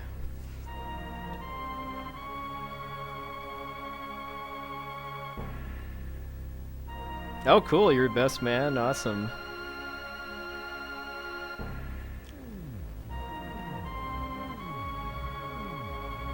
Last wedding I went to, I was the pianist, actually.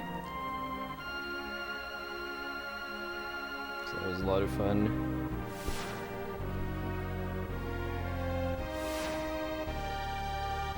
Oh yeah, I guess I never thought about casting animation. I use Thunder because all of the Japanese runners use Thunder.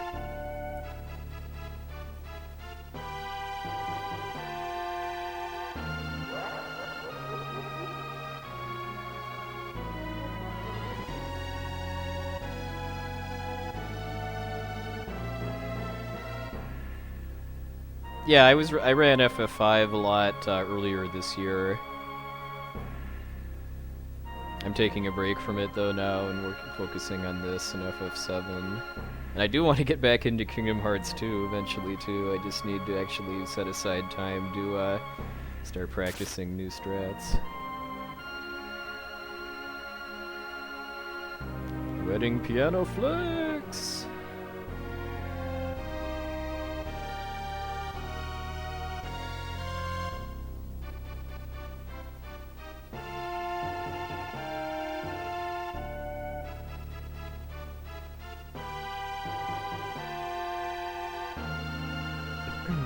But yeah, the way that I should probably explain that the way that Morph works is that every time you get AP or magic points, as it's called in the English version, that increases the amount of time that Terra can stay morphed.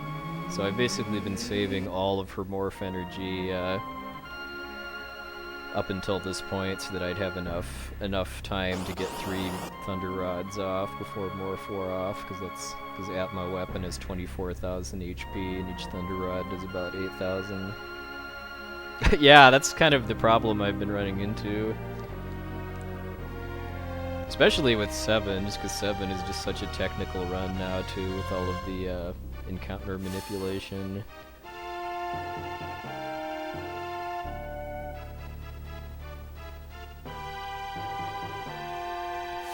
Probably my biggest motivation to get back into KH2 though is just that then I'll have a run I can do that's short enough that I can do it on a weeknight without staying up until 2 in the morning.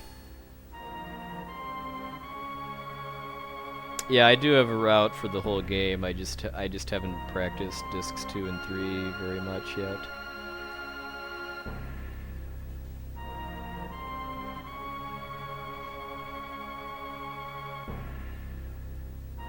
I know. I mean, the new strats look so much fun. Like with all using the summons and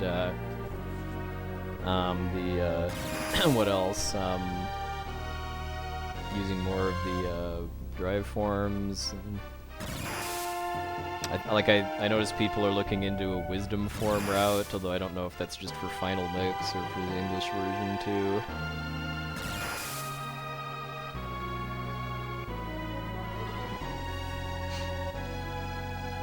Oh. So why is that? Is it just because of, like, Reflect being better in Final Mix, or, is Wisdom Form's shot more powerful in Final Mix, too?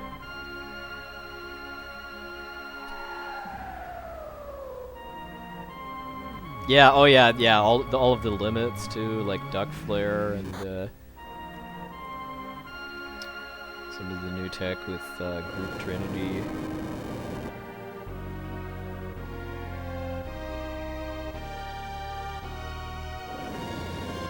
Oh, they level faster, okay.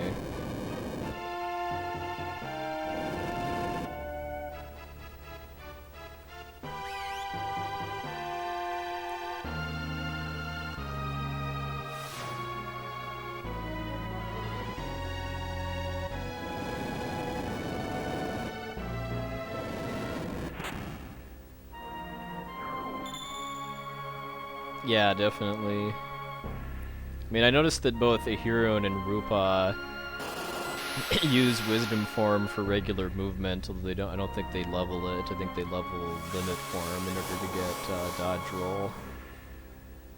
Oh, Oh, so that's faster than leveling Limit Form. Interesting. Where do you level Wisdom Form?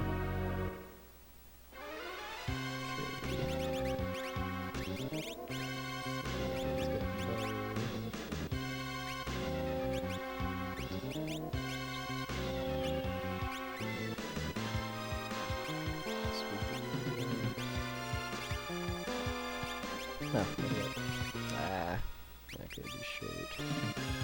And I forgot to heal too.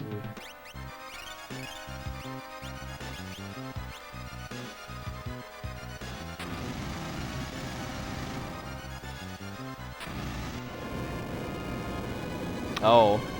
Oh, is it... What kind of Heartless are in there? Can't even remember what's in there after, oh, dang it.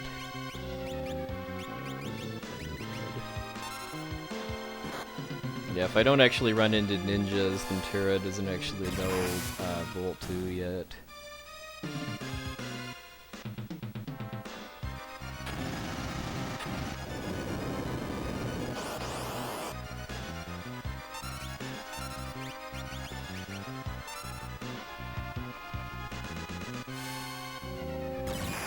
Oh, those little cubes. Okay. Yeah, I can definitely see how you can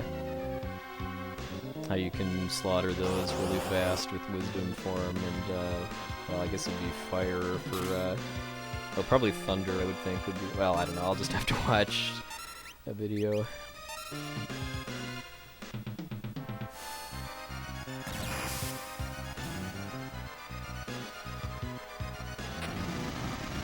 I always go down here in the next part. It's okay though, I do want to kill a decent number of these things in order to try to get close to learning Berserk with Edgar. And so that Terra is able to use more on the mini-boss at the end here.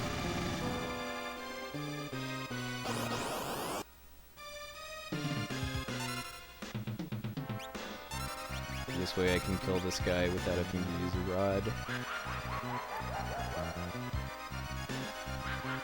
Although if I'm willing to use a rod, I could potentially skip this condemned thing if I get really lucky with ATB.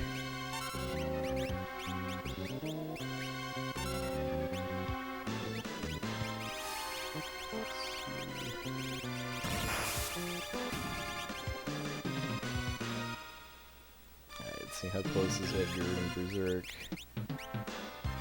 Okay, yeah, I'll get one more kill, I guess.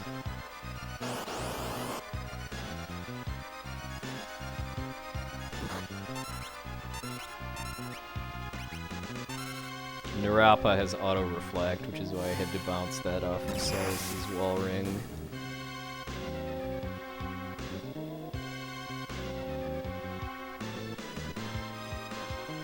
Wow. I think that's mostly just because of not getting ninjas. I don't think I got ninjas on my PB either.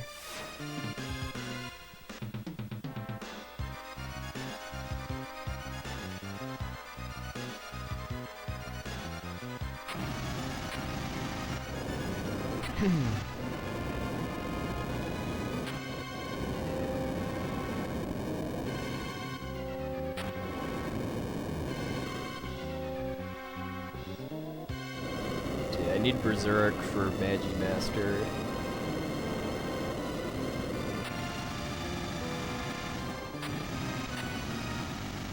Oh no! Well, I could easily lose a lot of time on the next segment though, because we got fish.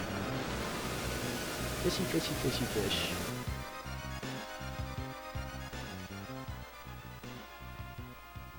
fish. Yeah, no ninjas allowed, including Shadow.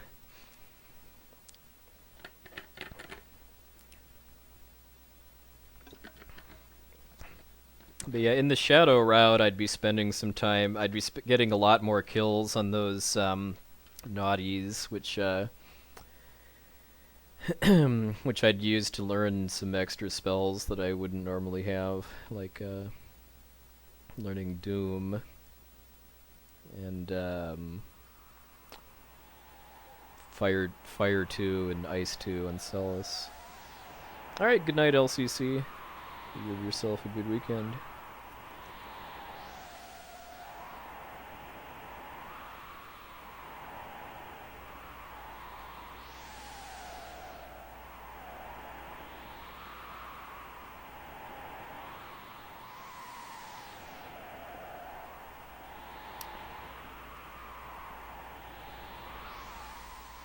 Yeah, I can't remember at all how good my fish luck was in my PB. I mean, it's been almost 3 months because it was early September that I got my 607 run, so I don't remember a ton other than that I died to Dullahan.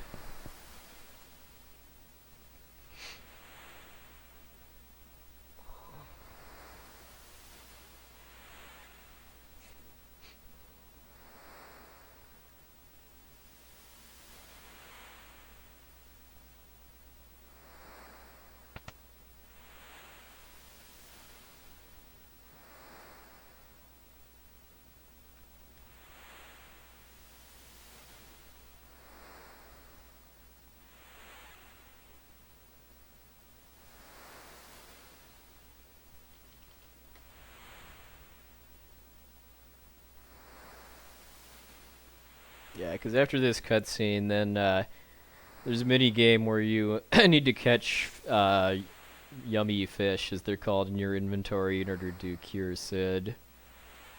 Sid has an HP value that goes down 1 every second. It also goes down if you give him rotten fish, but if you give him good fish, it goes up.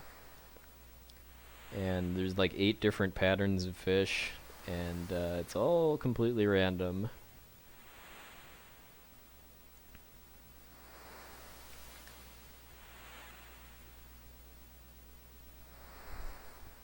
Yeah, oh, definitely.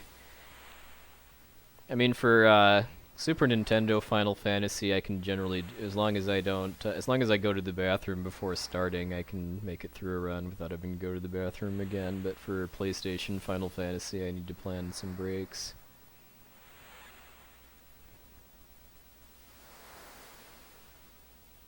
Yeah, oh, yeah. If I had a large, yummy roast leg of yak, then I would, this whole, all of these shenanigans with the fish would be nothing.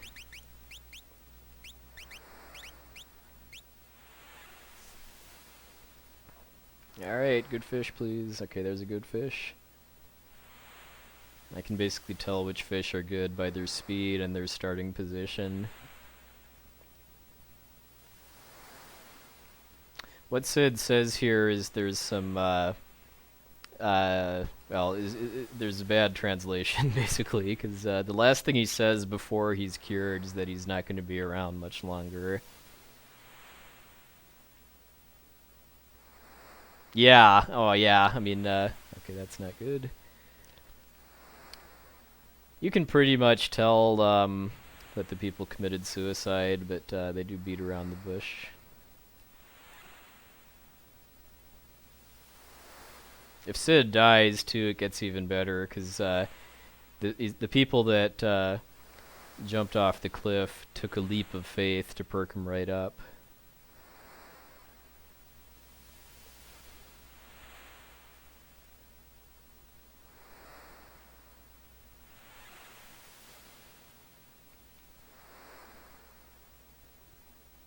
Yeah, I mean, these are all raw, too.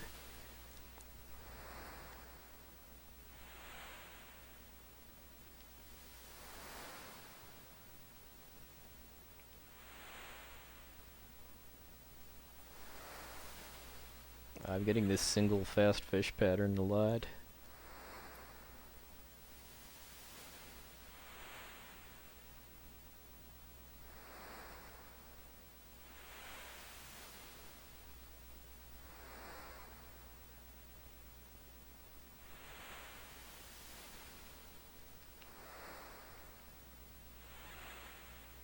Yeah, him saying he's not going to be around much longer is the last thing he says before he's cured. Okay, hopefully... Come on, get closer, please. I don't think this will do it, but it'll probably take one more. Oh, okay, there we go. Hey, hey! That was a pretty good fishing sequence.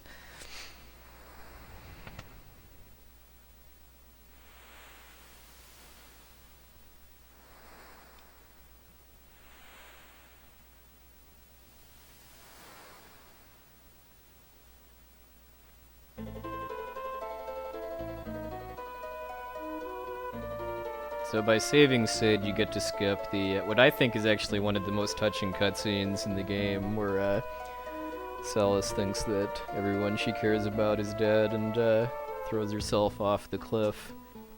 But that's unfortunately slower than getting good luck with the fish.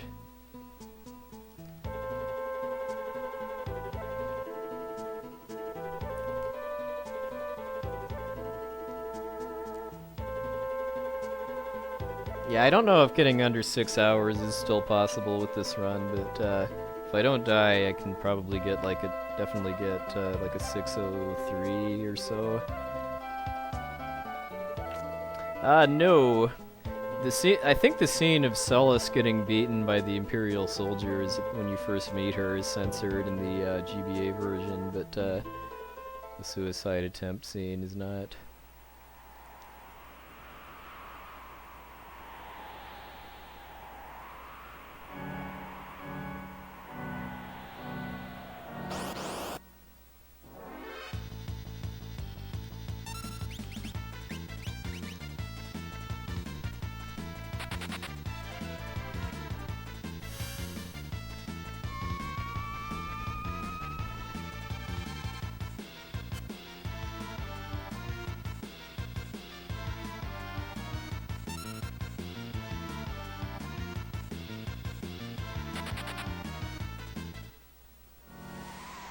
Started running sooner if I was going to just run instead of use a smoke bomb.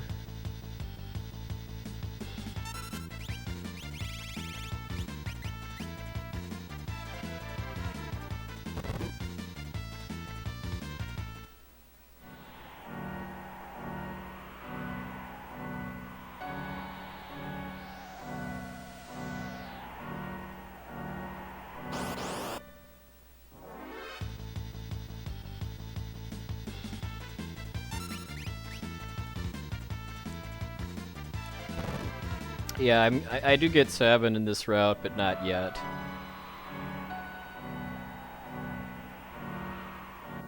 Because if I get him right now, he's going to be... Because when characters join you in the World of Ruin, they join you at your average party level. So Celes is level 15 right now, so if I get Sabin right now, I have to go through the house, or the collapsing house, and then Sabin will join me at level 15. If I wait until I get him later, I can actually get him to join me at level 25.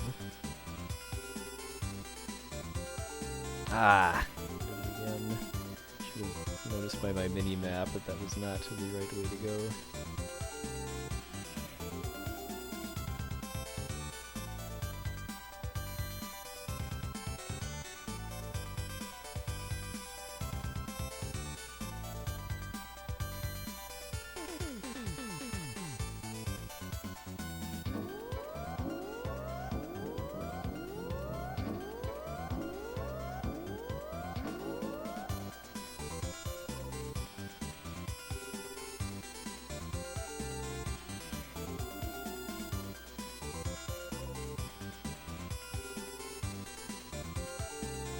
Alright, good night, Aravai. Thanks for watching.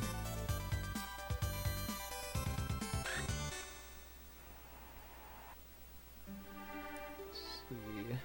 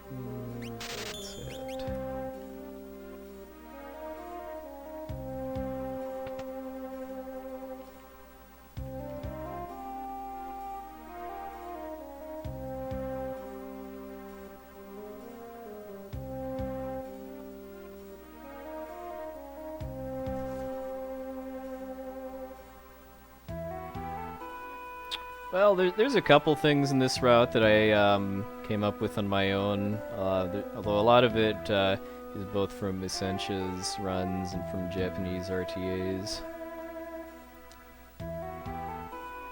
I mean, especially for well-known RPGs or just games in general, it's very rare for one person to single-handedly come up with the speedrun route.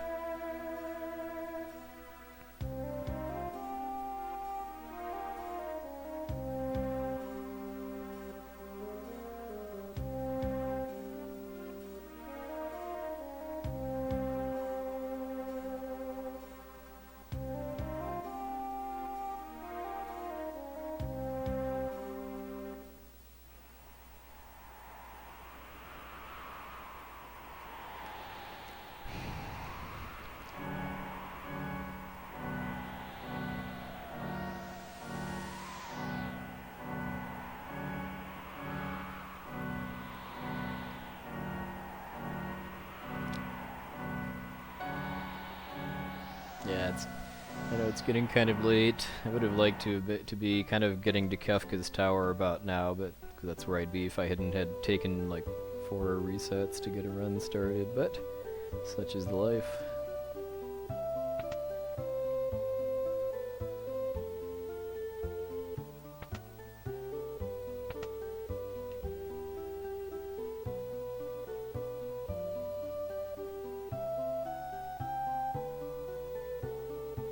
Yeah, I run this game pretty differently from Essentia and Mr. MV just because I prefer doing it without Joker Doom or Vanish-Doom.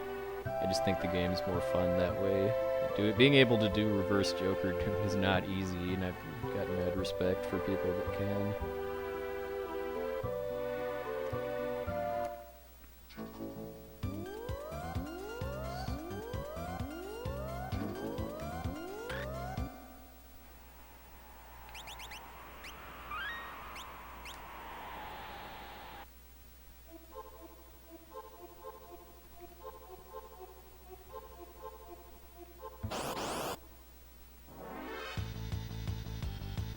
Yeah, in France and England, it's breakfast time.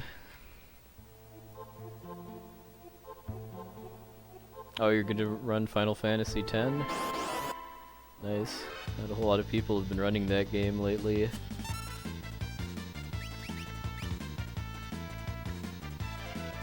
Hey, Hawk.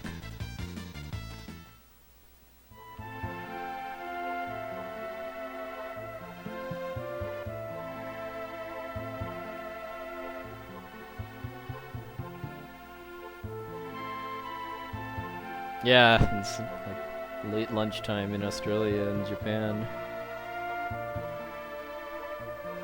It's definitely fun to get to talk to people from all over the world in streams.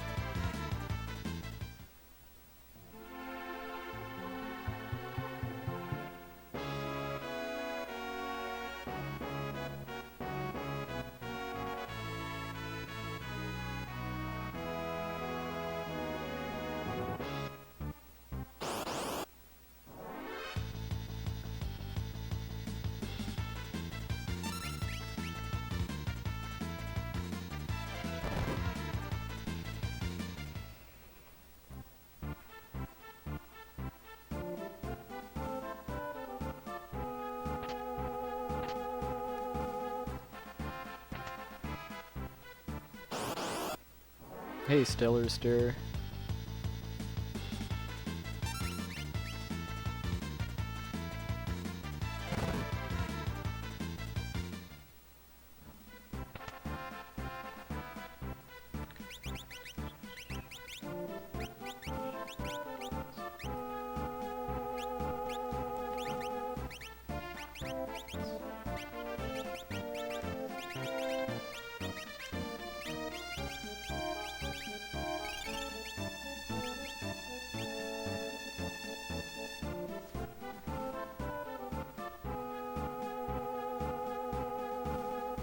Alright, this battle can be a little scary. I'm doing this with only 2 characters, only one of which I have control over equipment on.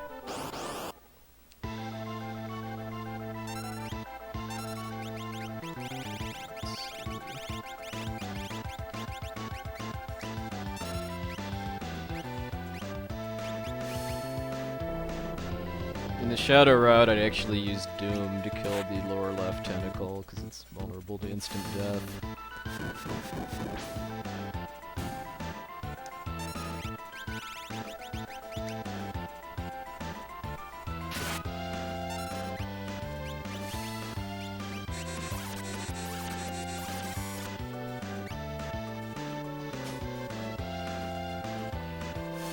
The reason why it dispelled Vanish is because if you have Vanish, that overrides Reflect. And these tentacles can use Poison and Bio, which would one-shot her if she didn't have the wall ring.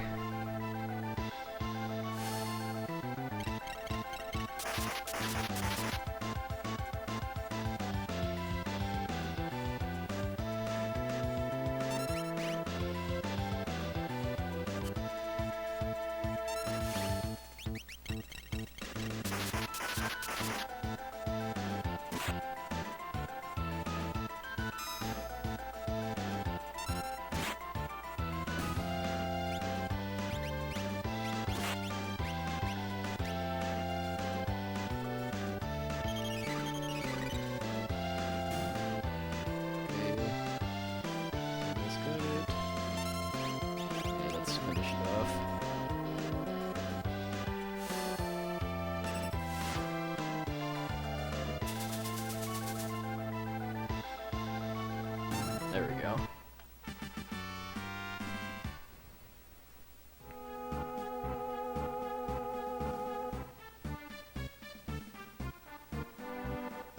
Yeah, the highest number of characters you can have at this point is 3. The only quote optional character that you can get before you getting the airship is Sabin.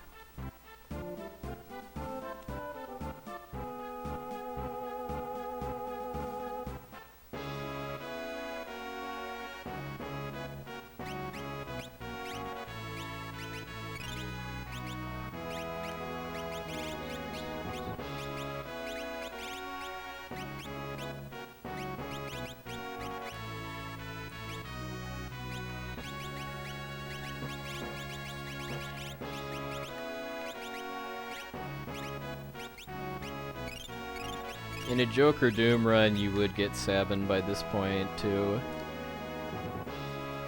but I'm saving him for later so that I can get him to join me at a higher level. Because when characters join you in the world of Ruin, it's at your average party level. So in order to beat the game without Joker Doom, I have to do some grinding after I get the airship, and if I wait until after doing that before getting optional characters, they join me at higher levels.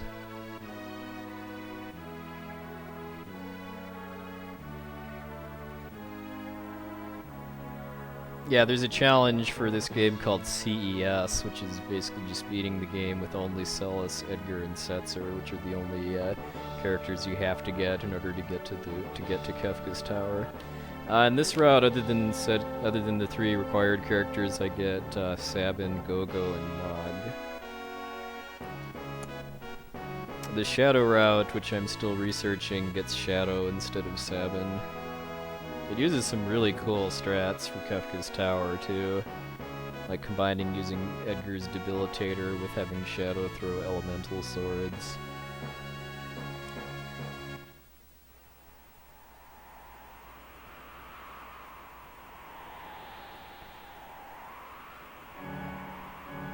Hey, made it with no battles.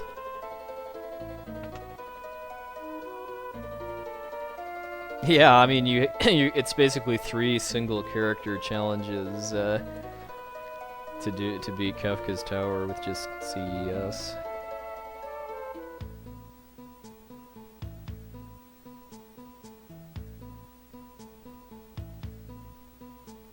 Yeah, that's right. That's pretty much the only like challenge run of FF6 that I've really ever had interested in, other than speedrunning, is the CES challenge.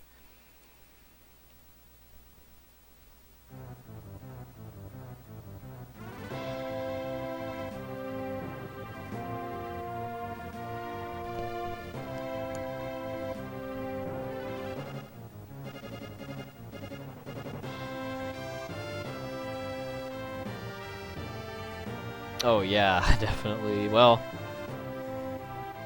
I mean, yeah, you'd probably have to grind at least a fair amount and probably try to learn like Ultima in order to beat Goddess.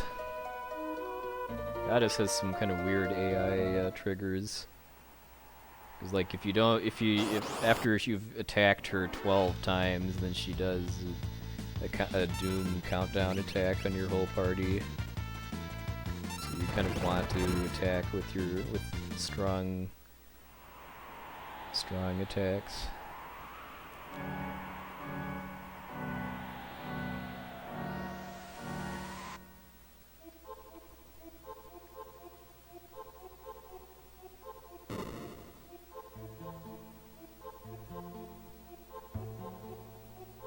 I mean, I've never actually seen Goddess use Charm in my strats, just because it probably takes a number of turns before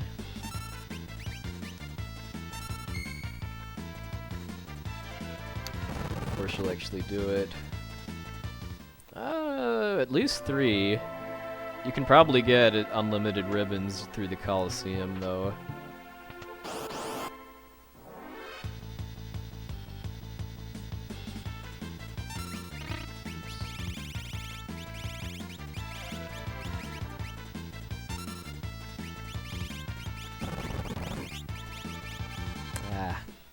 Trying to get the X potion higher up on my list.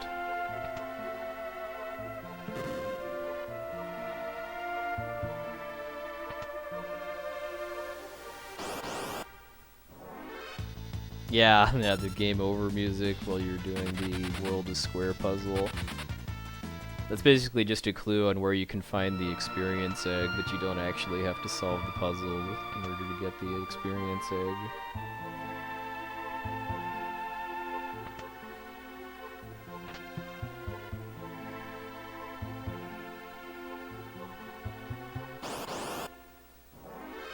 Right here, in fact.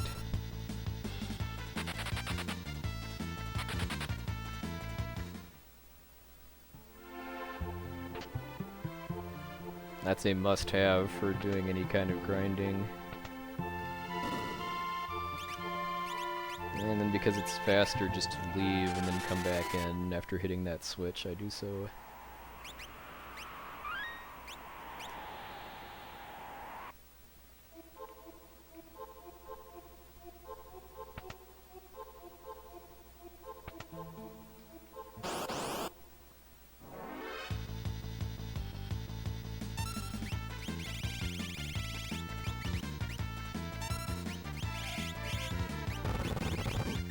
Okay, finally got the X potion higher up.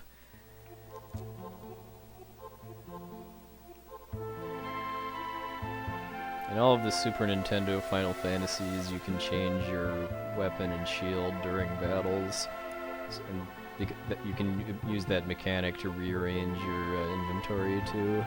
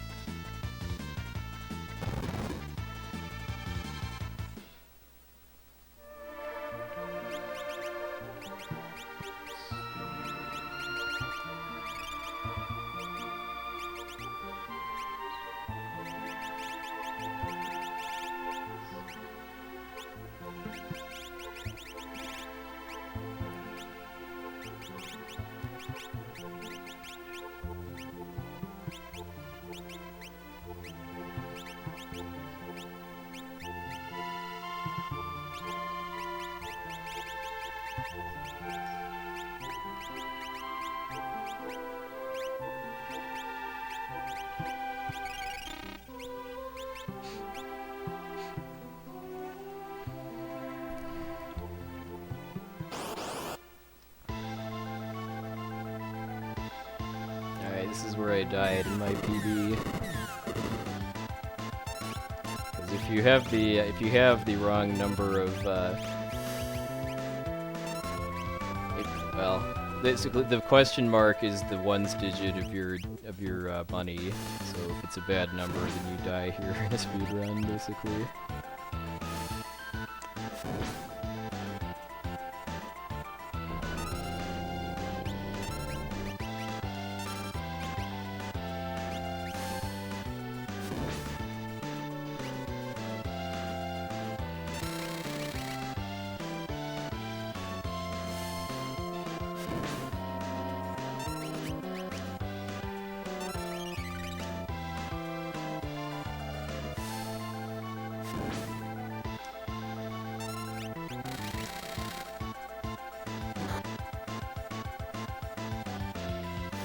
Yeah, Dullahan's weak to fire.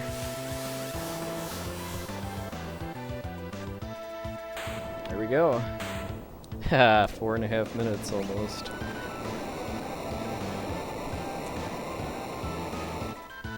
That's what not dying does.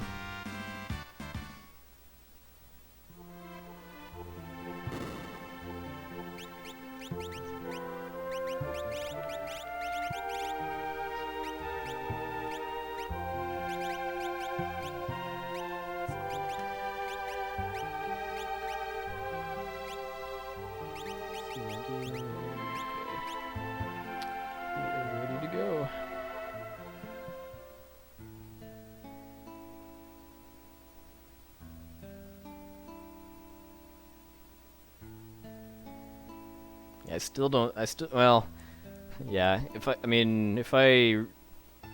get, I mean, there's still RNG stuff that can affect my time, like because I have a grinding segment coming up that generally takes about 12 minutes, but how long it takes kind of depends on what battles I get.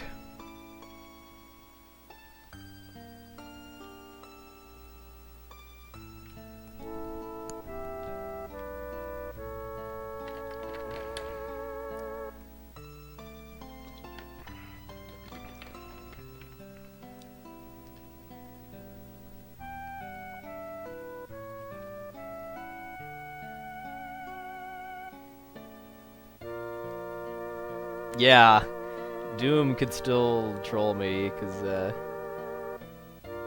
Doom is another black belt battle, basically, where I've got a 1 out of 8 chance of having to reset.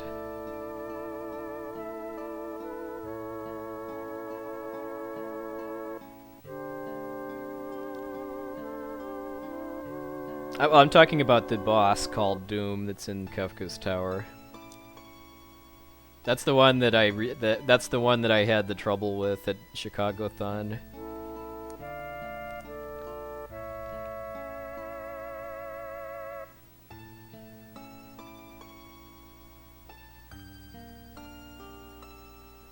I could probably, I mean, it would be slower, but I could probably come up with a strat to make that not an issue, though, like for a marathon run. Basically, I would just, well, I mean, even if I would get the debilitator, even if I'm not using Shadow Route, and then try to have one of each kind of rod left. Although I could probably just keep using the debilitator until Doom is weak to Pearl again.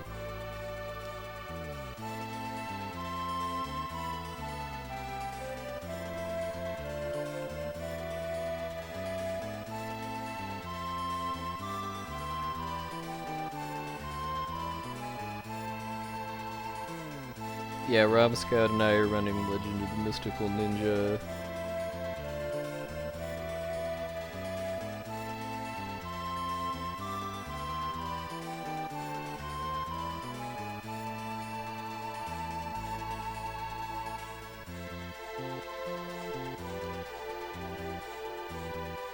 Follow that bird.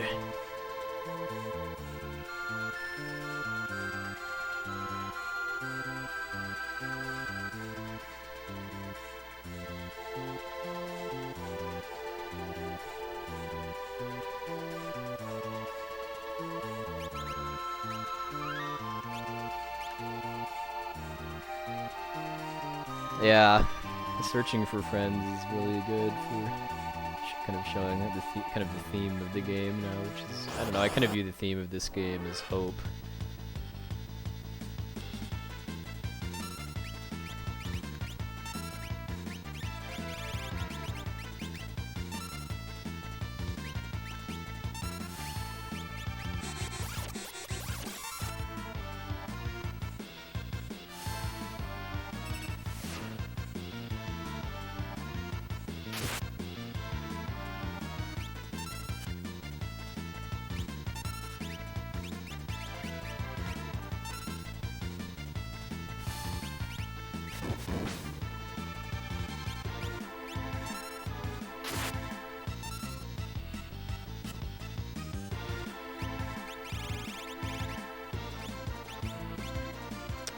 Kill Edgar, please.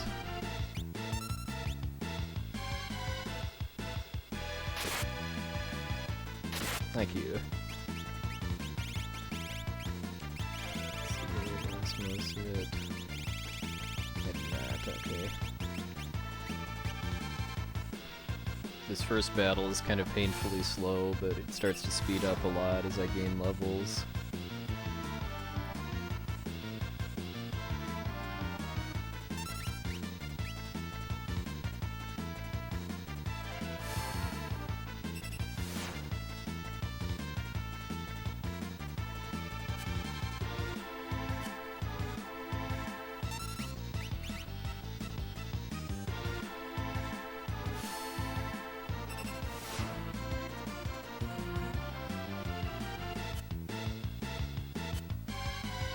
Should have just used a ether and then used should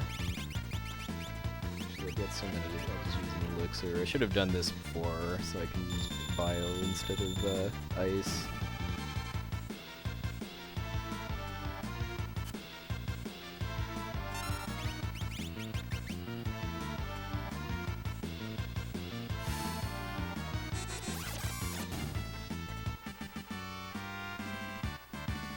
That should bring Celes up to like from level 15 to level 21 or so.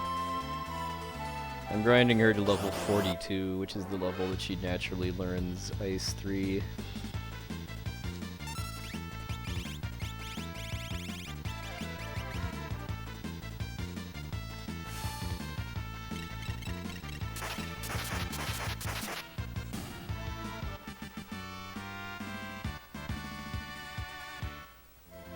And she has Zone Seek equipped, so she gains a lot of magic power from this.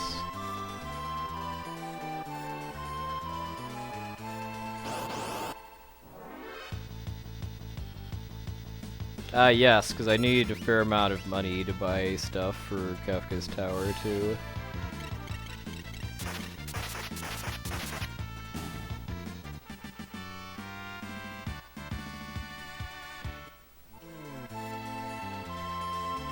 So I need Celes to be into the mid to high 30s for her level before her Ice 2 spell will be strong enough to kill frogs.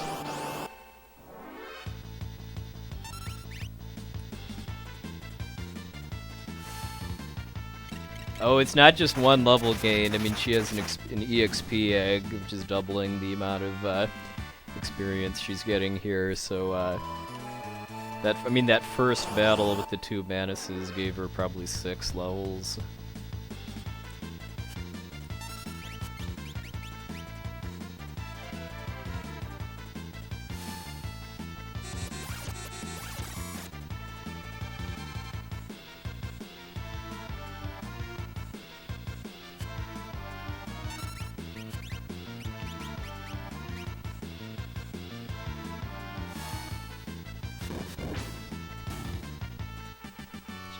Yeah, actually now I'm high enough I don't even need to cast bio on them.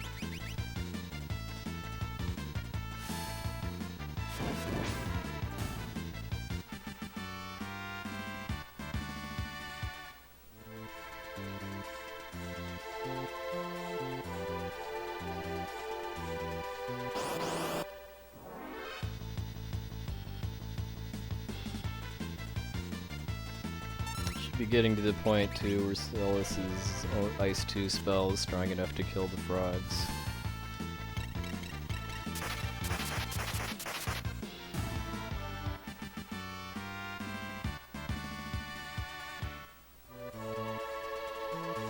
Yep, neither frogs nor mantises can touch Celes as long as she has Vanish. Yeah, I mean, I don't think there's anything unique that you can only get in World of Balance, and there's stuff that's only in the auction house in World of Ruin, too.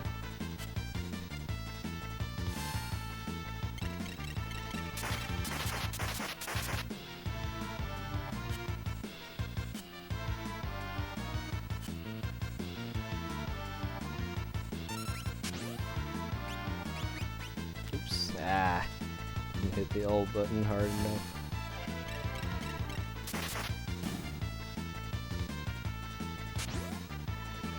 I have to wait for all of these silly frogs to land.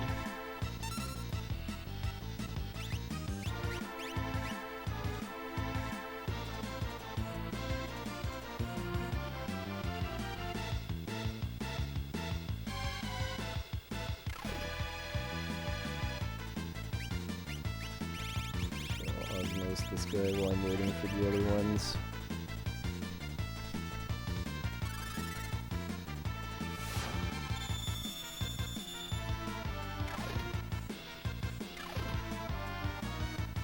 Hey, lyrics.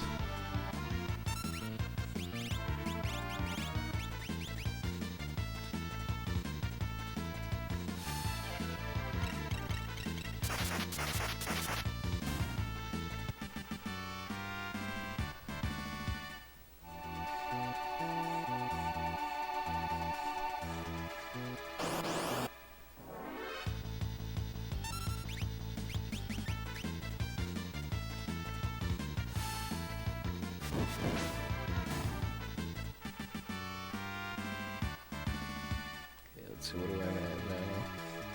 38. Okay. 4 more to go. And now I'm definitely strong enough to kill stuff with Celes' own magic.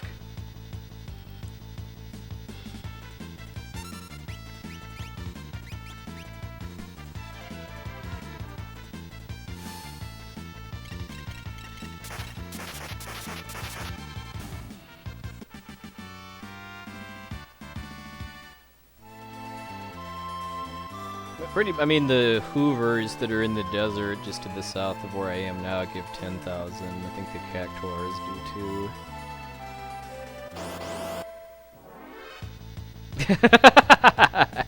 I've never thought about it that way.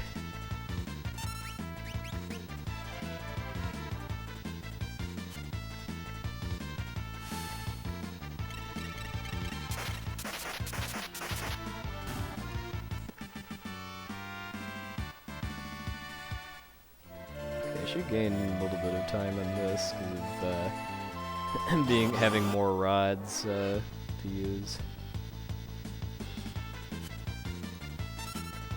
Okay, got spare thunder. These things have a lot of HP, so I'll use the thunder rod.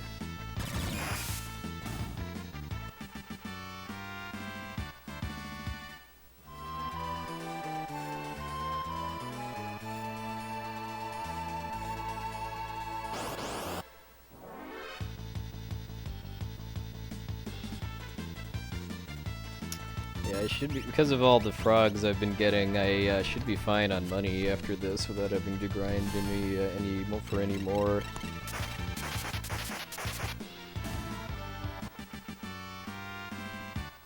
There we go. Nice. Okay, so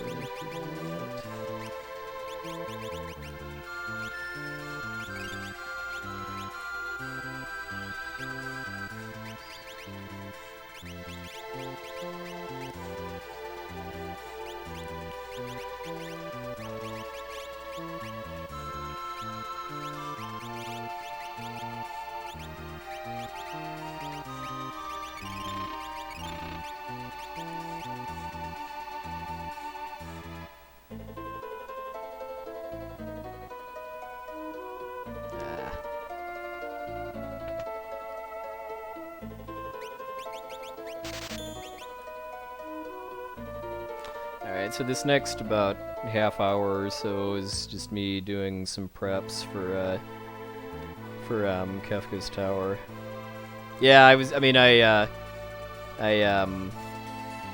second. Let's see. I think most of that time savings was because of having more rods to, because I used them a little more efficiently in the World of Balance.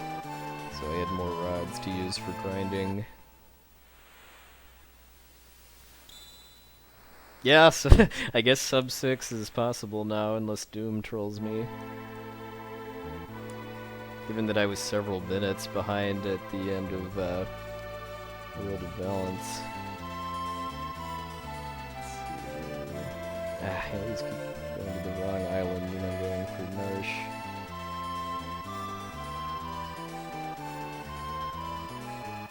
Alright, so now that I've done my grinding, all the remaining characters that I have join at a higher level. So now I'm gonna go get Mog. Because Mog lets me avoid all random encounters.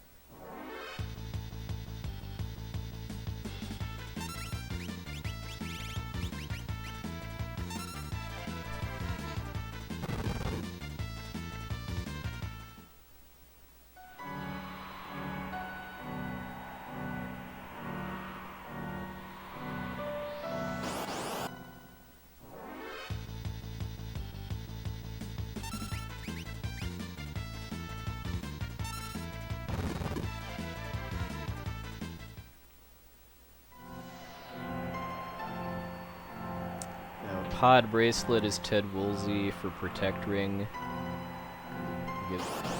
I think that's what it is in the Japanese version. It gives you Protect and Shell status. Just like Protect Ring does everywhere else. Probably just knowing what I was doing and not checking my menu so often. Because frogs give less experience than mantises. Although I guess it's, I don't know, it's probably better to get more frogs earlier on in the grinding just because they die faster to rods than the mantises do. The frogs give me so much money though, so I got a lot of frogs, so I might be good on money just from that without having to get anything else.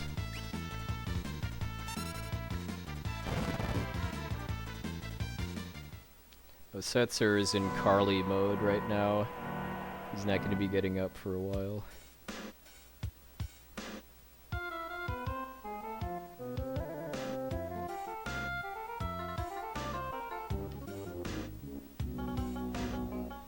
The forest is near Miranda. That's where you automatically fly with the airship once you get it. It's to the southwest of the tomb. I didn't shorten Mog's name just because I'm so close to the end. I wouldn't really save time.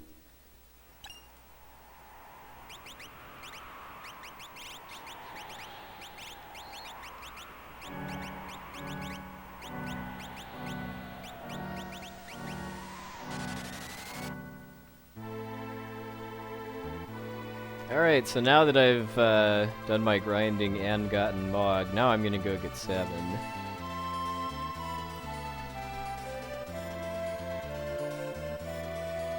Yeah, if you surge right behind where Mog was standing, you can get the Moogle Charm, which prevents all random encounters. That's why, any percent speedrun of FF6 will always get Mog for that reason.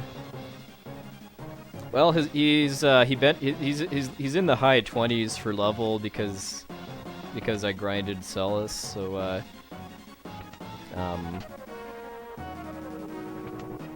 So he's gonna be my main damage dealer for the one Kefka's Tower mini-boss that he fights.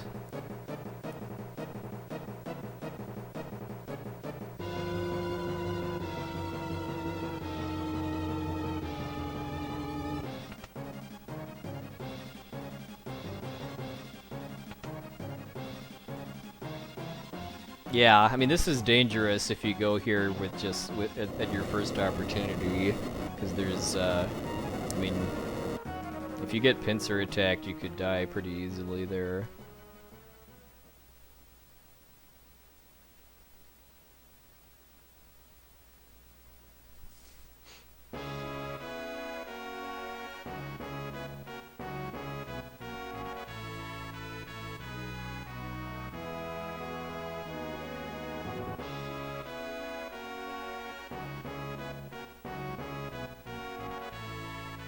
Yeah, I mean, the battles there aren't hard, it's just the challenge is to get all the chests before the time runs out.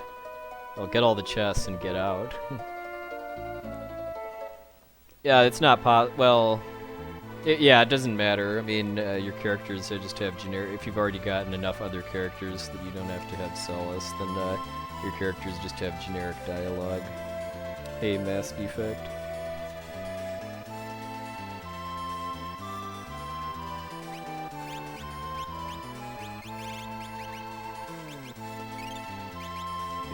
Sleeping bag to recover Celes' MP before going into Die Hard building.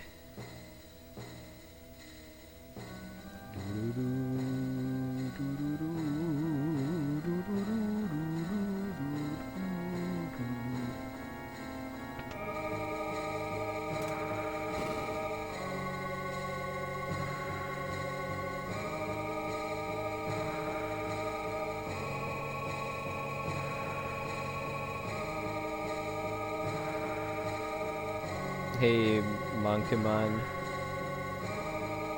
Oops, actually, I wasn't paying enough attention. I need to get this.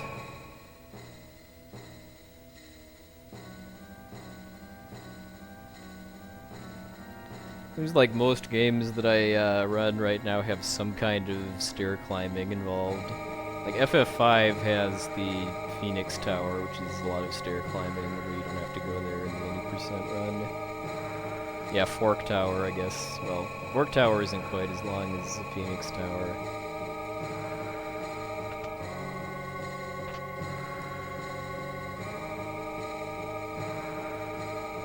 Yeah. Oops.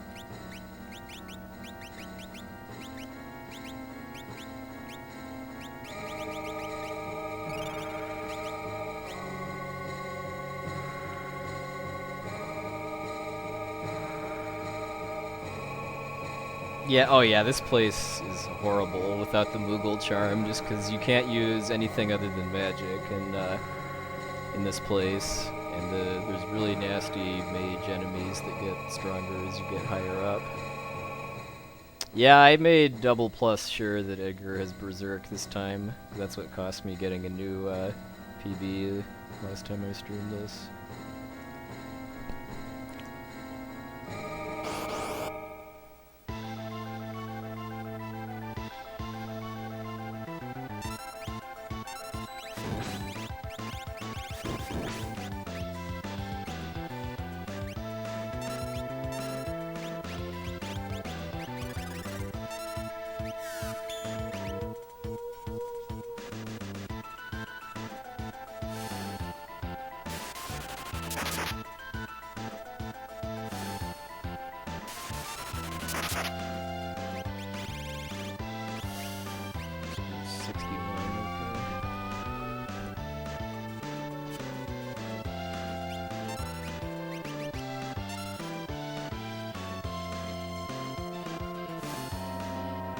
I mean, you can make this place a lot easier if you have wall rings in your whole party.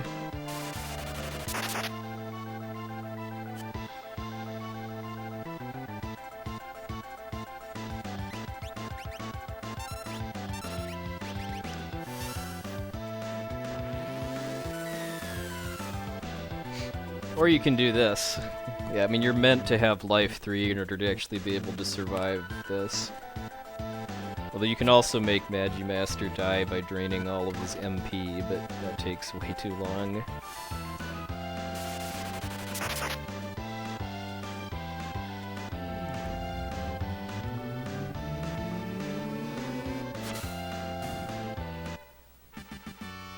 He always, even if he's berserked, he always does Ultima as a final attack.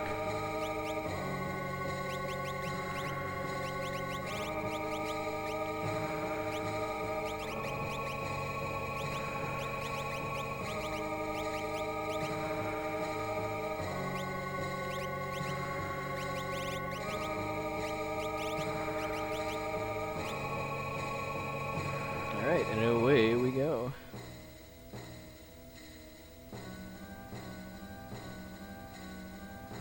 You can't use teleport to get out of here. I mean that's there so that you can't leave without fighting Magimaster. If you get the gem box. Alright, good night, Hawk. Thanks for stopping by.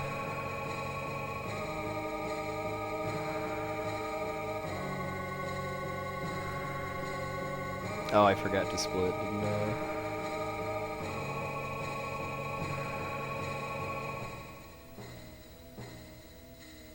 Assuming this is a new PB, I'll have to fix that afterwards so that it doesn't throw off my gold split table.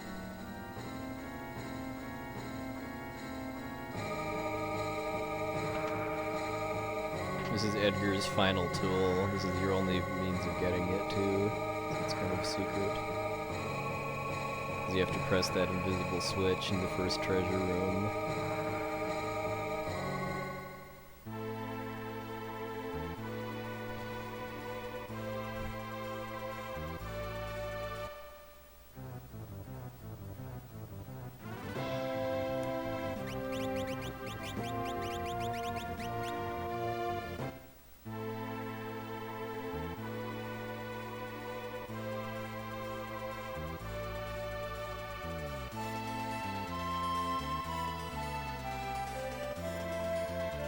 Yeah, later, Strago.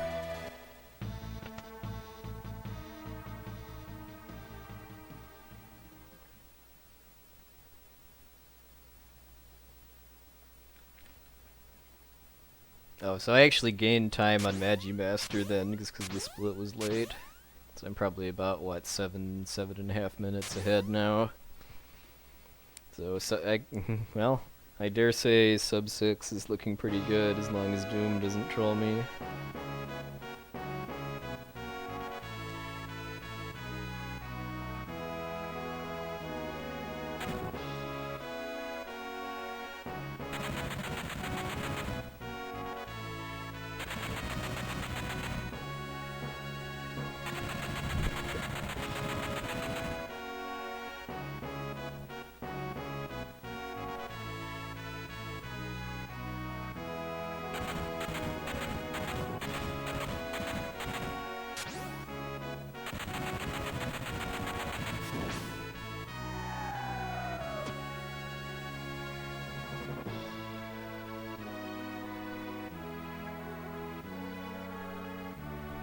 So this is to get Bum Rush, which is Sabin's ultimate blitz, which you just get from meeting Duncan instead of actually raising his level.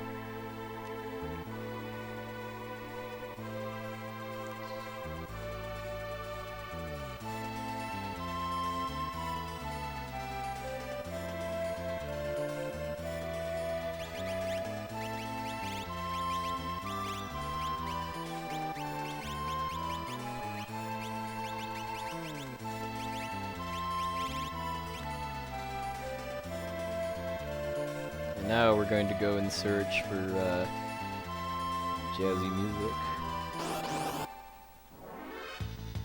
Yeah, the really broken stuff in this game isn't really exclusive. I mean, unless you can. I mean, other than Joker Doom.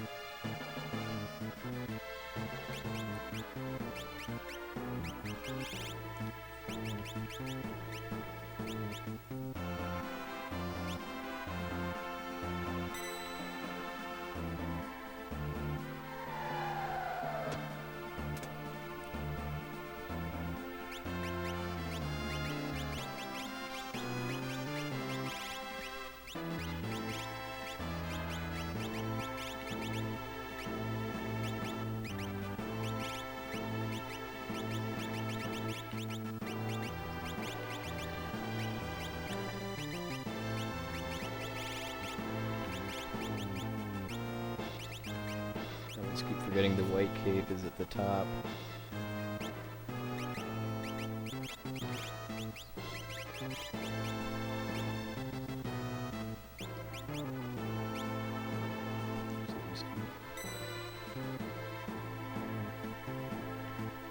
It's a trick actually where if one of your characters is standing on a save point and you switch, then all of your parties are standing on a save point effectively.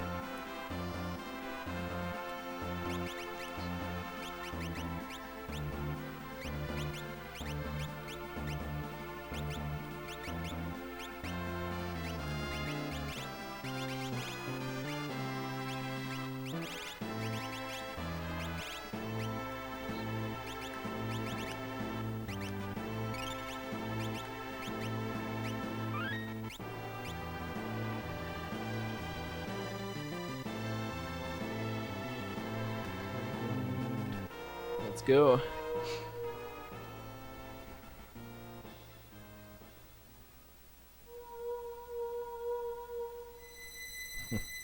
Well, the only ribbon I get is in Kefka's tower, kind of near the beginning. It's in the room where you have to hit a switch to move a bridge into place, but there's more. I just don't remember where they are offhand. I'm sure you can get as many as you want from the Coliseum if you bet the right stuff.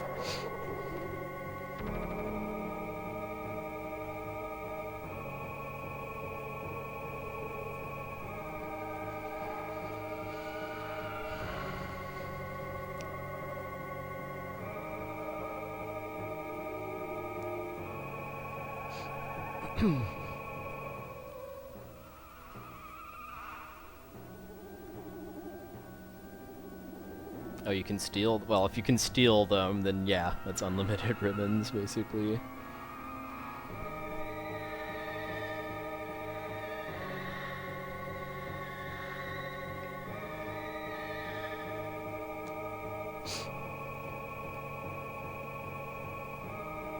Well, it's some kind of dinosaur that you can get economizers from. That's the accessory that makes all magic cost 1 MP. Oh, it's their drop, okay.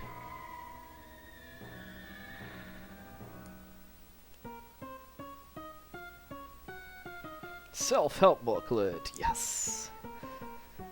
Ted Woolsey at his finest.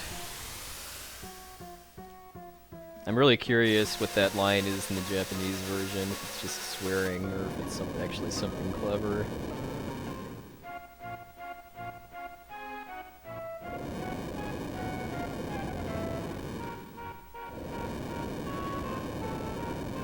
Ever hate? I think you've got enough hate. We don't need Kefka to supply anymore.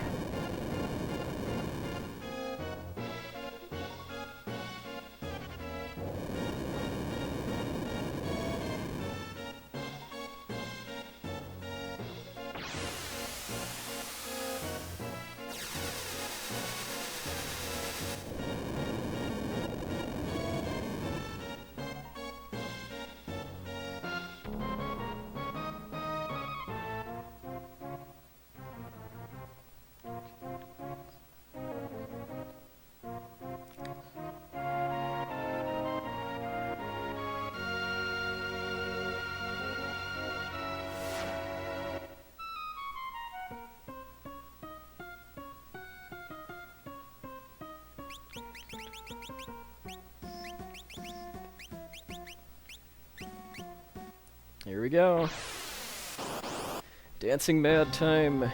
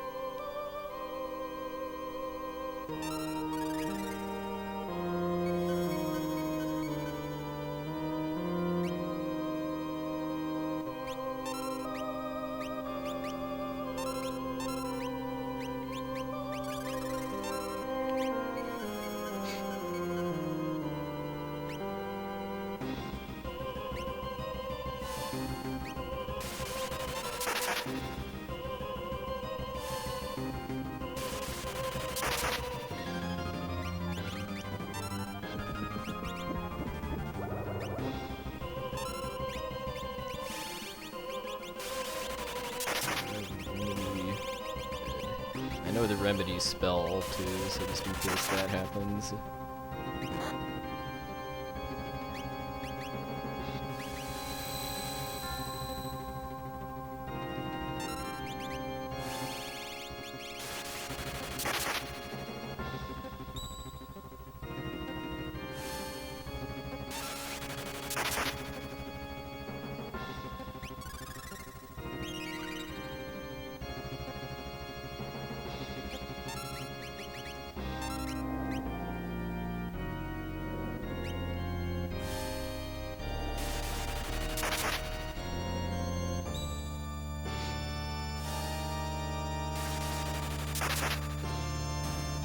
Alright.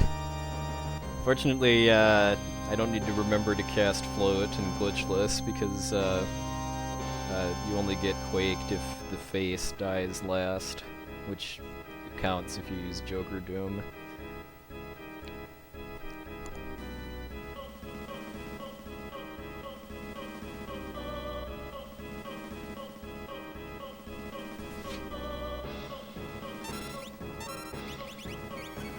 Oh, ah.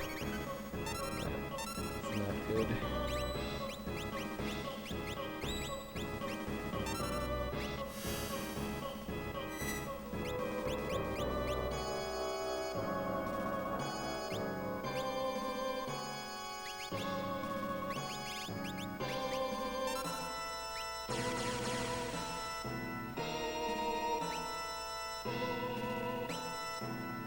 Fortunately, I can completely disable one of the parts of Tier 2 by using Mute.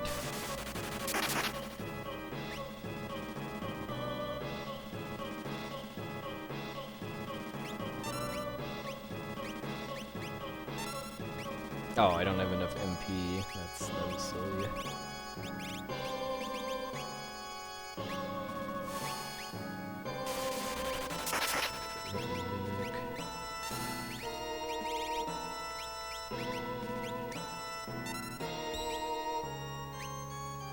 Oh, is he gonna mimic not having enough MP for Ice 3? Nope.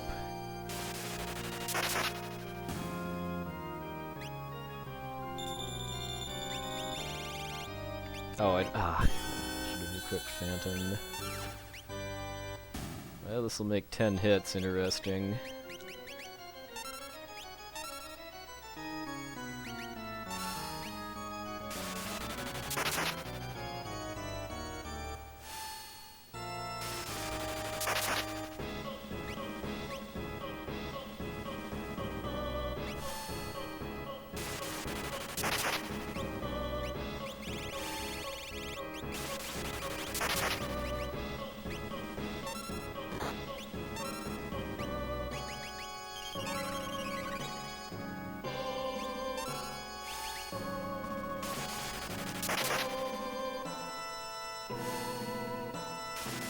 I'm not gonna die to 10 hits, but I might have to reuse some Phoenix Downs.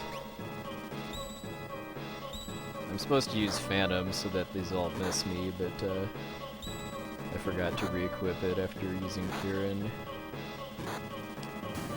Okay, we're good.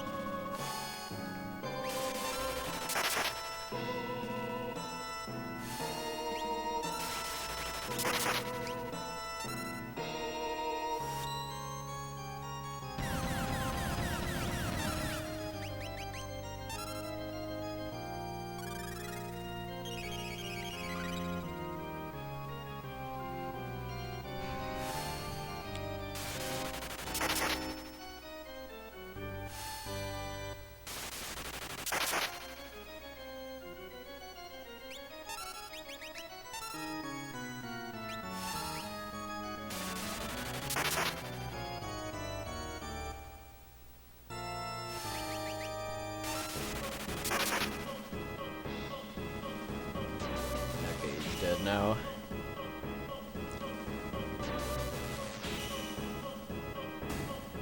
Alright, Tier 3 is the worst part of the whole final battle. If I can make it through Tier 3 without Celes getting killed, then I've pretty much got it.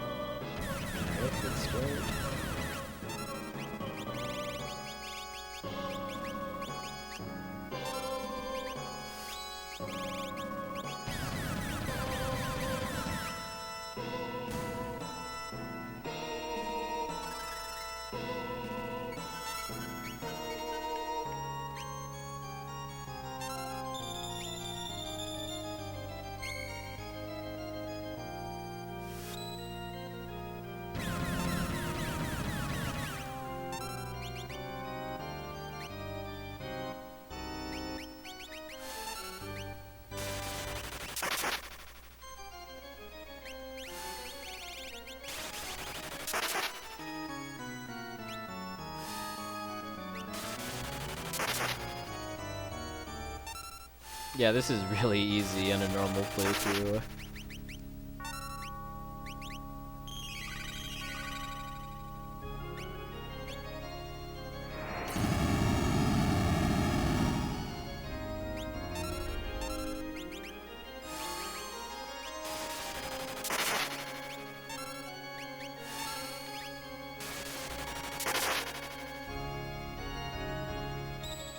All right, we are in business.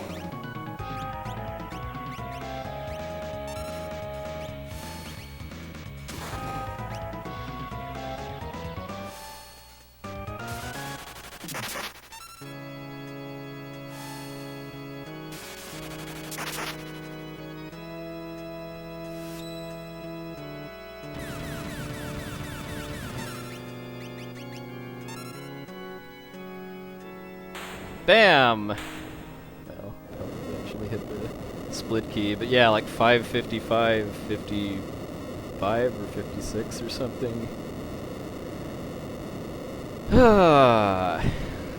Sub 6, glitchless any percent.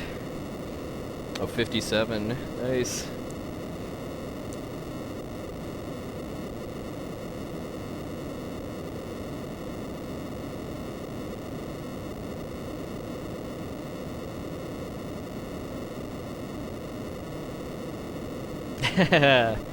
Thanks, everybody. If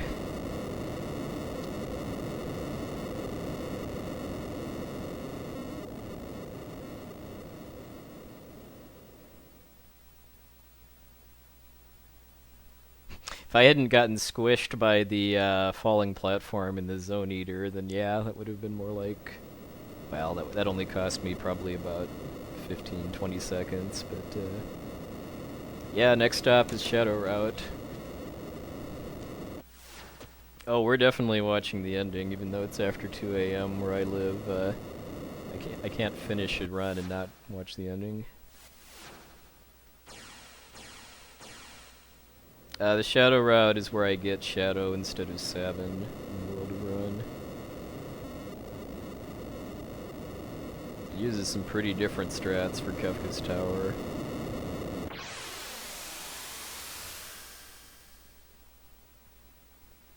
Oh wow, number 2 on SRL, nice. Yeah, thanks everybody so much for watching.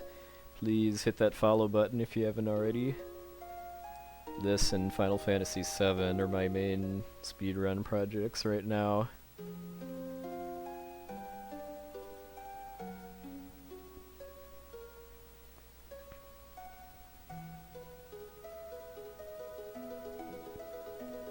Alright, later Eternal Beelve and Furret and anybody else that's taking off.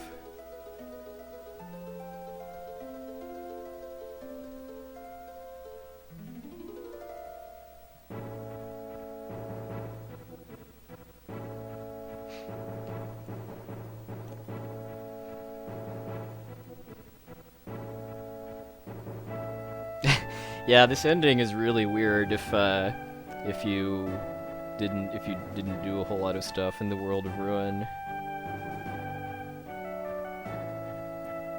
Yeah, like in Shadow Route, the Edgar's ending will be different because Sabin isn't there. Alright, good night, Rixel Studios. Mustache Man, thank you for bringing me the black belt, which is your main responsibility.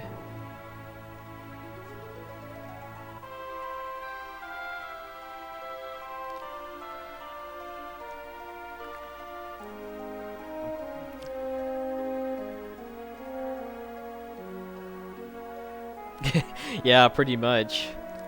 Hey, remember your friends from earlier in the game? Well, you're a jerk for not rescuing them. Oh, so, you must have donated for like Cyan or Realm or one of the characters that doesn't get used very much.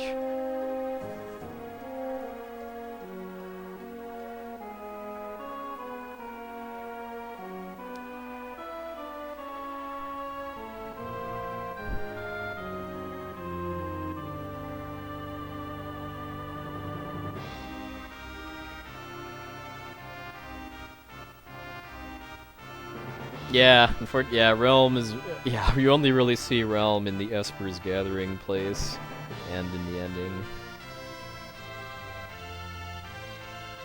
But she's in cutscenes, too.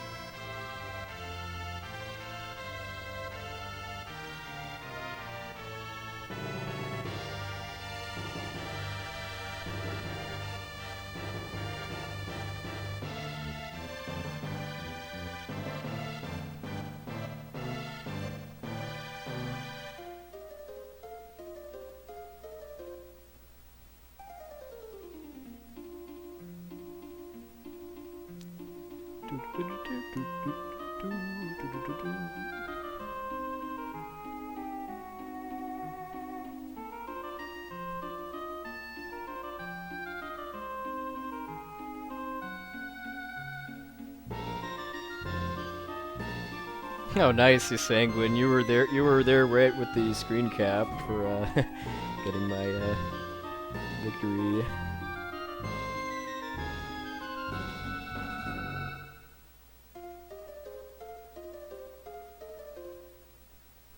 I know. I mean, this ending is kind of ambiguous about what exactly happens next for the world and these characters, but just like kind of FF9's ending, even though it's ambiguous, it still kind of gives you the feeling that everything turns out okay. And it's got great music, because it's playing the themes for all of the characters in a medley.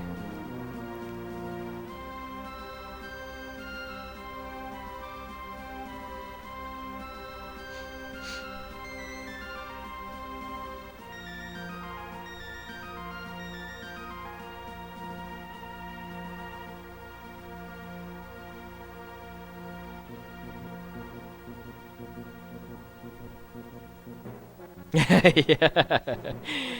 Yeah, R.A.P. Sid. That's one thing that I was kind of disappointed by too, because well, my first time playing the game, I didn't know how to save Sid, so he died. But then when my second playthrough, when I saved both Shadow and Sid, I just remember being really disappointed by the cutscenes you get. It's like, oh, that's it. He just says he's better now. And then if you come back to the island after you get the airship, he still says, I feel better now, thanks, Celes. I mean, you could have definitely done some more with that. Yeah. Yeah, saving Sid and saving Shadow are pretty obscure if you're just doing a completely blind playthrough.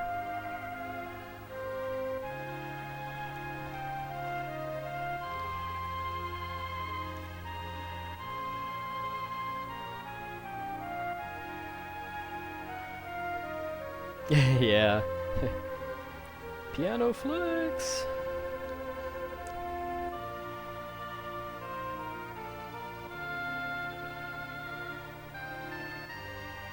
Yeah.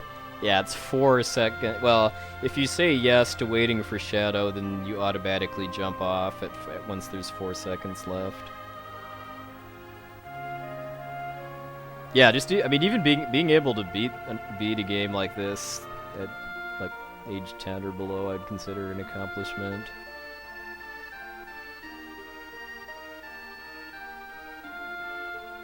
I mean, the fact that I was able to beat Dragon Warrior 1 when I was like 10 or 11 or so, I thought was something. Yeah, I had so many gold splits in the World of Ruin. Probably just that was probably mostly just from being more confident in my menuing and stuff. Because I was I was behind at the end of the World of Balance. I forget by how much though. Team Propen. I'm gonna keep working on this because there's a new route I'm working on translating that gets Shadow instead of Sabin and uses some pretty different strats for the World of Ruin. And I want to see how much faster that can be. If I can get this down to like about 5:45 or so, I'll be pretty happy. Like the current record on the Japanese version is 5:19. I mean, that's with the Japanese version, which has faster text, uses a turbo controller, and it takes the battery out of the cart to manipulate random battles, but I think getting like around 5:45 is probably a pretty close equivalent without all the advantages that run has. I'm also working on Final Fantasy VII. I want to try to get my PB, eventually get under 8 hours at FF7. 15 to 20 minutes. Yeah, I mean, I mean, FF7, it's actually known that it's about 8 minutes, which actually surprised me that it was that low, but the fact that they use turbo, I think, definitely adds more time to that. Like, I would guess probably more like 12 to 15 minutes.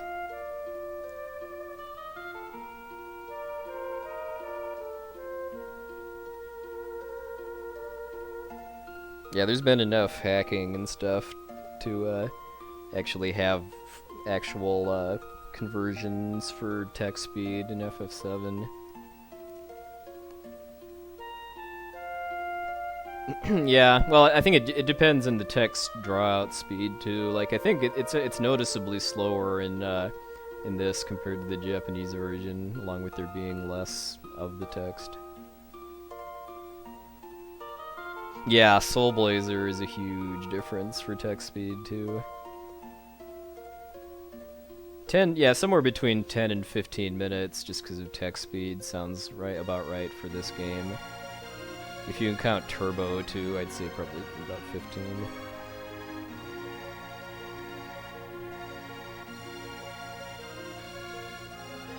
Oh, thank you, Flan Kitty.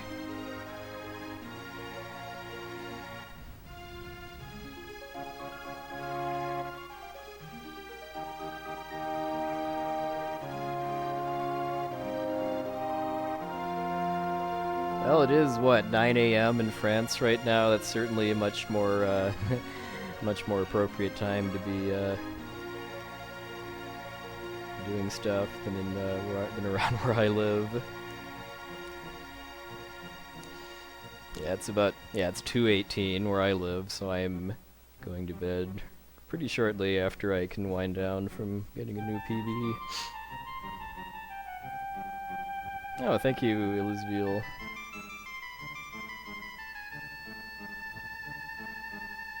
Vive la France.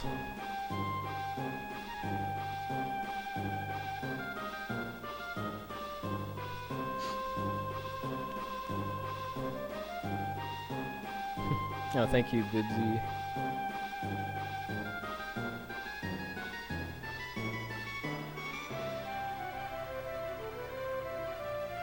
Yeah, I do want to get back into FF9 eventually, but it's probably not going to be until, well, it's definitely not going to be until next year, or probably not till like next spring or summer at the earliest.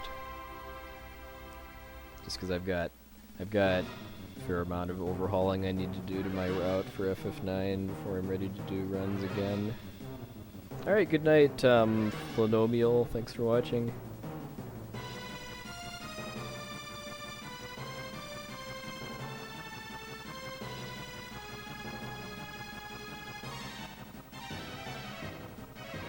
Fight, fight, fight!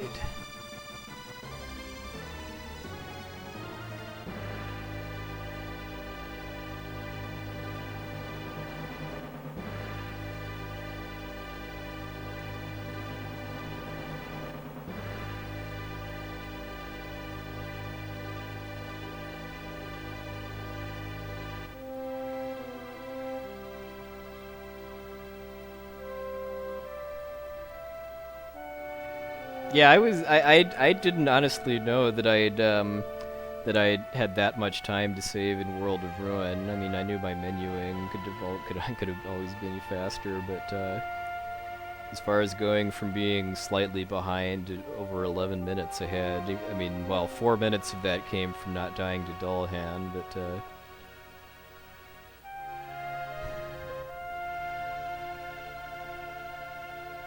yeah, I mean, I love FF9, but the one gripe I have about it is just the slow pace of the battles. I mean, well, and Death Guys, too.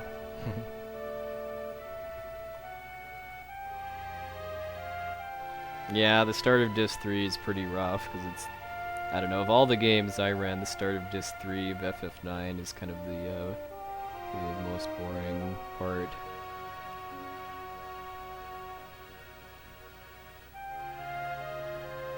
I mean, FF9's the only game, the only RPG where I would recommend playing at max battle speed, even like on a casual playthrough. Yeah, I mean, I don't know when my next FF7 run will be, but maybe like in 2 weeks or so, just because I want to do some drilling of disc 2 before I do another full game attempt.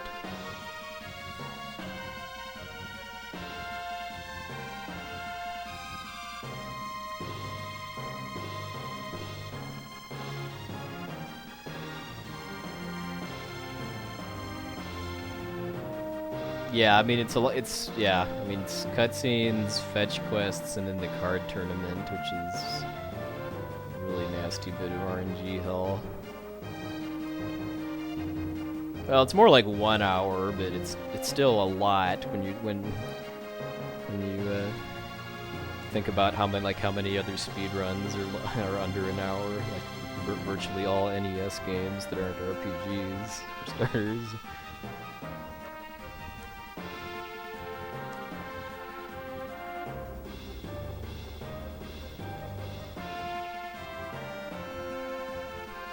Yeah, I mean, Soul Blazer would probably, well, it would mean 2 like first hour disc 3 runs, but Soul Blazer could definitely do that.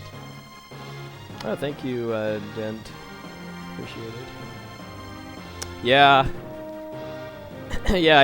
I mean, if you think about it, I mean, games as old as like Ninja Gaiden had a cutscene skip, but they never thought to put it into RPGs until well into the 21st century.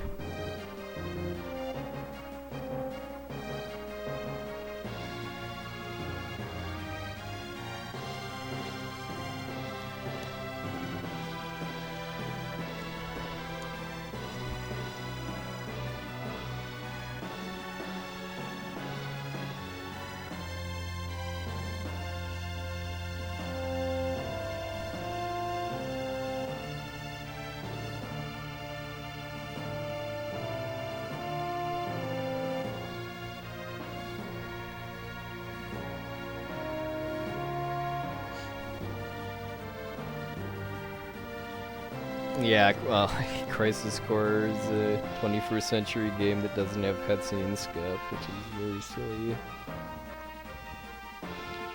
Yeah, we get the Final Fantasy main theme when we get to the end of the credits. This part is mostly based on Setzer's theme.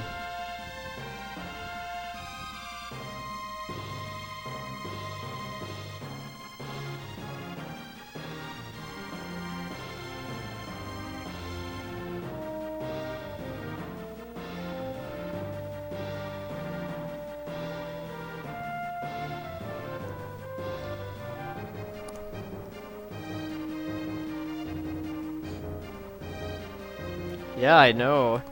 We might have to raid myself too to have Puoxnor reception.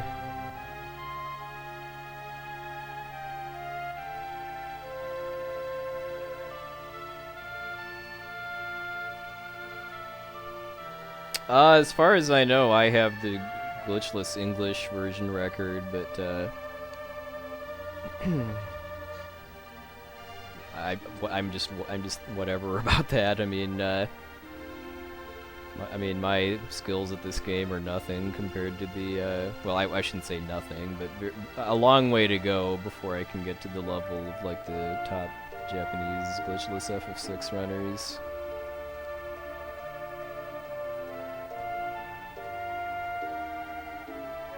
Hey DW, thank you. How is the Dragon Questing going?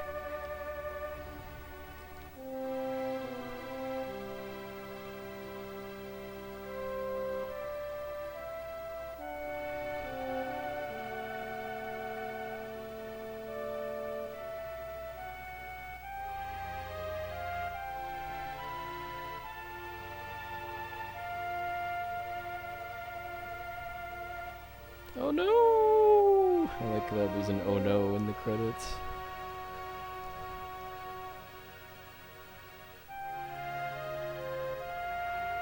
Huh. I'm guessing you're not to the part where you have the most potential time to gain, though.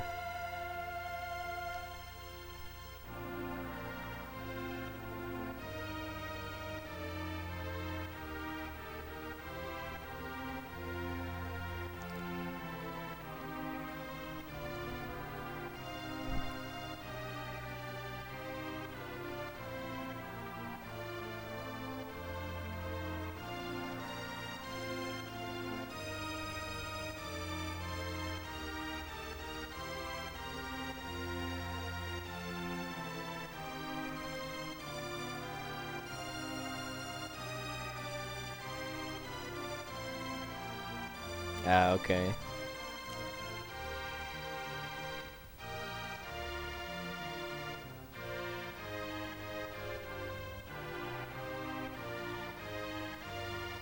I mean, is there a whole lot that you're changing other than, I guess, early game ways to get experience and money? Stalker next...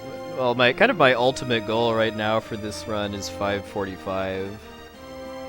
I mean, I wanted to start... once I finish translating the Shadow route, I want to see if I can get faster times with that, because, I mean, for this route, I would think like about 550 is probably like the theoretical best for a single segment run. Well, I mean, because I spend a fair amount of time safety saving and healing and stuff too. So I mean, there's definitely plenty of execution I could do better. But my luck was pretty good in the second half of this run.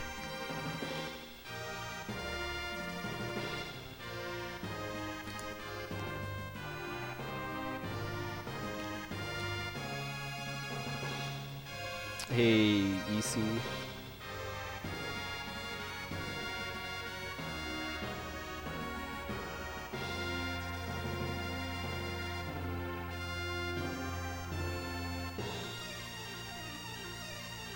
Even though everything's better with Magitech, unfortunately, that's not possible to do in any percent.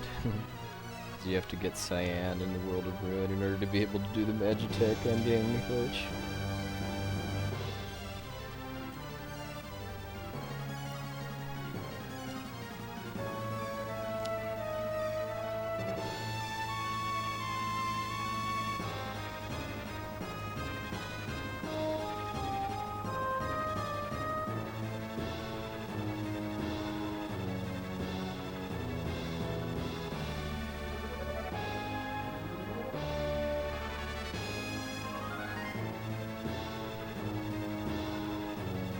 Oh, thank you, Diminish PS3. Appreciate it.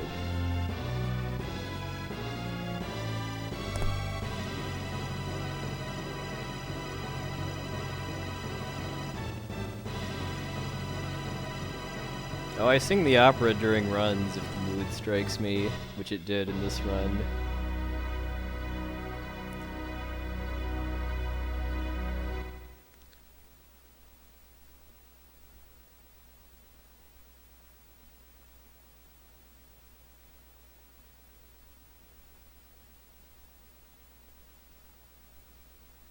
Alright, and here's the music.